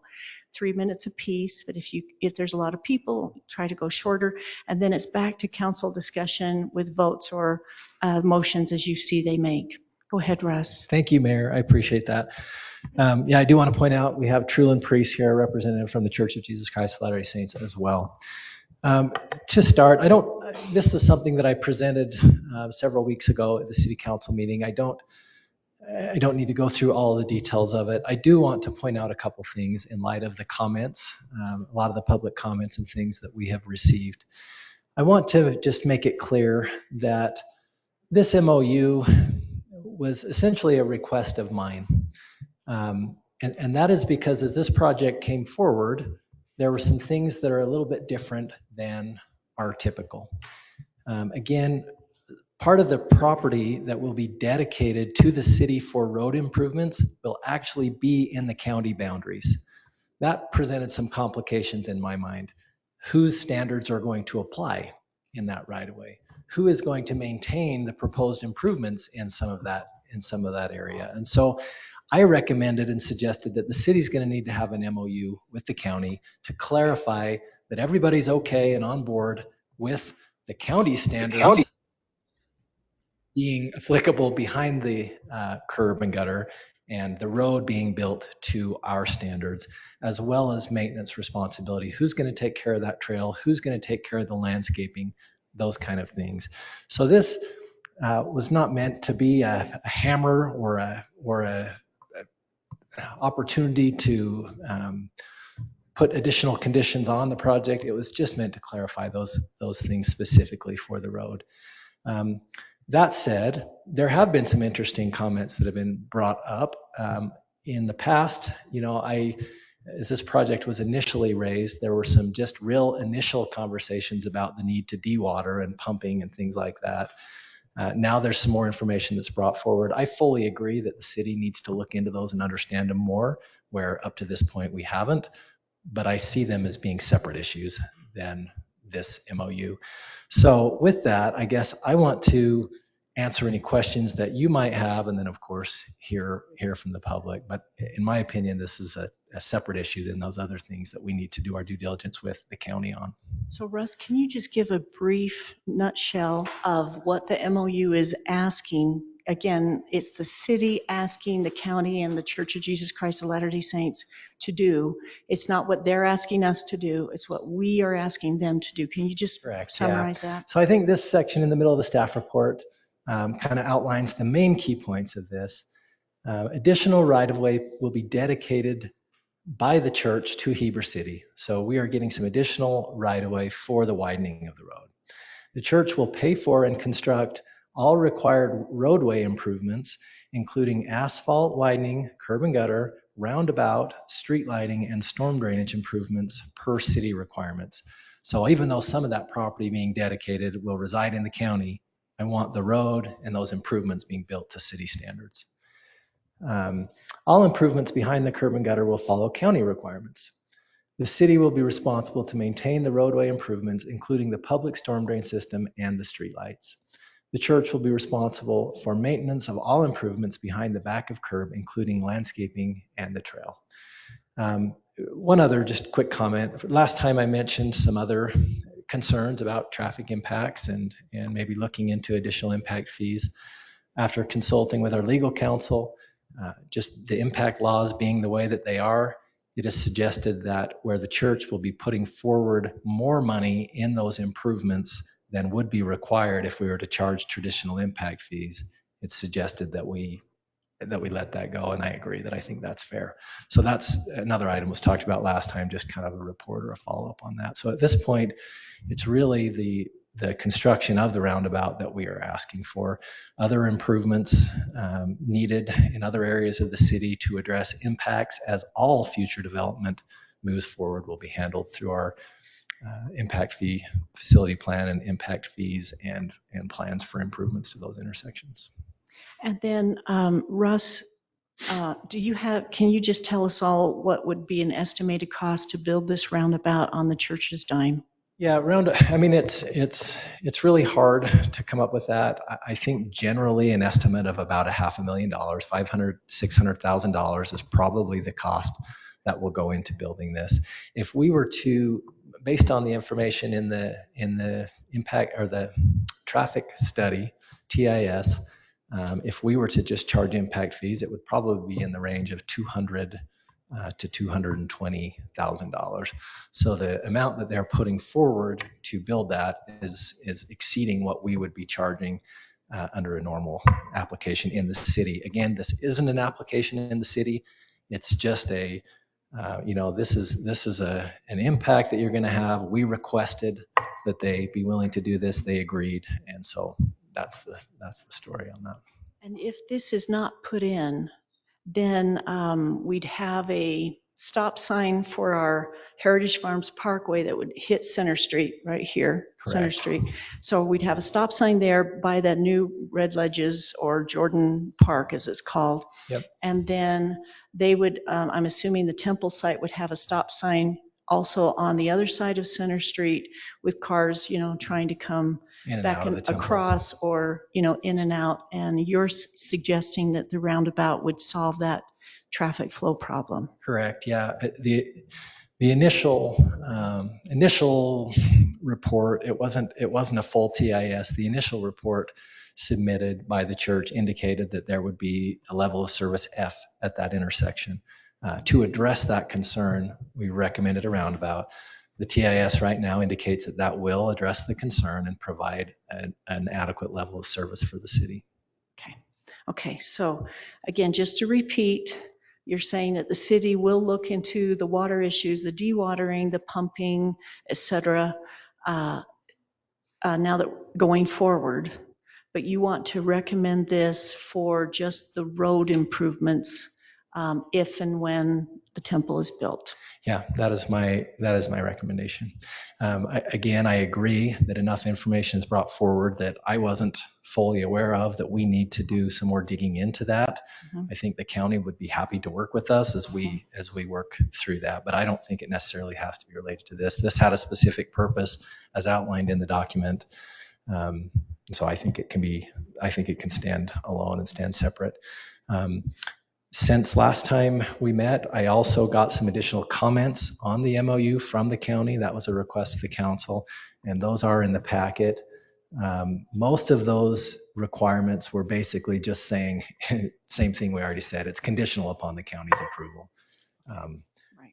Let's see, right. So I can open that up so that you can see the additional, oh, that's not the one. That's a concept of the roundabout there. Proposed MOU with county comments. That was added in, I think, where that part right there. Yeah. So this, I need to grow that a little bit. Just a minute. Thank you.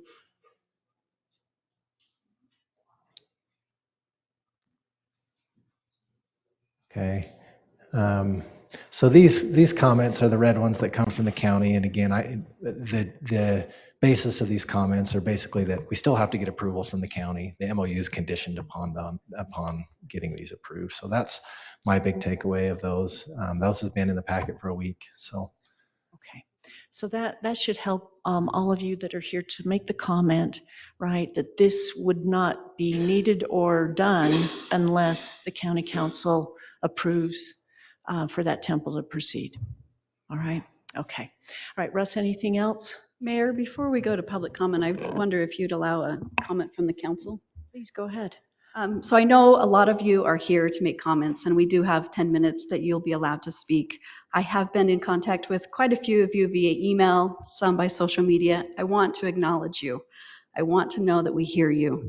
I hear the 3 issues that you're most concerned with: dark sky, traffic, and water. I want you to know we are not the land authority. I appreciate John's story about someone not taking responsibility of a horrific accident that impacted you. Tonight, we are discussing a roundabout, and I hope you understand the decisions that we make are on a roundabout. I had an opportunity to talk with the county manager, Dustin Graybow, this morning about water. I think you have some very valid discussions about water. We are not the land authority, nor do we have the information on water that you're seeking. Several of you asked really long emails, and I am not able to address those concerns because we're not the ones receiving the information. I'm grateful for the attendee of the Church of Jesus Christ of Latter-day Saints and the work that you're doing to prepare this project. I just wanted to put that forth because as you come to make your public comments, know that we cannot address your 3 main issues. Tonight, we're talking about a roundabout. Thank you. I believe that the city, now wait a minute, I'm sorry. I have to kind of keep the lid on things, everybody, or else it'll blow, and that's not happy for anybody. So anyway, I do want to address that I've been in discussion with the county planner this morning and Matt and Russ, and we are going to do due diligence for the effects on city infrastructure. And that's our promise to you. We're going to do the best we can to collaborate with the county and make sure that acceptable, certified, legitimate information is given to us so that we can, ensure the continuity and the sustainability of critical city infrastructure. Okay? That's our job as city officials. And I don't take that lightly. Okay? I want to be able to do that, but I have to work with my experts on how that's done too, and how to go forward in collaborating with the county, because they will collaborate with us. They know that these are real concerns that we have, and you have real concerns too. So we're going to try our best to figure out those kinds of issues, and we will definitely be coming back or, working with the county at their meetings to address these concerns. I hope I didn't speak out of line there, but I do feel that that's, the bottom line for the city. Yeah, we just can't skip to a motion, is what I'm saying. I just have a question for Russ on this. I guess my question is to kind of go backwards. I realize, Russ, that in your attempt to try and find the cheapest way, I should say, for us as a city to put in the roundabout, or because we knew this was coming. This was something that was already there. The road and the bypass, I shouldn't call it the bypass, but our parkway was already in the works before we even had the announcement from the LDS Church as far as the placement of the temple. Is that correct? Correct. Okay. With that in mind, and asking the church and asking Wasatch County, what would have been done if the church was not putting a temple where it was? What would have been the course at that time? Would we have still gone through with the roundabout? And what were the initial possible plans or suggestions or ideas Yeah, going so forward? the plan prior to knowing the temple was there was just as the mayor indicated. It was a stop sign coming south. There was no intersection on the opposite side because there was no development plans or anything like that coming forward. There would have been a free right-hand turn lane coming down Center Street and turning up. So they wouldn't have, it would have been kind of a corner shortcut, if that makes sense. So that's what was planned. But without the development on the south or knowing what development would go on the south, there wasn't any plan for a roundabout at that time. All right, thanks. That Okay, was the Mike? question I had. I have a couple questions on water. How deep are our city wells? You know what? I don't have the answer off the top of my head for how deep they are and what the static water level is. Actually, it's 500, 495, and 250. You can look right on the state website. So with 500-foot deep wells, or even the shallowest one's 250, is there any concern with a construction dewatering down to 42 feet? So again, I mentioned, I had heard some initial discussions about dewatering needed for construction as we started this process. I didn't have any just initial concerns, but I think with the information coming forward, we need to look into it a little bit more. I don't know what the potential impact is. I will say that the amount of water, although it sounds like an incredible amount, I mean, ongoing, it's like 0.5 CFS. It isn't a huge amount of water, but I think it's worth looking into a little bit and finding out what the potential impacts are. It's not something that I can just say that's going to impact us. That's going to lower our static groundwater level in our wells. There's not a way for me to say that. We're going to have to do some digging and find out what we need to do to have those answers. I think it's a valid concern. I do think it's not as big of an amount of water as some people understand it to be. But I think it's worth looking into, Mike. Okay, thanks. Okay, one more comment and then we'll open it up for the public, please. Thank you, Russ. So my question is, the members of the public have raised a lot of valid concerns, and obviously there are issues to look into with water and with traffic and with impacts on city infrastructure. Why not do our due diligence and then get one MOU put together to address everything and just do it right and do it comprehensively? So Ryan, the decision is going to be up to the city council on what they want to do with this. My point is, this was brought forward by me, something that I requested specifically to address these issues. It was never meant to be a place for the city to come up with additional conditions or a hammer on the project, a development. It was meant to address some things that I thought were outstanding concerns. I do think the church has done an adequate job on evaluating the impacts to traffic. I feel like their traffic impact study, despite the comments that you've heard tonight, is adequate and is up to par with the requirements of the city. There is going to be other impacts besides just that one intersection throughout the city. There's no question. Again, this is a development that's happening out in the county. There's developments in the city that affect county roads. There's developments in the county that affect city roads. The recommendation where they are putting forth more money in the roundabout is that we don't get into that. We just let that one go. We do have a plan to make improvements to those other intersections, and yes, they'll be needed sooner than they would have otherwise without this project. But that's why we have a master plan. That's why we collect impact fees, and we'll have to evaluate that moving forward. I also think they've done their due diligence on the FEMA process as far as evaluating the impacts to the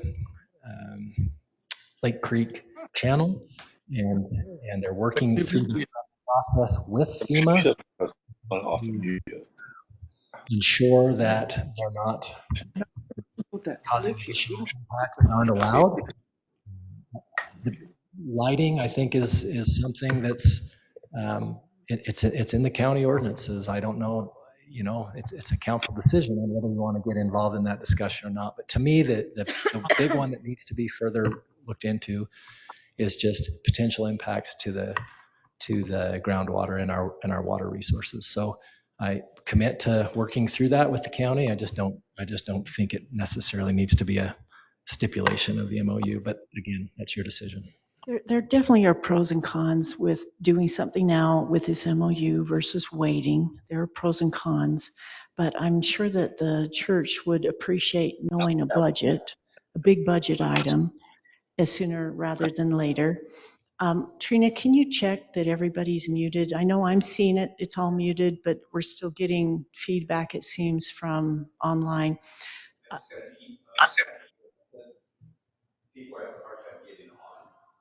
On into the room? It's because Into we the don't room. have fiber here. I'm sure that when the room was set up, it was set up for hundreds of people to attend, so I don't think that's the issue. Trina, do you want to double check that? I'm not quite sure what else you can do because it's open right now. Maybe it's because of the two rooms scenario and they need to go to the room that's posted at the top of the agendas and minutes page, sir. There's another room entryway into our new software that we've just launched, but it's not as good. And so if they'll use the old way, it's at the top, the link that's at the top.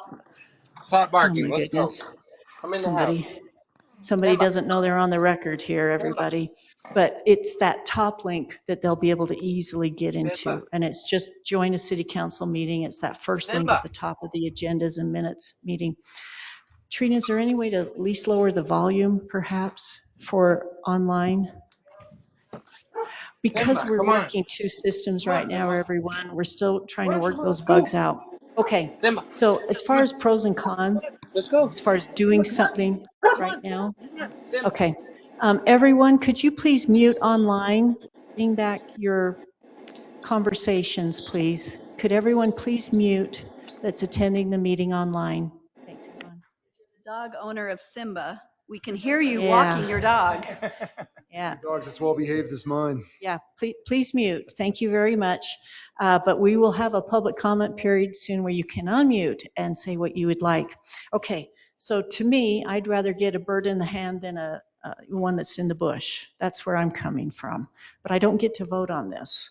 And so I think it's going to take time for us to work with the county on the water issues and what's been done and what, how that can affect us.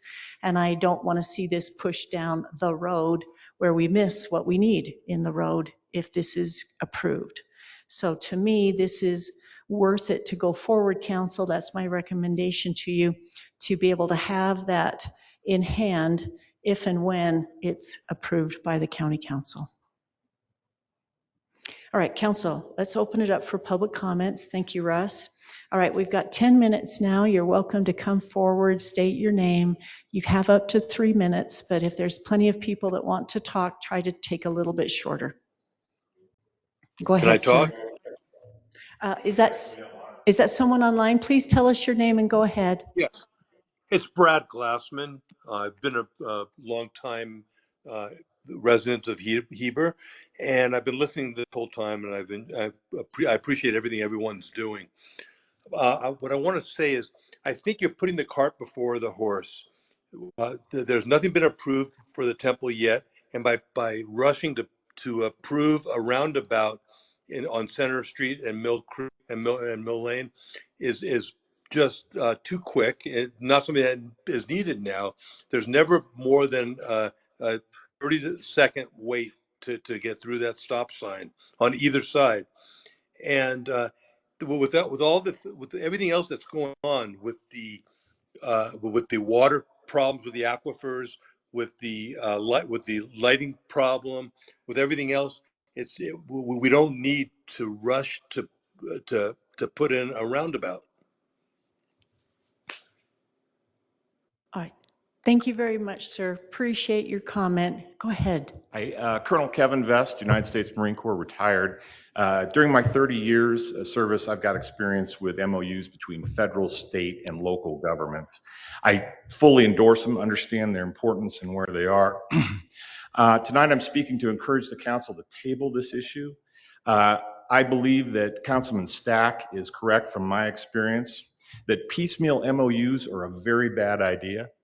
Taking a look holistically at how the impacts are to the city, especially in terms of public safety, traffic flows, signal, all the impacts that Heber's going to encounter, that you would be better off trying to get your arms a little bit around that and then negotiating your MOU.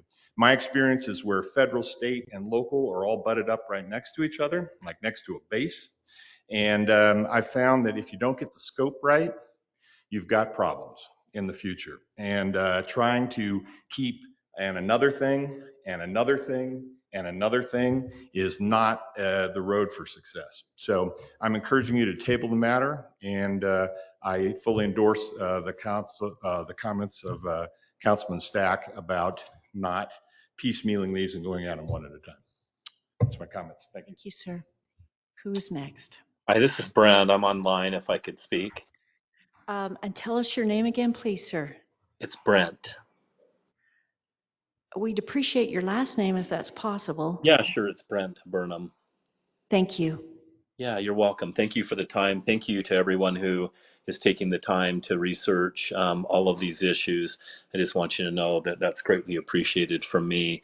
I've been a resident for about 28 years in Heber Valley, so I've definitely seen the growth in our valley.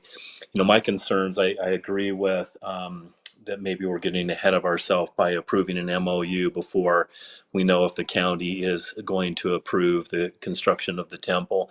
My huge concern is, you know, I understand that that roundabout would be improving traffic flow, but having the volume of traffic that we're going to experience if this temple is built is my concern about safety. Just today in my neighborhood, because of the rerouting of the road construction, had 3 little girls out there about age 5 or 6 and bare feet on their bikes just trying to cross our road.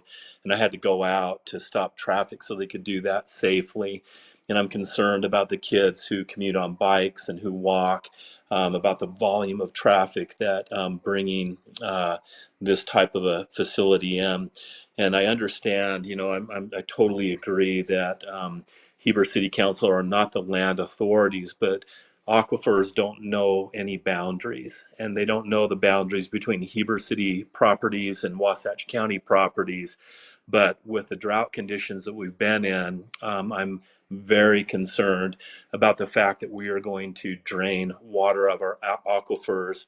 As most of us know, you know, Deer Creek Dam needs to have the repairs done, and they're spending millions of dollars to create a bypass to help the water flow through so they don't have to drain the reservoir to do that.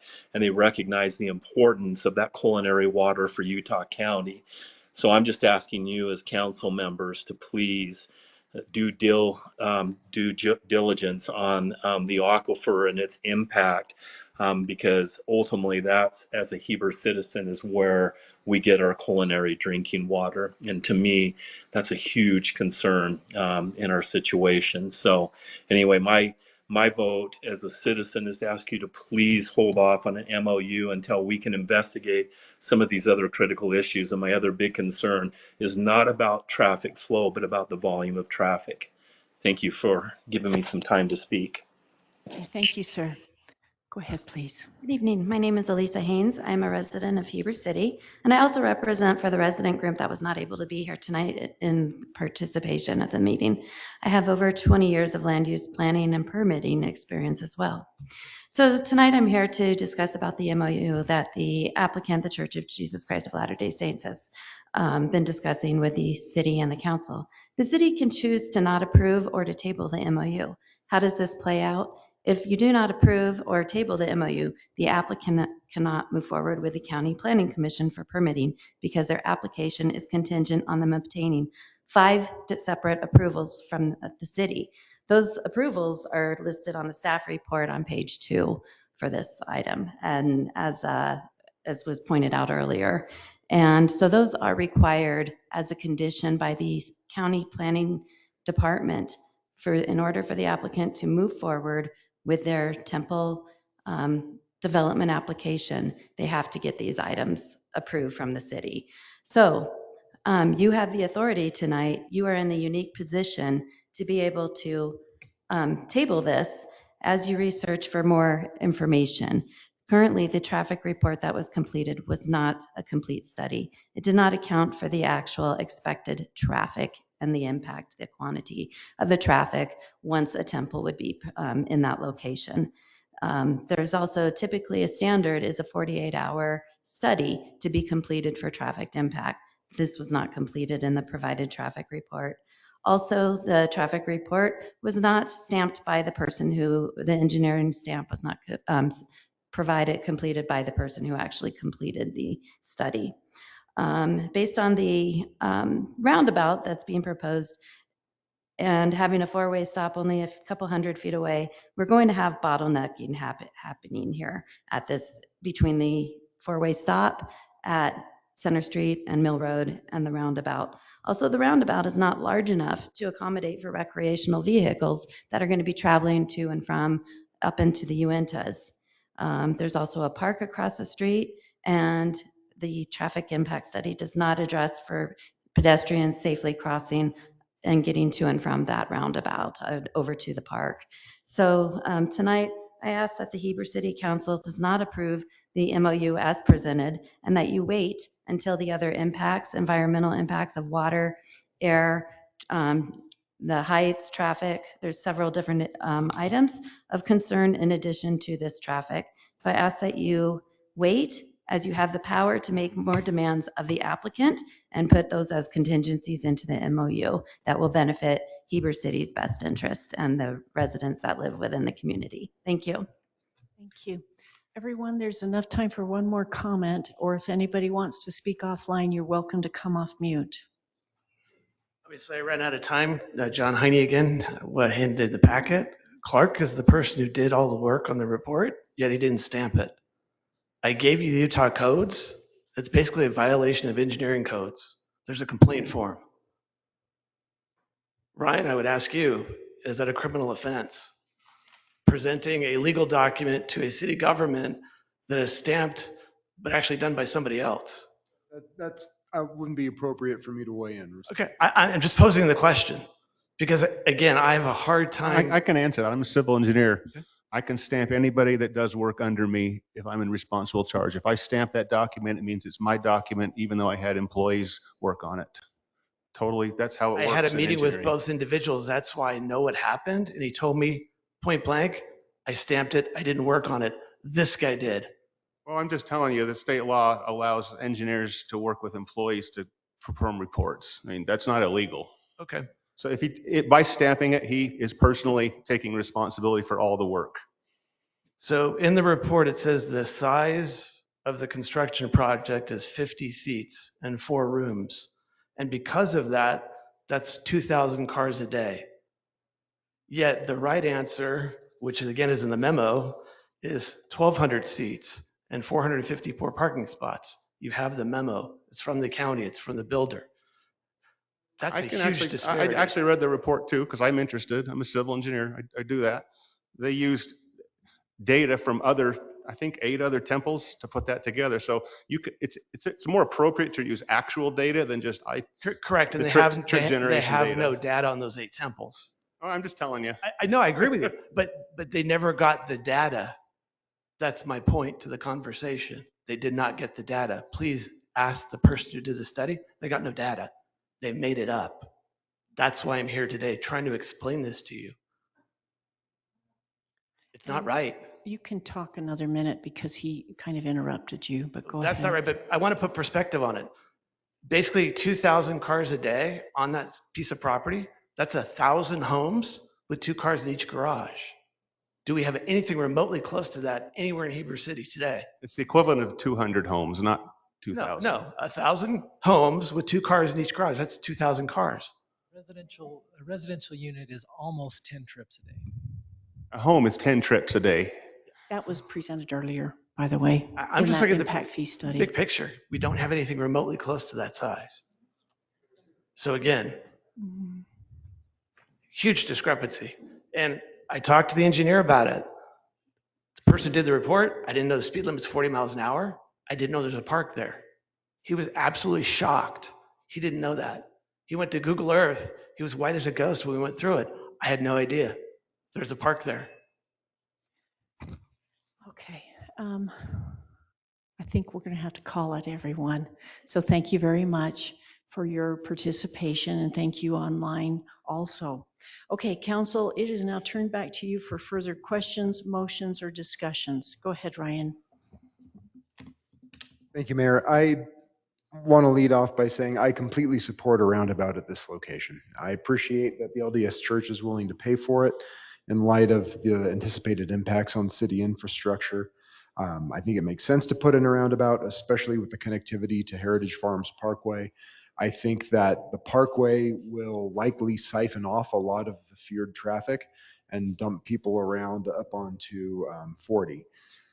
All that said, I also appreciate a lot of the concerns that you have raised, both this evening and in the emails that you've sent to the council.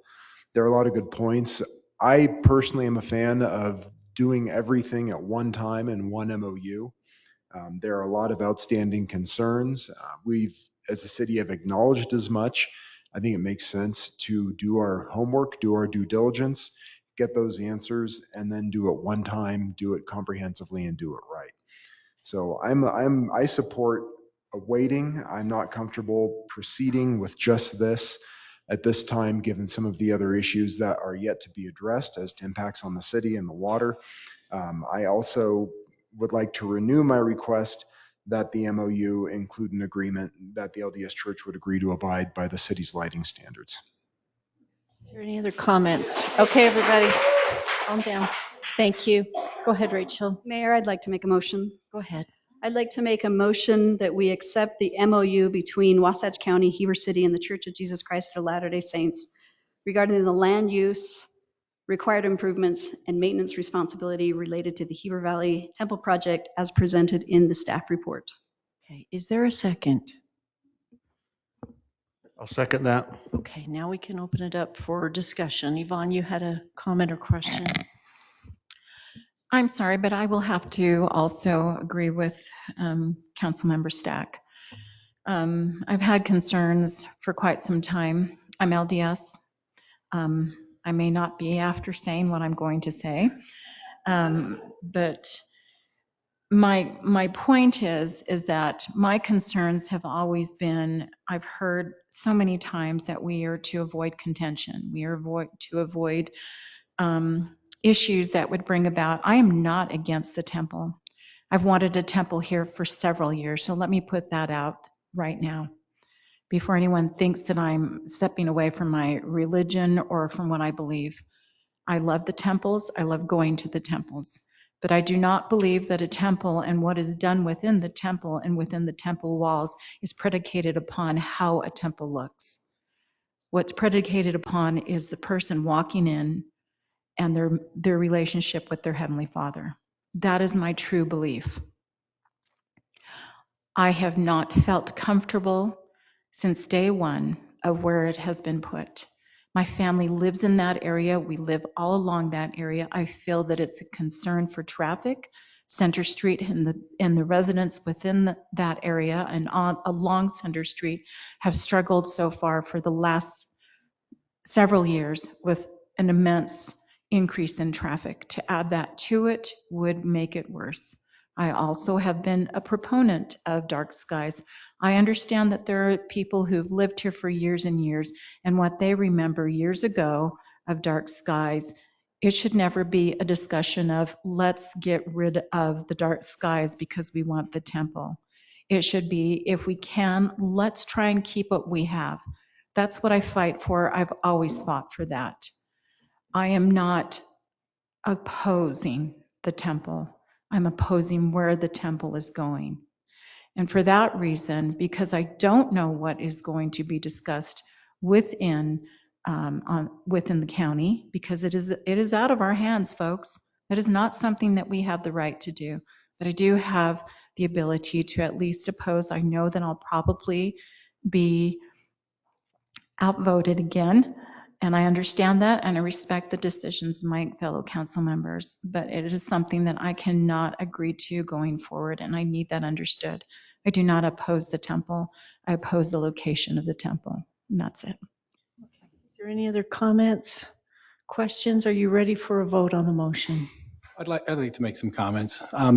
We've received a lot of letters and I'd love to be able to respond fully to each one of those letters, but I'm going to respond now. There's a lot of information that's coming forward, and I made mention of this in the beginning of the meeting. You may have your truth, but there's maybe another truth. The development right next to where the temple's been proposed, Triple Crown. Almost every single one of those homes has a sump pump, pumping water out of their subfloor, their basement, constantly year round. The temple's not going to be treated differently than those homes. We know there's water there. We've known that for years. It's not a new issue. The dark skies, the proposed lighting ordinance doesn't allow any escapage of light to the sky. And you're shaking your heads, but that's my truth, because that's what I've heard from the experts and that's what I've learned. And you can continue to shake your head. But the neighbors closest to there, and I'd really like to just write back and ask each one of these people, how long have you lived here? I moved in 20 years ago, and I'm still considered a newbie. Because 20 years ago, and one of these letters I was reading, and it was from a Red Ledges resident, and if I took the temple out of that letter and inserted Red Ledges in 2007, it would have been the same letter. Our view sheds are going to be destroyed. Our water is going to be destroyed. You know, all of these things. It's the same letter from 2007. So I'm asking the neighbors closest to have built their dream home in Red Ledges in land that used to be open, basically, to people to go and hunt, to shoot deer, to camp. I mean, this was open space. And the number one argument of the temple's going to be closed to most of the public. Well, Red Ledges is closed to the public. So you take out the temple in those letters and put Red Ledges in there, and it's the same letter from 2007. I'm not trying to call out names. I'm just trying to make an awareness to people who have moved in here in the last 3 to 5 years of families have been here for generations. When I moved here back in 2005, I moved here for the people, for the community. It was small town. It's not small town anymore. I mean, everything was closed on Sundays back in those days. You could walk down pretty much any street and not be bugged by traffic. I live on Center Street right now, and I know what Center Street is like. And talking to my neighbors, they're worried. The temple is 200 homes of traffic. Red Ledges has 800 more homes to build, just Red Ledges, 800 more homes. Other developments have more than that. This isn't our only traffic problem.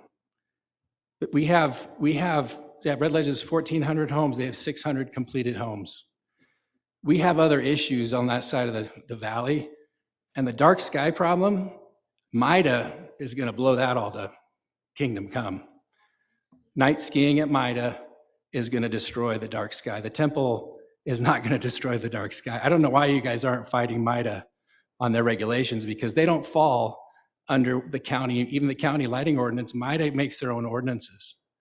So in answering your letters, I feel I'm listening to you. I'm feeling your concerns, but having been here for 20 years and seeing the change from what I grew up with, or what I was here with, you know, no Walmart, no high density housing. I mean, our quarter acre lots was high density back then. Changes have come, and they're continuing to come. We have 7,000 more units already annexed into Heber City. 7,000 units. The temple, where it's positioned, I was over at Soldier Hollow the other day, looking over across the valley. It's going to be visible from everywhere. It's right in the center of the valley. It's visible from everywhere in the valley. And I think it's probably going to be a pretty beautiful structure with beautiful grounds. I grew up in Colorado, and the Denver temple, when it was proposed, was near a neighborhood, and the people fought, and it got moved to somewhere else. Do you know what ended up where the temple was proposed originally? Fiddler's Green. Do you guys know what Fiddler's Green is? It's the largest amphitheater in Colorado. They have concerts 100 nights a night, lights, loud music. I mean, what else would we put on this property? School? Would you prefer to have school traffic? Because that's what you could put a school there. With football field lights? Okay. You don't have to answer my questions, they're rhetorical. let him. But I just wanted to answer your letters to me. I know you're concerned and I know you're feeling it, but I'm hearing they're not showing up here tonight. Come on, everybody. What? Everybody. I am. You're all my neighbors. Everybody. But this is the deal. I'm hearing from more of the community that this is what they want, that this is where it needs to be, and we're getting those letters too. Yes, we are. So I'm trying to make you aware that even though you're out in numbers tonight, there's people at home that have called, that have sent letters that said, hey, this is what we want to do. I have a written statement that I'm going to send out in my newsletter this week, but I really hate that this issue has somehow been divisive in our community. It doesn't have to be. Someone I talked to the other day said, this is a neighborhood, it doesn't belong here. It belongs north of town. Well, guess what? That's also a neighborhood. We are a community of neighborhoods. No matter where this temple goes, it's going to be in a neighborhood. And I'm just saying, we move it to somewhere else, we'll have a different crowd coming to say, we don't want the temple in our backyard. This not in my backyard mentality, it's difficult, it's hard. We just built a road right behind Paul's house. How do you feel about that, Paul? I mean, park, it was park space, it was cemetery space, and there's a road there now. We've had to make some really hard decisions at a council, and not one of us, we all got elected, but I say we came up here to try to serve the community.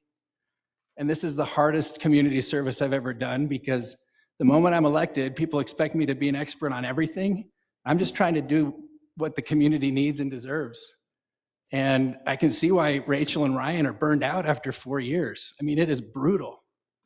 Every single topic that comes up is why here, why in my backyard, what's this doing? And we don't really have much of a say because the state is the ultimate land authority in Utah.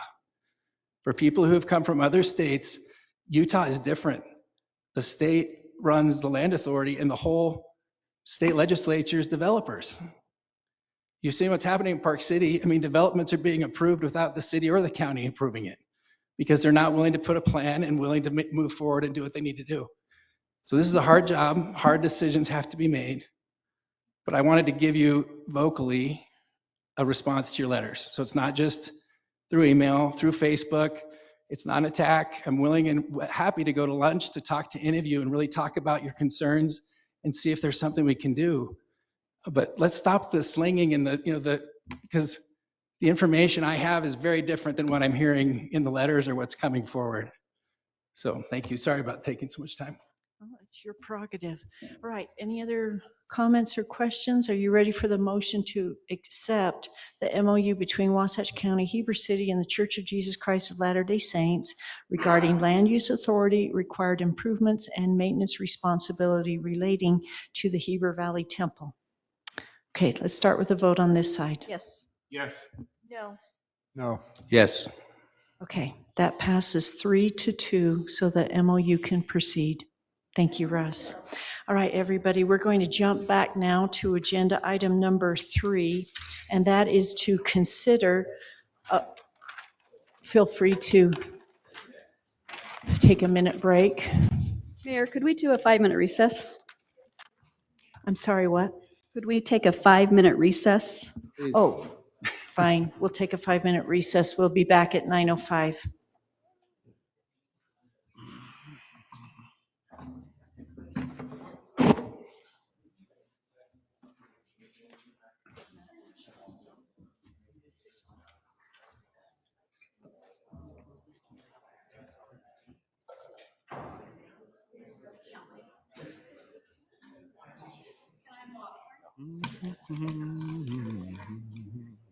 Hey, Gordon.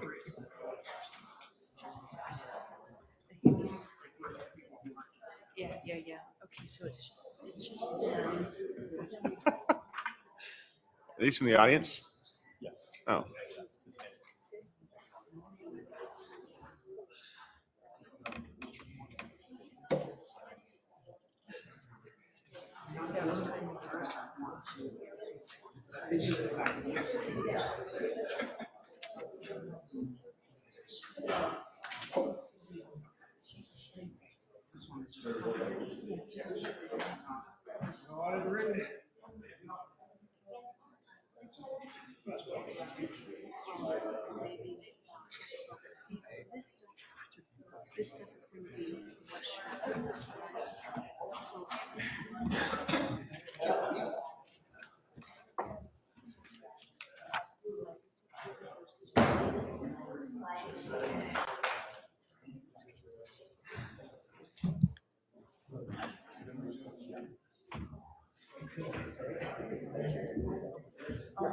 is rocking and rolling tonight, isn't it? I really hope you can talk with the council members about the renaming of the building. I It will. was really sad that they made it about me. It seemed about the chief. And, you know, that's a big, didn't make anybody look good. Let's just put it that I know. way. And I was really sorry about that, especially with so many police officers here. Yeah. I think you were shocked enough on the decision for separation. Yeah. Tell them about their comments. So, anyway. No, I will. I'll do my best. Good luck. Good luck. We'll see what the public wants.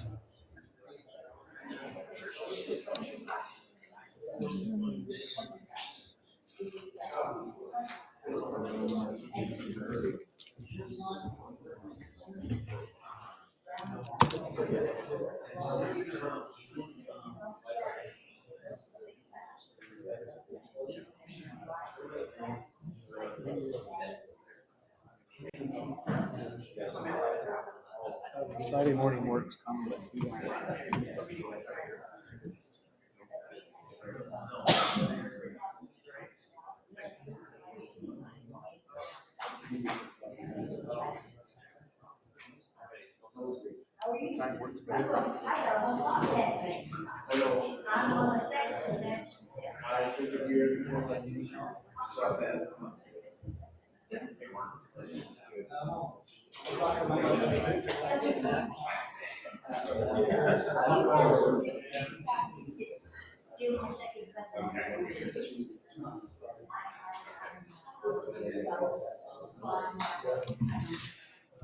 Like make a buy? Yeah.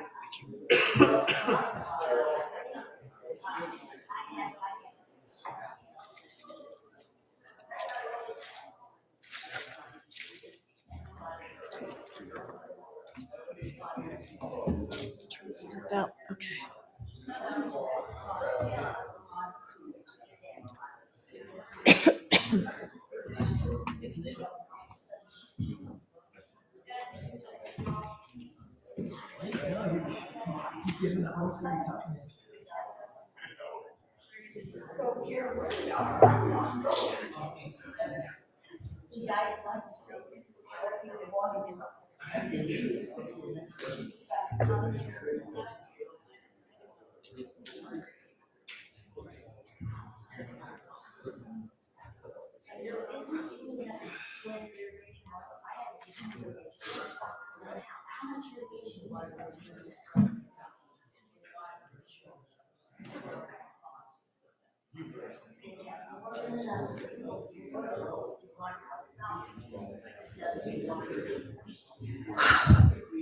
Okay. Okay, council, it's almost 5 minutes, please. You were just about there, Mike. I'm saying it's 5 minutes.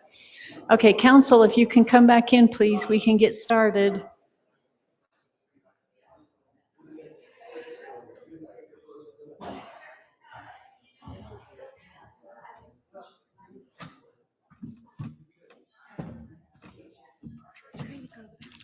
I was too.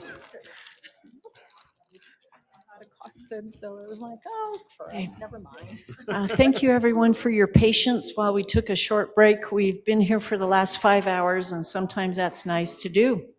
Okay, upon recommendation by our planning staff, I believe that it's best if we move up to agenda item number 6 right now, everyone. That's the ordinance 2023-24 for the Hicken Fieldhouse MDA. After that, we'll proceed to the public hearing on agenda item number 4.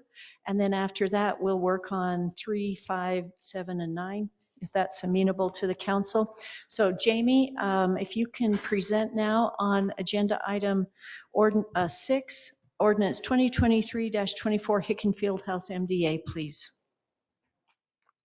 Thank you, Mayor and Council. One second, pull up all of these attachments. Thank you. So you'll have the staff report. Addison Hicken is here, and he is, oh, thank you. He's here representing as a petitioner. This is a request to take the old field house that used to be part of the locker rooms for the football field prior to the new high school, and it was separated from the high school, and it's now adjacent to their property. And so the request is to do a residential duplex. The Planning Commission held a public hearing and they forwarded a positive recommendation. One of the main requirements of that recommendation, or conditions of that recommendation, was that we move the proposed, sorry, one second here, the proposed parking lot from the front of the property to the rear of the property and allow them to still use the access here. And we've drafted, our attorneys drafted the agreement and the for this, particularly including that parking issue. And that's probably the primary thing that you need to discuss tonight, is whether you want to go with the parking in the front or the parking in the rear. But the recommendation is positive with the parking in the rear, and that's the way that the MDA is drafted. We can update the concept plan later if we need to do that in order to put that as an exhibit into that agreement. But if there's any questions, I'm happy to answer any, and I know our attorney's here as well. Jamie, I think there's just one thing to clarify in the actual MDA. I noticed in clause 8.3 that it refers to WDG like it does in the College Downs annexation. And I'm thinking that WDG in clause 8.3 should be the Hicken property owner. Yeah. Yeah. Yeah, we can make that. Yeah, just to make sure that if anybody makes a motion on that, that we clarify in clause 8.3 to refer to the correct property owner. Okay, and was there anything else, Mr. Hicken, that you noticed there? Okay, and you're amenable to the MDA as it is approved by the Planning Commission for the parking in the rear or not? Yes, I agree with that. We can make parking in the rear. The one question I have is that eliminate any parking up front, or is it just additional parking? Okay, and I'm just going to restate it because you weren't next to the microphone and you might want to if you would like to participate. So council, and for the record, he's asking if the council wants all parking in the back or would allow some parking in the front. And Jamie, you've said, do you want to comment any more on that? Yeah, I can comment. The intent of that was that all the parking would be in the rear, not including on-street parking, but the parking would be in the rear and the front would be used for landscaping or for other amenities that they may want to provide. But Okay, did you want to say anything else before we proceed? No, that answers the question. So Addison, do you want it in the front or the back? Where do you want it? my preference would be in the front just because of the use that we have. But to be able to make it happen, if it is in the back, it's not as big of an issue as it might be on other properties. So, Are you proposing any fencing that would be low because of the site triangles, given that it looks like that parking could back onto the trail? So because of the existing fencing is already low on the north side because of that. So we have the wall that comes up on the east or the west side there, and it drops down to, I believe it's probably 36 inches. Those last two panels are lower. So it's already lower. We would keep low fencing along that north side anyways. I'm just concerned about pedestrian use and site triangle, because we know that is a major pedestrian corridor, as you well know, what's in front of that home. Right. That is such a busy corner, right? We need as much site visibility as possible. So the way that it looked right here, I didn't know if there was any fencing or if they parked like trailers there, right? Or ATVs or vehicles that were tall, that it would block perhaps that site triangle when that's an iffy corner because of the offset to the next street. Those are my concerns, and that's why I was hopeful that you would be agreeable to the Planning Commission recommendation to put it all in the back and let that front area be landscaped like an existing residence. Yes, like I say, I'm amenable to putting the parking in the rear. It just would change what, I guess, what we need to or what we have to put up front. And so that's my question is, do we, if we put all the parking in the rear, is there a requirement to have the entire front hard surfaced, as I was told in one of the previous meetings, that it would need to be hard surfaced as a driveway type entrance? So just some clarifications on what the requirements are depending on which route is chosen. Okay, council, any questions or comments? Go ahead, Mike. Hi, Addison. I approve this, but I do think the parking should be in the rear for many of the reasons. There's room, and I know it'll redo your plan, but this is a special a development agreement giving you something extra. And because of that corner and because of the visibility and because of that high traffic, I think it's best to keep it in the rear, not to burden you, but I would keep the front landscaped. So no hard surface, Mike? Well, yeah, I think the parking should be in the rear. Now, there might be street parking there. I think you can fit that in. When people come to visit, they can stop. That gives you more than really. Four in the back. I'm not, just personally, I'm not a big fan of parking on the street for them or for, I'm saying people guests. yeah, but I understand. People come to visit, that's probably where they'll park. That is one of the concerns if we have all right then in the back. So, but I would make a motion unless anyone else wants to make a comment. Let's do some comments here, please, if you don't mind. Go ahead, Yvonne. I just have a question. With the parking in the rear or in the front or anything, obviously we've heard answers to the problems that might occur with putting in the front, but putting in the rear, all I know is that circle, that corner comes in. I mean, how would the individual, is it a back out? I mean, is that what they're proposing? Are you having them back out? In the front? No, on the Talking about right here, rear, in the in the rear? rear. Like, how would they get out? So there'd be multiple. Is it just a drive-in or is it going to be parked like do you understand what I'm saying? I'm not making myself clear. I understand so bad what at you're this. saying. So the vision I would have when we were told to put the parking in the rear, what they would enter off of 270, they would pull in and they could either nose in to the north. Okay. And so then when they back up, they would back up to the east to be able to pull out forward onto that street. They would not be backing That's the only thing, because all I saw was gravel and I wasn't understanding, is that where you're planning on having them, or I see now? Okay. That's the only thing I was concerned about. I just wanted to understand how they would be able to see around that corner and make sure that they have vision of, incoming traffic. Okay, thank you. Okay, and Ryan. Thank you. I had a recollection from when we talked about this at a high level conceptual approach that there was going to be some right of first refusal to school district employees. Is that still going to be included in a deed restriction somewhere? As we talked about that, it was brought up that multiple properties that we own, we actually rent out currently at lower than market rate. And that was the plan, was that we would continue to rent out at a favorable rate. It would be profitable for us, but it would be at a lower rate. I've talked with school district officials, and the idea that we discussed would be just offering it to school district employees that have been, saying, hey, we have this available. If anybody from the school district, they have an option. But I was not in favor of having a deed restriction or legal requirements. So I support this project with the school district employees as your target audience, giving them the right of first refusal. I have a hard time getting behind this if there's no legal requirement, there's no teeth to that, because in all honesty, it's a very troublesome location.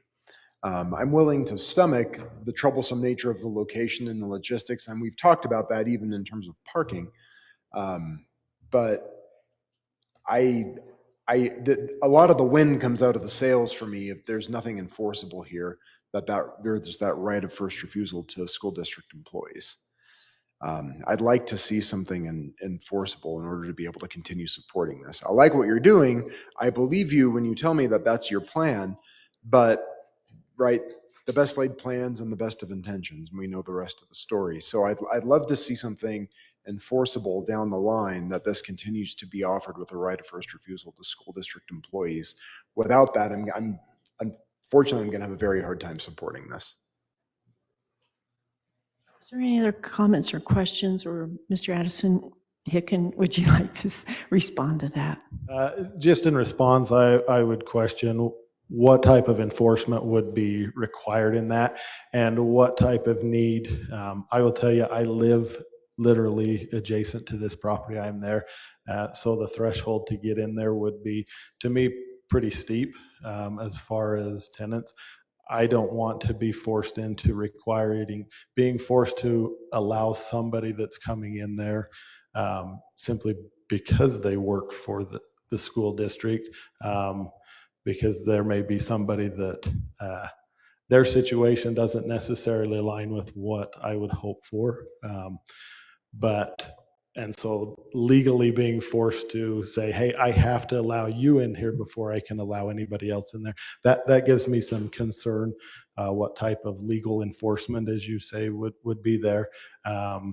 So that's why it was put forth as a good faith effort in the people that, yeah, we would go, hey, school district we've talked with, police department. I think a lot of the individuals that were here tonight are individuals that would jump at the opportunity to work 2 blocks away or live 2 blocks away from where they work at a fairly reasonable rate compared to what the valley is. I can tell you, it's a pretty expensive project to do something like this. It's not going to be the retirement fund, but it's something to clean up the facility. We've had vandalism, we've had looting, we've had, it's something that it needs to be updated. And to do that, you have to pay for the cost and justify that. And so it's a way to make the neighborhood better and provide an opportunity for some decent housing. You've talked a lot about infrastructure tonight. This does not add infrastructure issues because it's an existing building in an existing area, and we're trying to utilize that. The other option, is if it doesn't work out, you go and you raise it and we have additional parking on our property. There's things like that. So we're trying to utilize it the best way we can. Councilwoman Kaler, is that a question for me? Here, I'd like to make a motion. You can feel free to make a motion. I'd like to approve ordinance 2023-24 with parking in the rear, leaving the front up to Addison Hickens' discretion as presented in the staff report. Okay, is there a second to this? I'll second that. I was just going to suggest that because you are on site and this is your property, it's almost like an ADU. And I don't believe we'd ever require someone to do affordable housing in an ADU. Even though it is a separate parcel, you are owner occupied, it's on your property, you'll be vetting tenants. To me, it fits also into that category.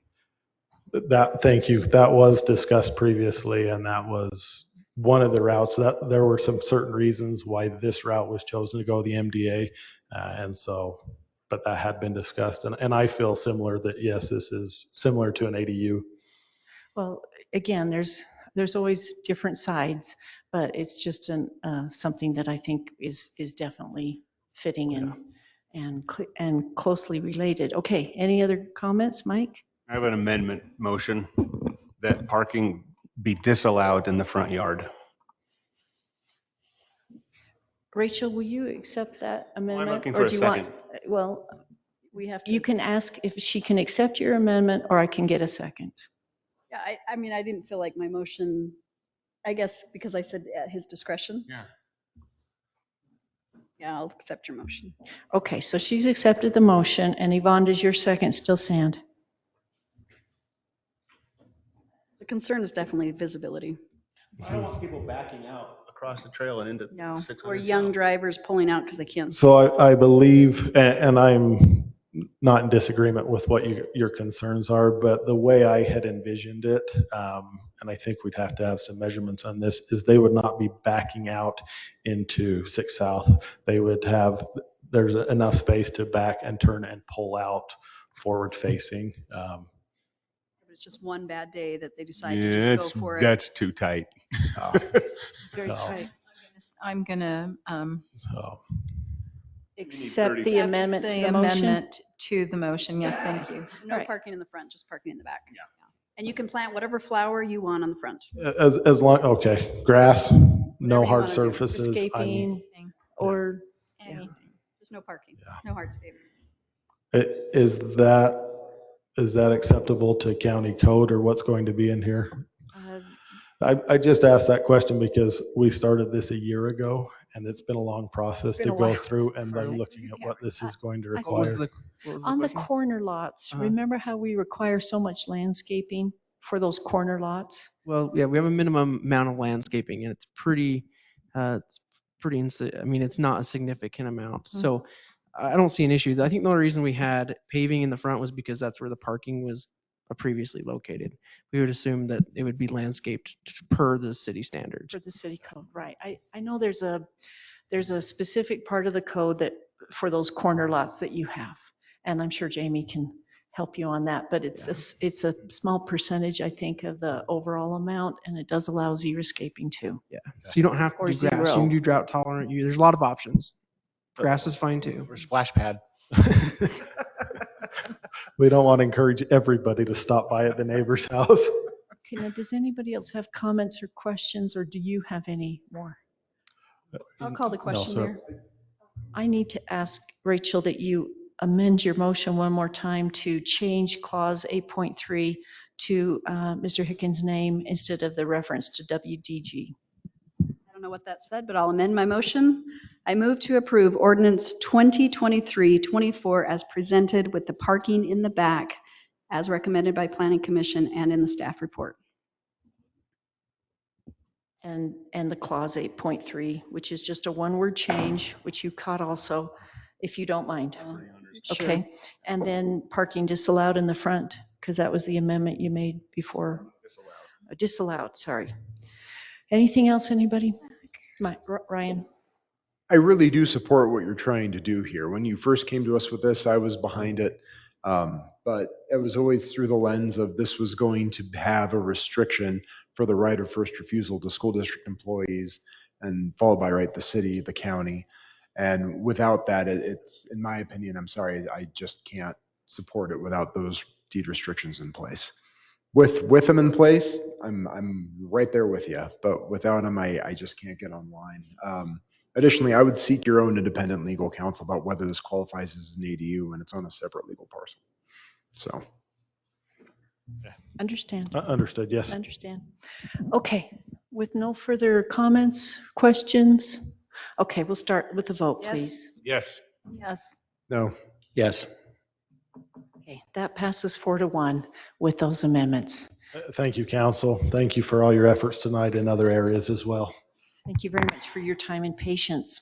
Council, we're going to go to agenda item number 4, which is the public hearing for ordinance 2023-32. This was advertised. We need to get to it.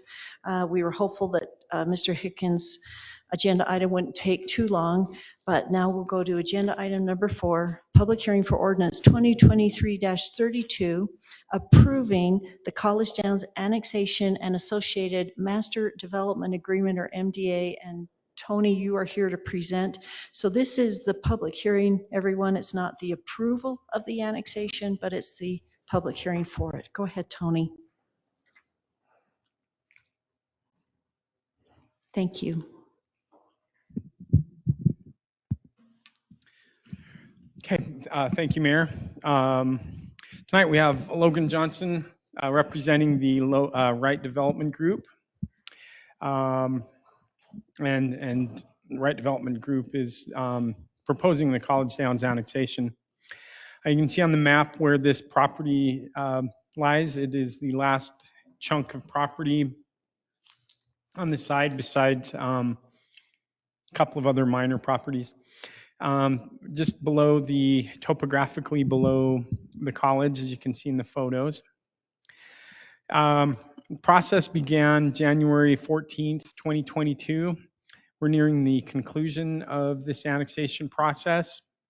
A public hearing is a required element of the annexation. You can see the council has debated the terms of the development agreement through several meetings. After this, council would approve or deny an ordinance, and then it's just tidying up the approval with the state and county recorder. The properties that are being annexed are just the petitioner's properties. Looks like initially I had thought that maybe we needed to bring in some college, the UVU properties. I think those have already been brought in with the North Village annexation. As far as zoning, the county has this zoned as village center and town center, 6 ERUs per acre. The city has identified this as a university village, which is also 6 ERUs per acre. The area of the annexation is 17 acres, about 32% open space. The county, even though 102 ERUs would be permitted by today's zoning in the county, 189 ERUs are recognized by the county with the development agreement. Proposed density is 122 ERUs, 102 of which are residential, 20 as commercial, for 7.18 ERUs total. Uses include commercial, stacked flats, and townhomes. Several studies have been completed, including financial, geotechnical, physical constraints, storm drain, and wetlands. At the last council meeting, the guidance was given to reduce density further and to make the plan less parking lot-ish. So this plan resulted from the last meeting with the council and was an attempt to meet guidance of council. You can see the plans on the left with the county and on the right in the city. And in my opinion, I think the development is definitely going in the right direction in the city to comply with the vision that we're looking for, as opposed to what was proposed in the county. Some of the key terms to look at in the development agreement: 1.2 is short-term rentals, prohibition on that. ERU count is in 3.1. Affordable housing aimed at 5% of the units, and 60% AMI is in 3.6. Commercial timing requiring that the land be graded and utilities is in 3.6.5. The length of the term is in 4.3. Preservation fee of $2,500 is in section 6.5, and that's consistent with what we've done with the other annexations. Fiber optic service in section 8. Maximum building height in 11.3. And then finally, transportation and access is 12.5. So tonight is a public hearing. It's the opportunity for council to find out what comments the public has for the annexation, and for you as a council to determine if the MDA and annexation are ready for approval. The annexation agreement, or MDA, has been reviewed by legal counsel and the petitioner, and I think we're ready as staff to move forward and have council debate the final parts of that agreement if you're ready. All right, thank you very much, Tony. Council, do you have any questions before I open this up for a public hearing? Okay. Tony, I have a question I want you to think about. Right now, I'm seeing that the 2 trails are dedicated within this annexation, the scenic buffer trail on Highway 40 and the canal trail. I'm also seeing a clubhouse there. I just don't see any other parks. The open space, not a lot there except around the canal perhaps. So I'm just wondering if this MDA will only allow the HOA open space or park with that clubhouse and the 2 trails. Council's never expressed a desire to see to have a park in, or at least haven't really talked about openly if there was a desire for a public park. If that's the desire, now would be a time to talk about it.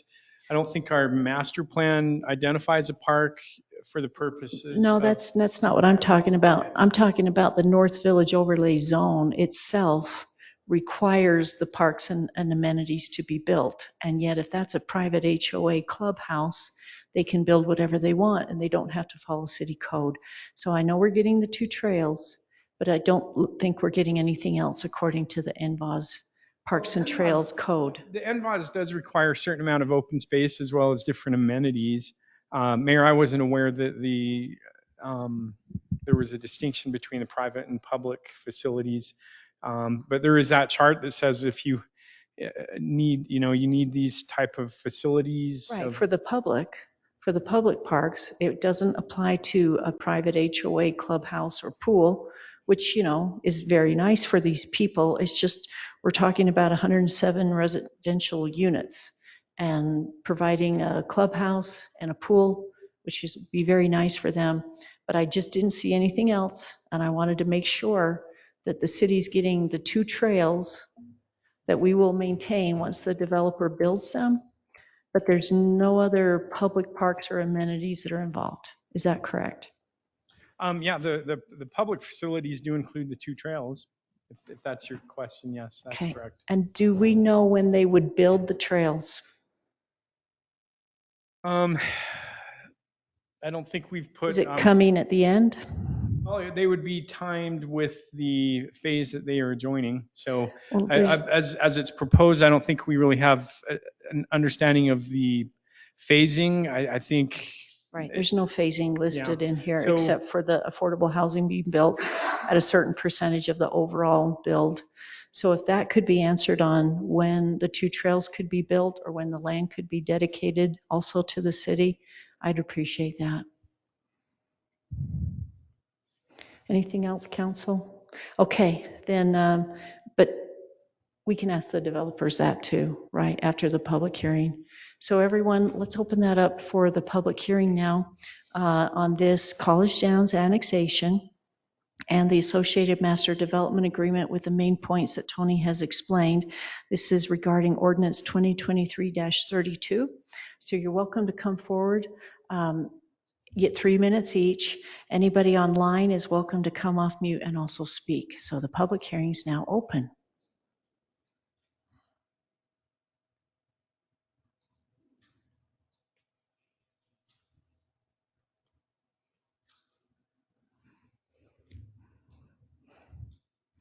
Amazing what a difference it can be, right? Between one topic to another.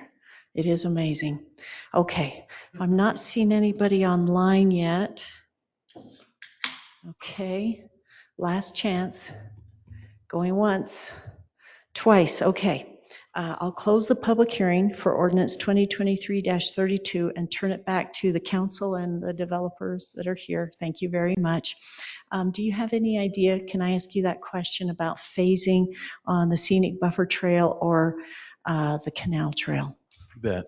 My anticipation is that the dedication for the land on the trail would happen when the plat is recorded.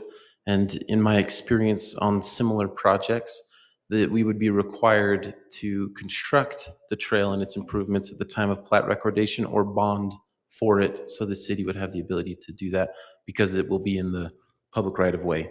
So and our anticipation is that would happen simultaneously with the project at large.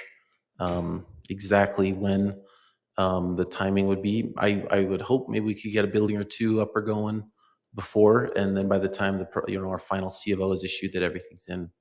If that made sense, Mayor, was I unclear? No, I need you to explain that last sentence again, please. Yes. So you're saying that when the final plat's recorded, before you can apply for the building permits and so forth, that you would dedicate the land to the city for the scenic buffer and the canal trail, but that you wouldn't build it at that time, but you could, or you could bond for those improvements. I assume Heber City operates similar as other cities. I would be required to post the bond at the time of plat recordation. And so if I delay building it, that's on me because I have this massive bond posted for ages until such time. Is that right, Russ? Yeah, our city requirements is if they could potentially phase this in a couple different phases, but the plats that cover the areas of those improvements, it would be required to be completed and completed with those phases, if that makes sense. They could potentially record the plat prior to having the construction done, but in order to do that, they would have to bond for all public improvements, and before it's accepted, they would have to build it. So it would have to be built with those phases as they move forward. Again, they could potentially record and bond, but but before the city accepts the improvements and closes that bond, it has to be built. We're not going to let them phase out the whole middle and not do anything on the road or anything like that. It's going to be required to go in really. I thought there was also a clause the city had that if they bonded and didn't build, that after a certain amount of time, the city could build. That's why you have a bond as a city, is to protect our ability. I mean, once the plat's recorded, these units can be sold. They can sell the lots, or they can start doing that. And if they default and don't finish the development, that's why a bond is posted. It allows us to go in, file on that bond, and complete the improvements. Now, we don't want to do that, but just it would be just like any other subdivision process. If their phasing plan includes the area where that trail is going to be, we would require it to be in the construction drawings and built. Yes, they might be able to record the plat earlier, but before we accept it and allow building permits, it would have to be in with all the public infrastructure. Okay, so that is part of our public infrastructure then for the trails. Okay, excellent. Very glad to hear that. This has just been a continuing discussion among this council. We were hoping that the scenic buffer trail could be built in your phase one, because it's just so critical to get that connectivity for pedestrians, and we're hoping to get it all the way down as best as we can, as soon as possible. But the canal trail is also incredibly important, for what it is we're trying to do in the North Village, and that's why I'm just encouraging you that besides the plat recordation and the bonding, that you would consider very strongly and hopefully be willing to build at least one of those trails. We hope the scenic buffer in your phase one. We never thought anything differently. The anticipation, it would be one phase and they would be built all up front. Okay, that would be absolutely fantastic, and you can win the developer prize if you do that. Okay, from our city. So, you really can. Mayor, we can add in some language, and we've done this often in MDAs that sets timing of that at per, you can't get C of Os for more than, 50% of your units until this trail is in, and more than 75% of your units before the other trail's in. So we wanted to put some very specific timing to make sure because he's right. I mean, typically when developers have bonds outstanding, they want to get those improvements in because they're benefiting their development and they've already put the money up to pay for them. So they're already out that money anyway, so they might as well put them in and get back their money and have an amenity that serves their development and can incentivize people to live there. So most likely they're going to get them in as soon as it works with the development. But, if it's critical to the city, we could try to get those a little sooner. Well, it's certainly going to draw a lot more attractive attention to your development, right? To have that frontage really nicely landscaped with the trail. It's, your two big amenities besides your private clubhouse, right? And so I know you want to get that done too. That's going to be a big selling point. Council, that's up to you on the language, obviously, but it was something I was concerned about. Ryan?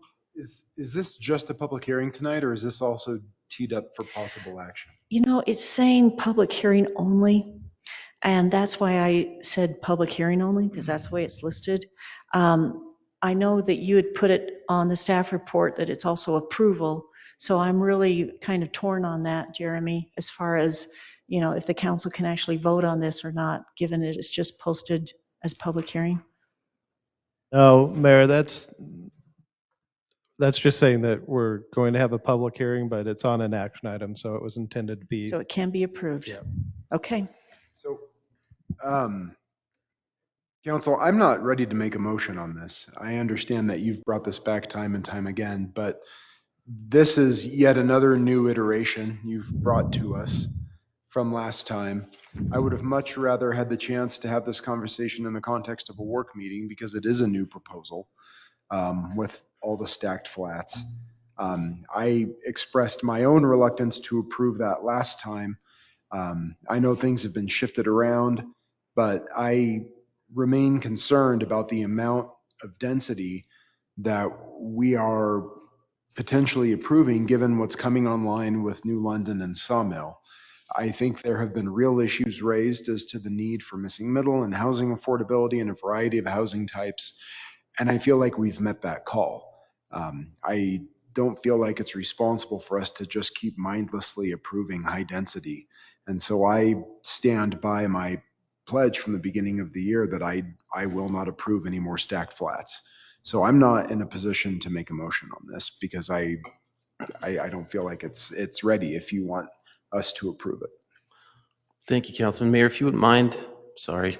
Oh, I was just going to see if there's any other comments. Did you want to respond? Our anticipation tonight was that there could be an action item. Would really appreciate it if the council could give us a decision one way or the other. And, thank you, Councilman Stack, for your input. I don't know that I ever could redesign it to totally eliminate stacked flats. We did bring down the density quite a bit so that our baseline residential is 102, which is the 6 ERUs an acre for the site overall. There's a little more on top of that for the affordable housing, I believe 5 ERUs.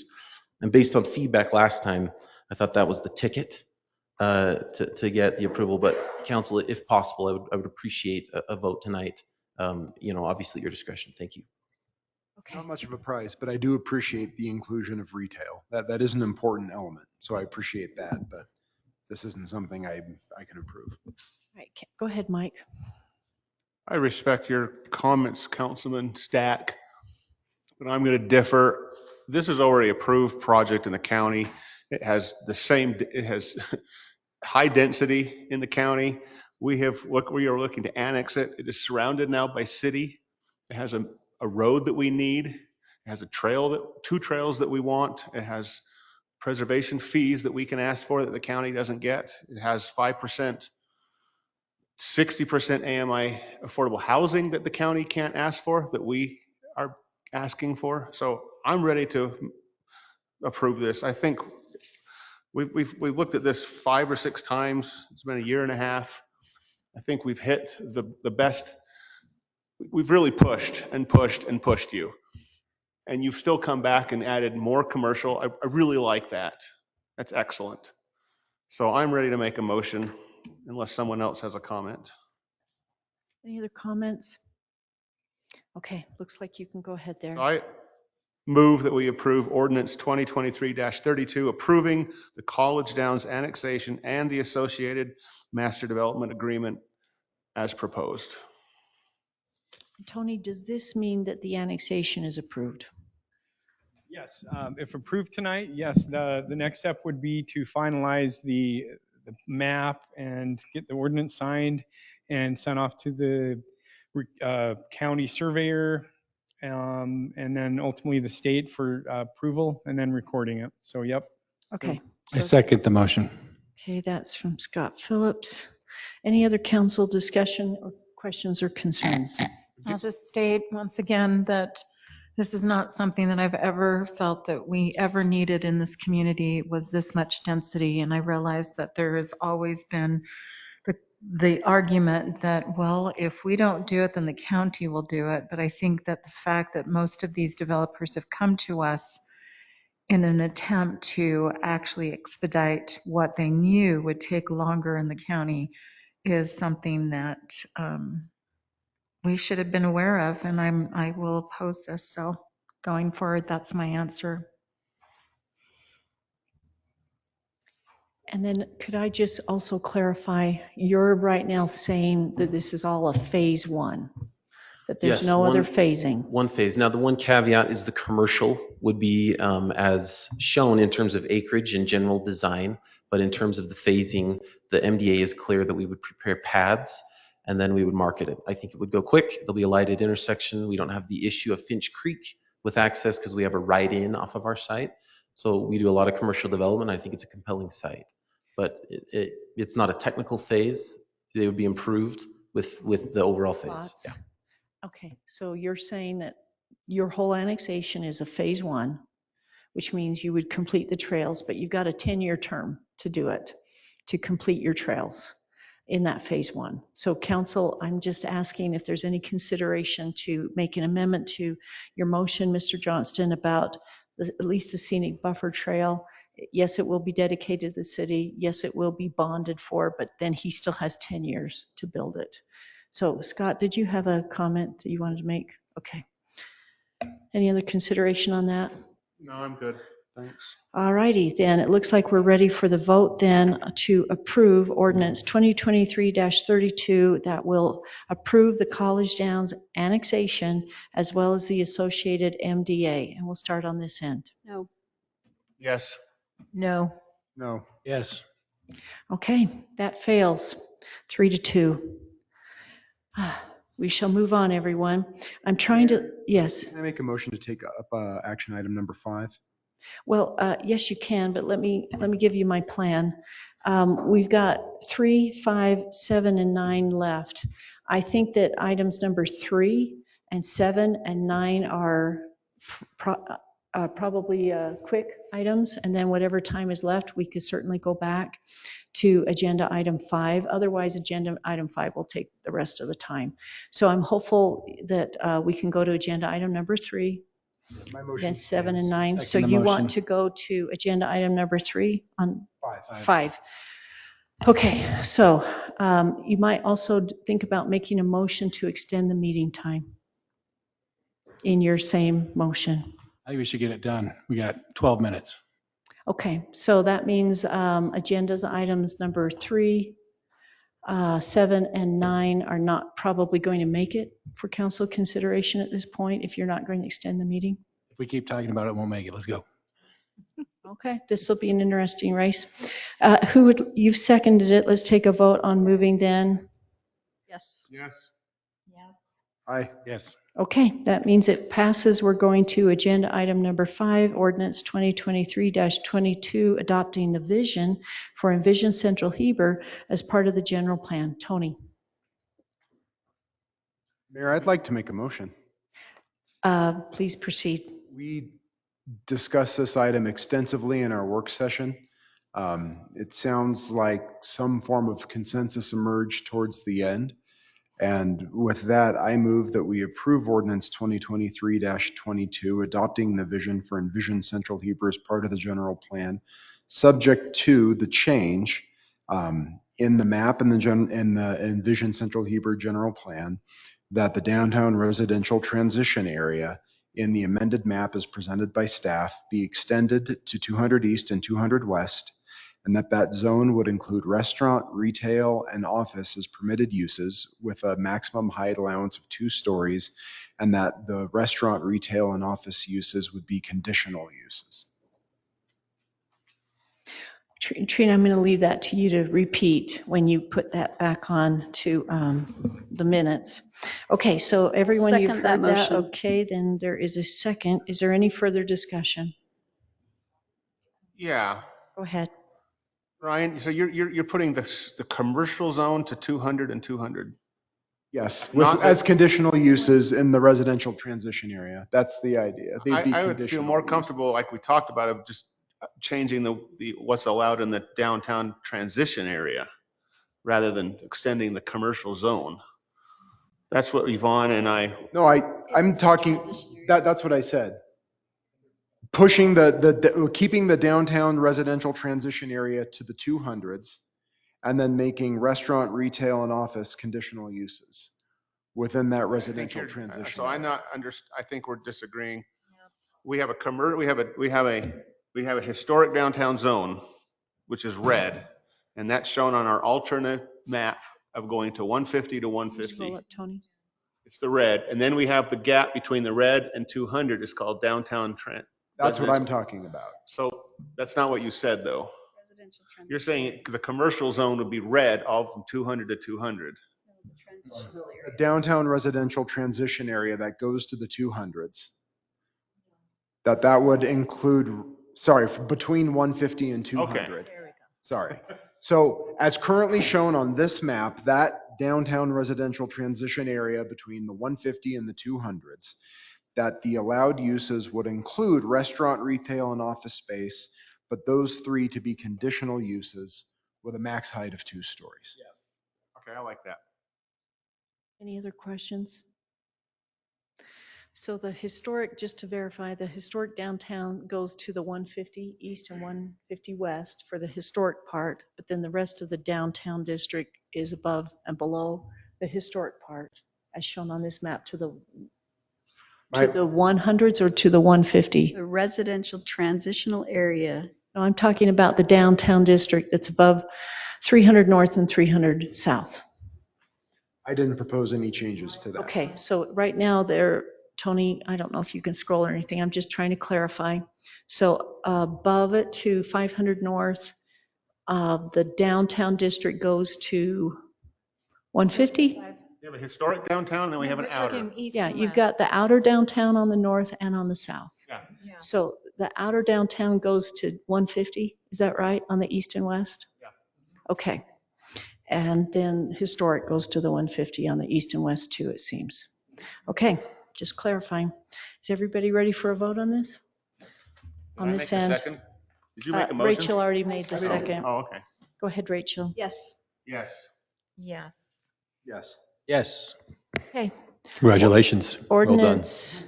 Ordinance 2023-22 passes Come back and 5-0. smack us in the.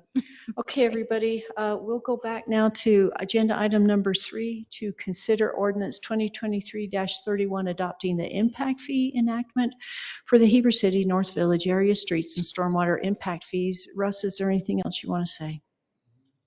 No, all the attachments are the same. I've already given the presentation, so just answer any questions you have. Okay, I'd like to make a motion. go ahead. I move that we approve or adopt ordinance 2023-31, adopting the impact fee enactment for the Heber City North Village area streets and stormwater impact fees. I second the motion. Any other questions, concerns? Start on this end. Yes. Yes. Aye. Yes. Okay, that also passes 5-0. Council, we're going down to agenda item now number 7, authorization to solicit proposals for sale of city-owned Commerce Park property. Matt Brower. Thank you, Mayor. Recall the city owns a 1.5 acre parcel in the commercial park that sits due south of the airport. About a year and a half ago, we put it on the street, solicited proposals. At that time, council did not accept any of those proposals. Recently, we have received probably 2 or 3 different requests to put it back out on proposals.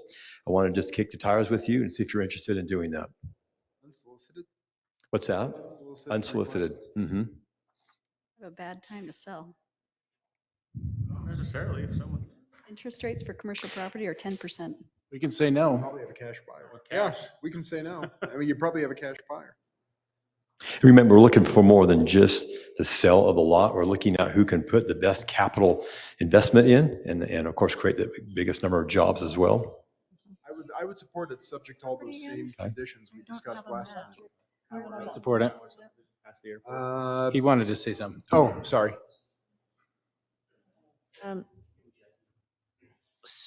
Sir, please go ahead. So we, Public comment yourself. part, just so you know. Go Okay. ahead. we built the property just north of the adjacent introduce property. yourself so My we- name's Daniel Monzello. Okay. And we built the property, the concrete tilt up. And so we'd like to do the exact same thing. So what you know what you're getting in our proposal. So just if that helps. Okay, well, that'll certainly be posted, and you're more than welcome to participate. We'd like to see what you have. Thank you very much. And sorry you had to wait so long to say that. Okay, is there any other public comments on this agenda item? Anyone online that wants to come off mute and talk about a public comment regarding the solicitation of proposals for the city-owned Commerce Park property? Okay, I'm not seeing any.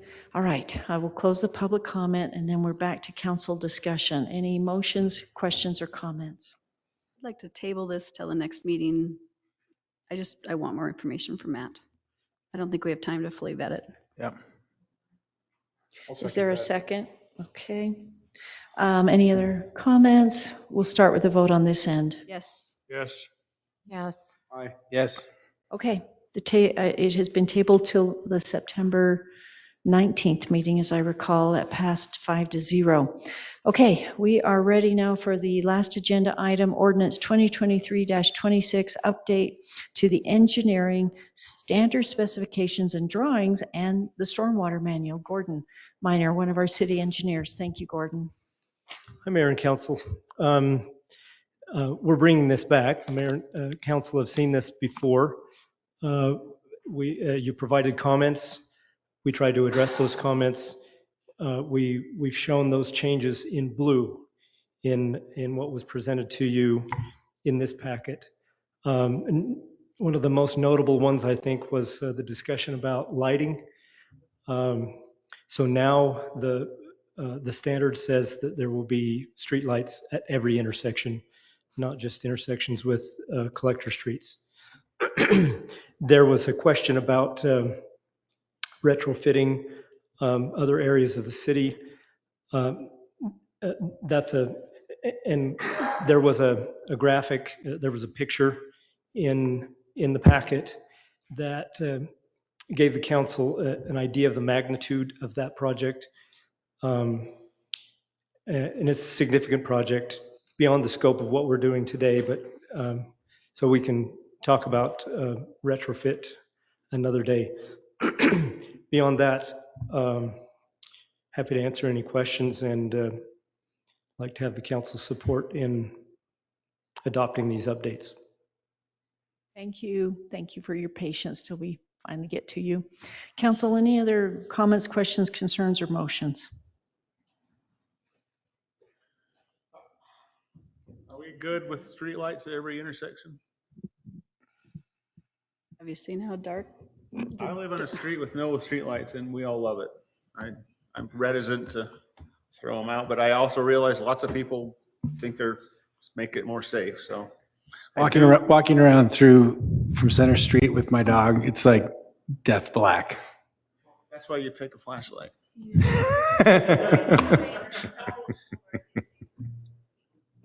So I'll support it if you guys do. I support it. I hate to feel like we're going backwards, but I'm not strongly opposed. I'm in the same camp as Mike. I think as long as they're dark sky compliance lights. It makes a huge difference. Yeah. What our new street light. Indeed they are. That's what I would say. Glowing bulbs of fire. They're full cutoff. Cobra eyes. Okay. Any other motions, comments? I'll make a motion. No. Go ahead, Mike. I want to say Gordon and Russ have been really good to work with me, and we really worked through all the issues and came to resolution, except the curb, and I'm just going to believe that for the future.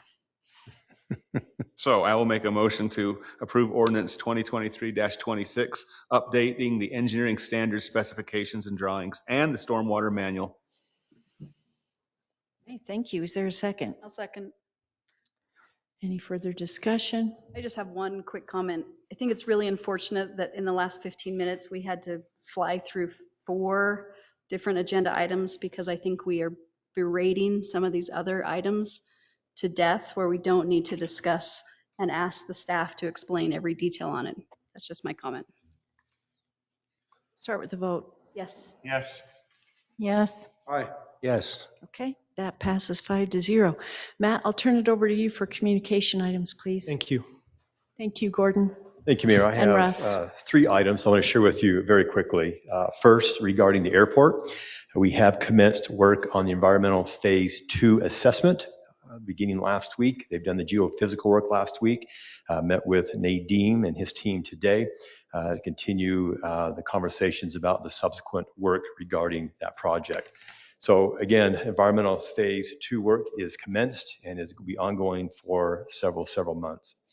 I am also in the process of developing a spreadsheet that will really embellish the work that Steve Ossett did, identifying all the to-do lists that stem from the 6 agreements you approved about a month or 2 ago.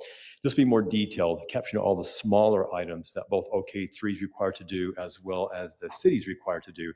There are so many items. We felt like just a more comprehensive spreadsheet will help us keep track of those items and of course help you keep staff accountable for complying with all those items.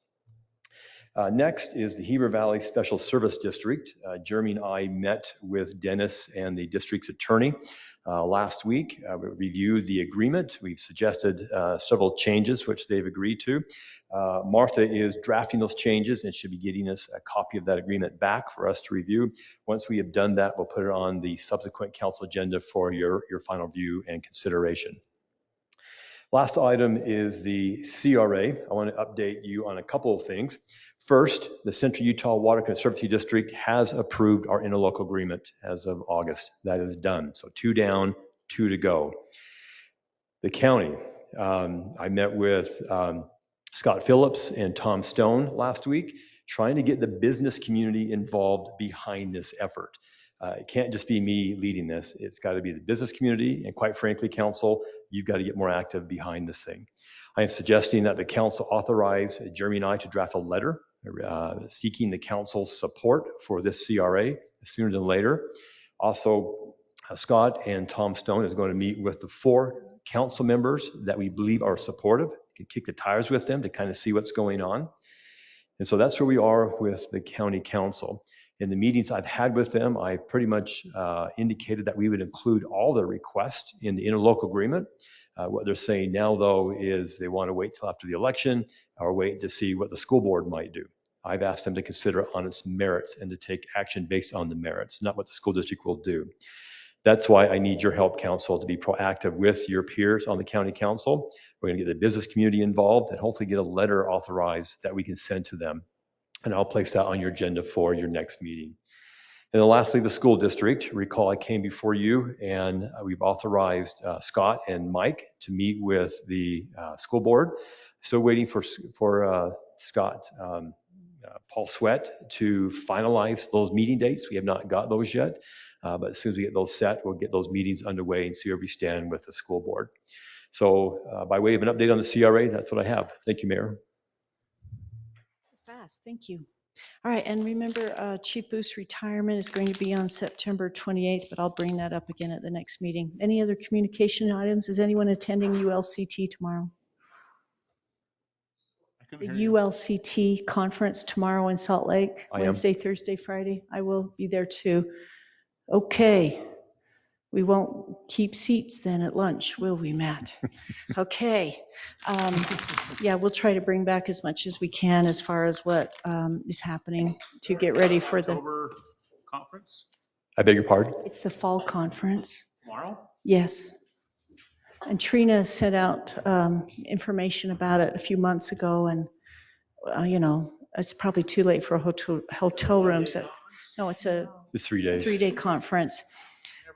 Never ever. Are you interested in going? It's held every spring and fall. I was. Right. We can probably get you in if you're interested. Probably go. Yeah, there's no reason not to go. It's Wednesday, Thursday, Friday. The agenda's online. Motion to adjourn. All right. All in Yes. favor? Just let me know. Aye. Aye. Yes, I was going to say no because I want to stay here all night.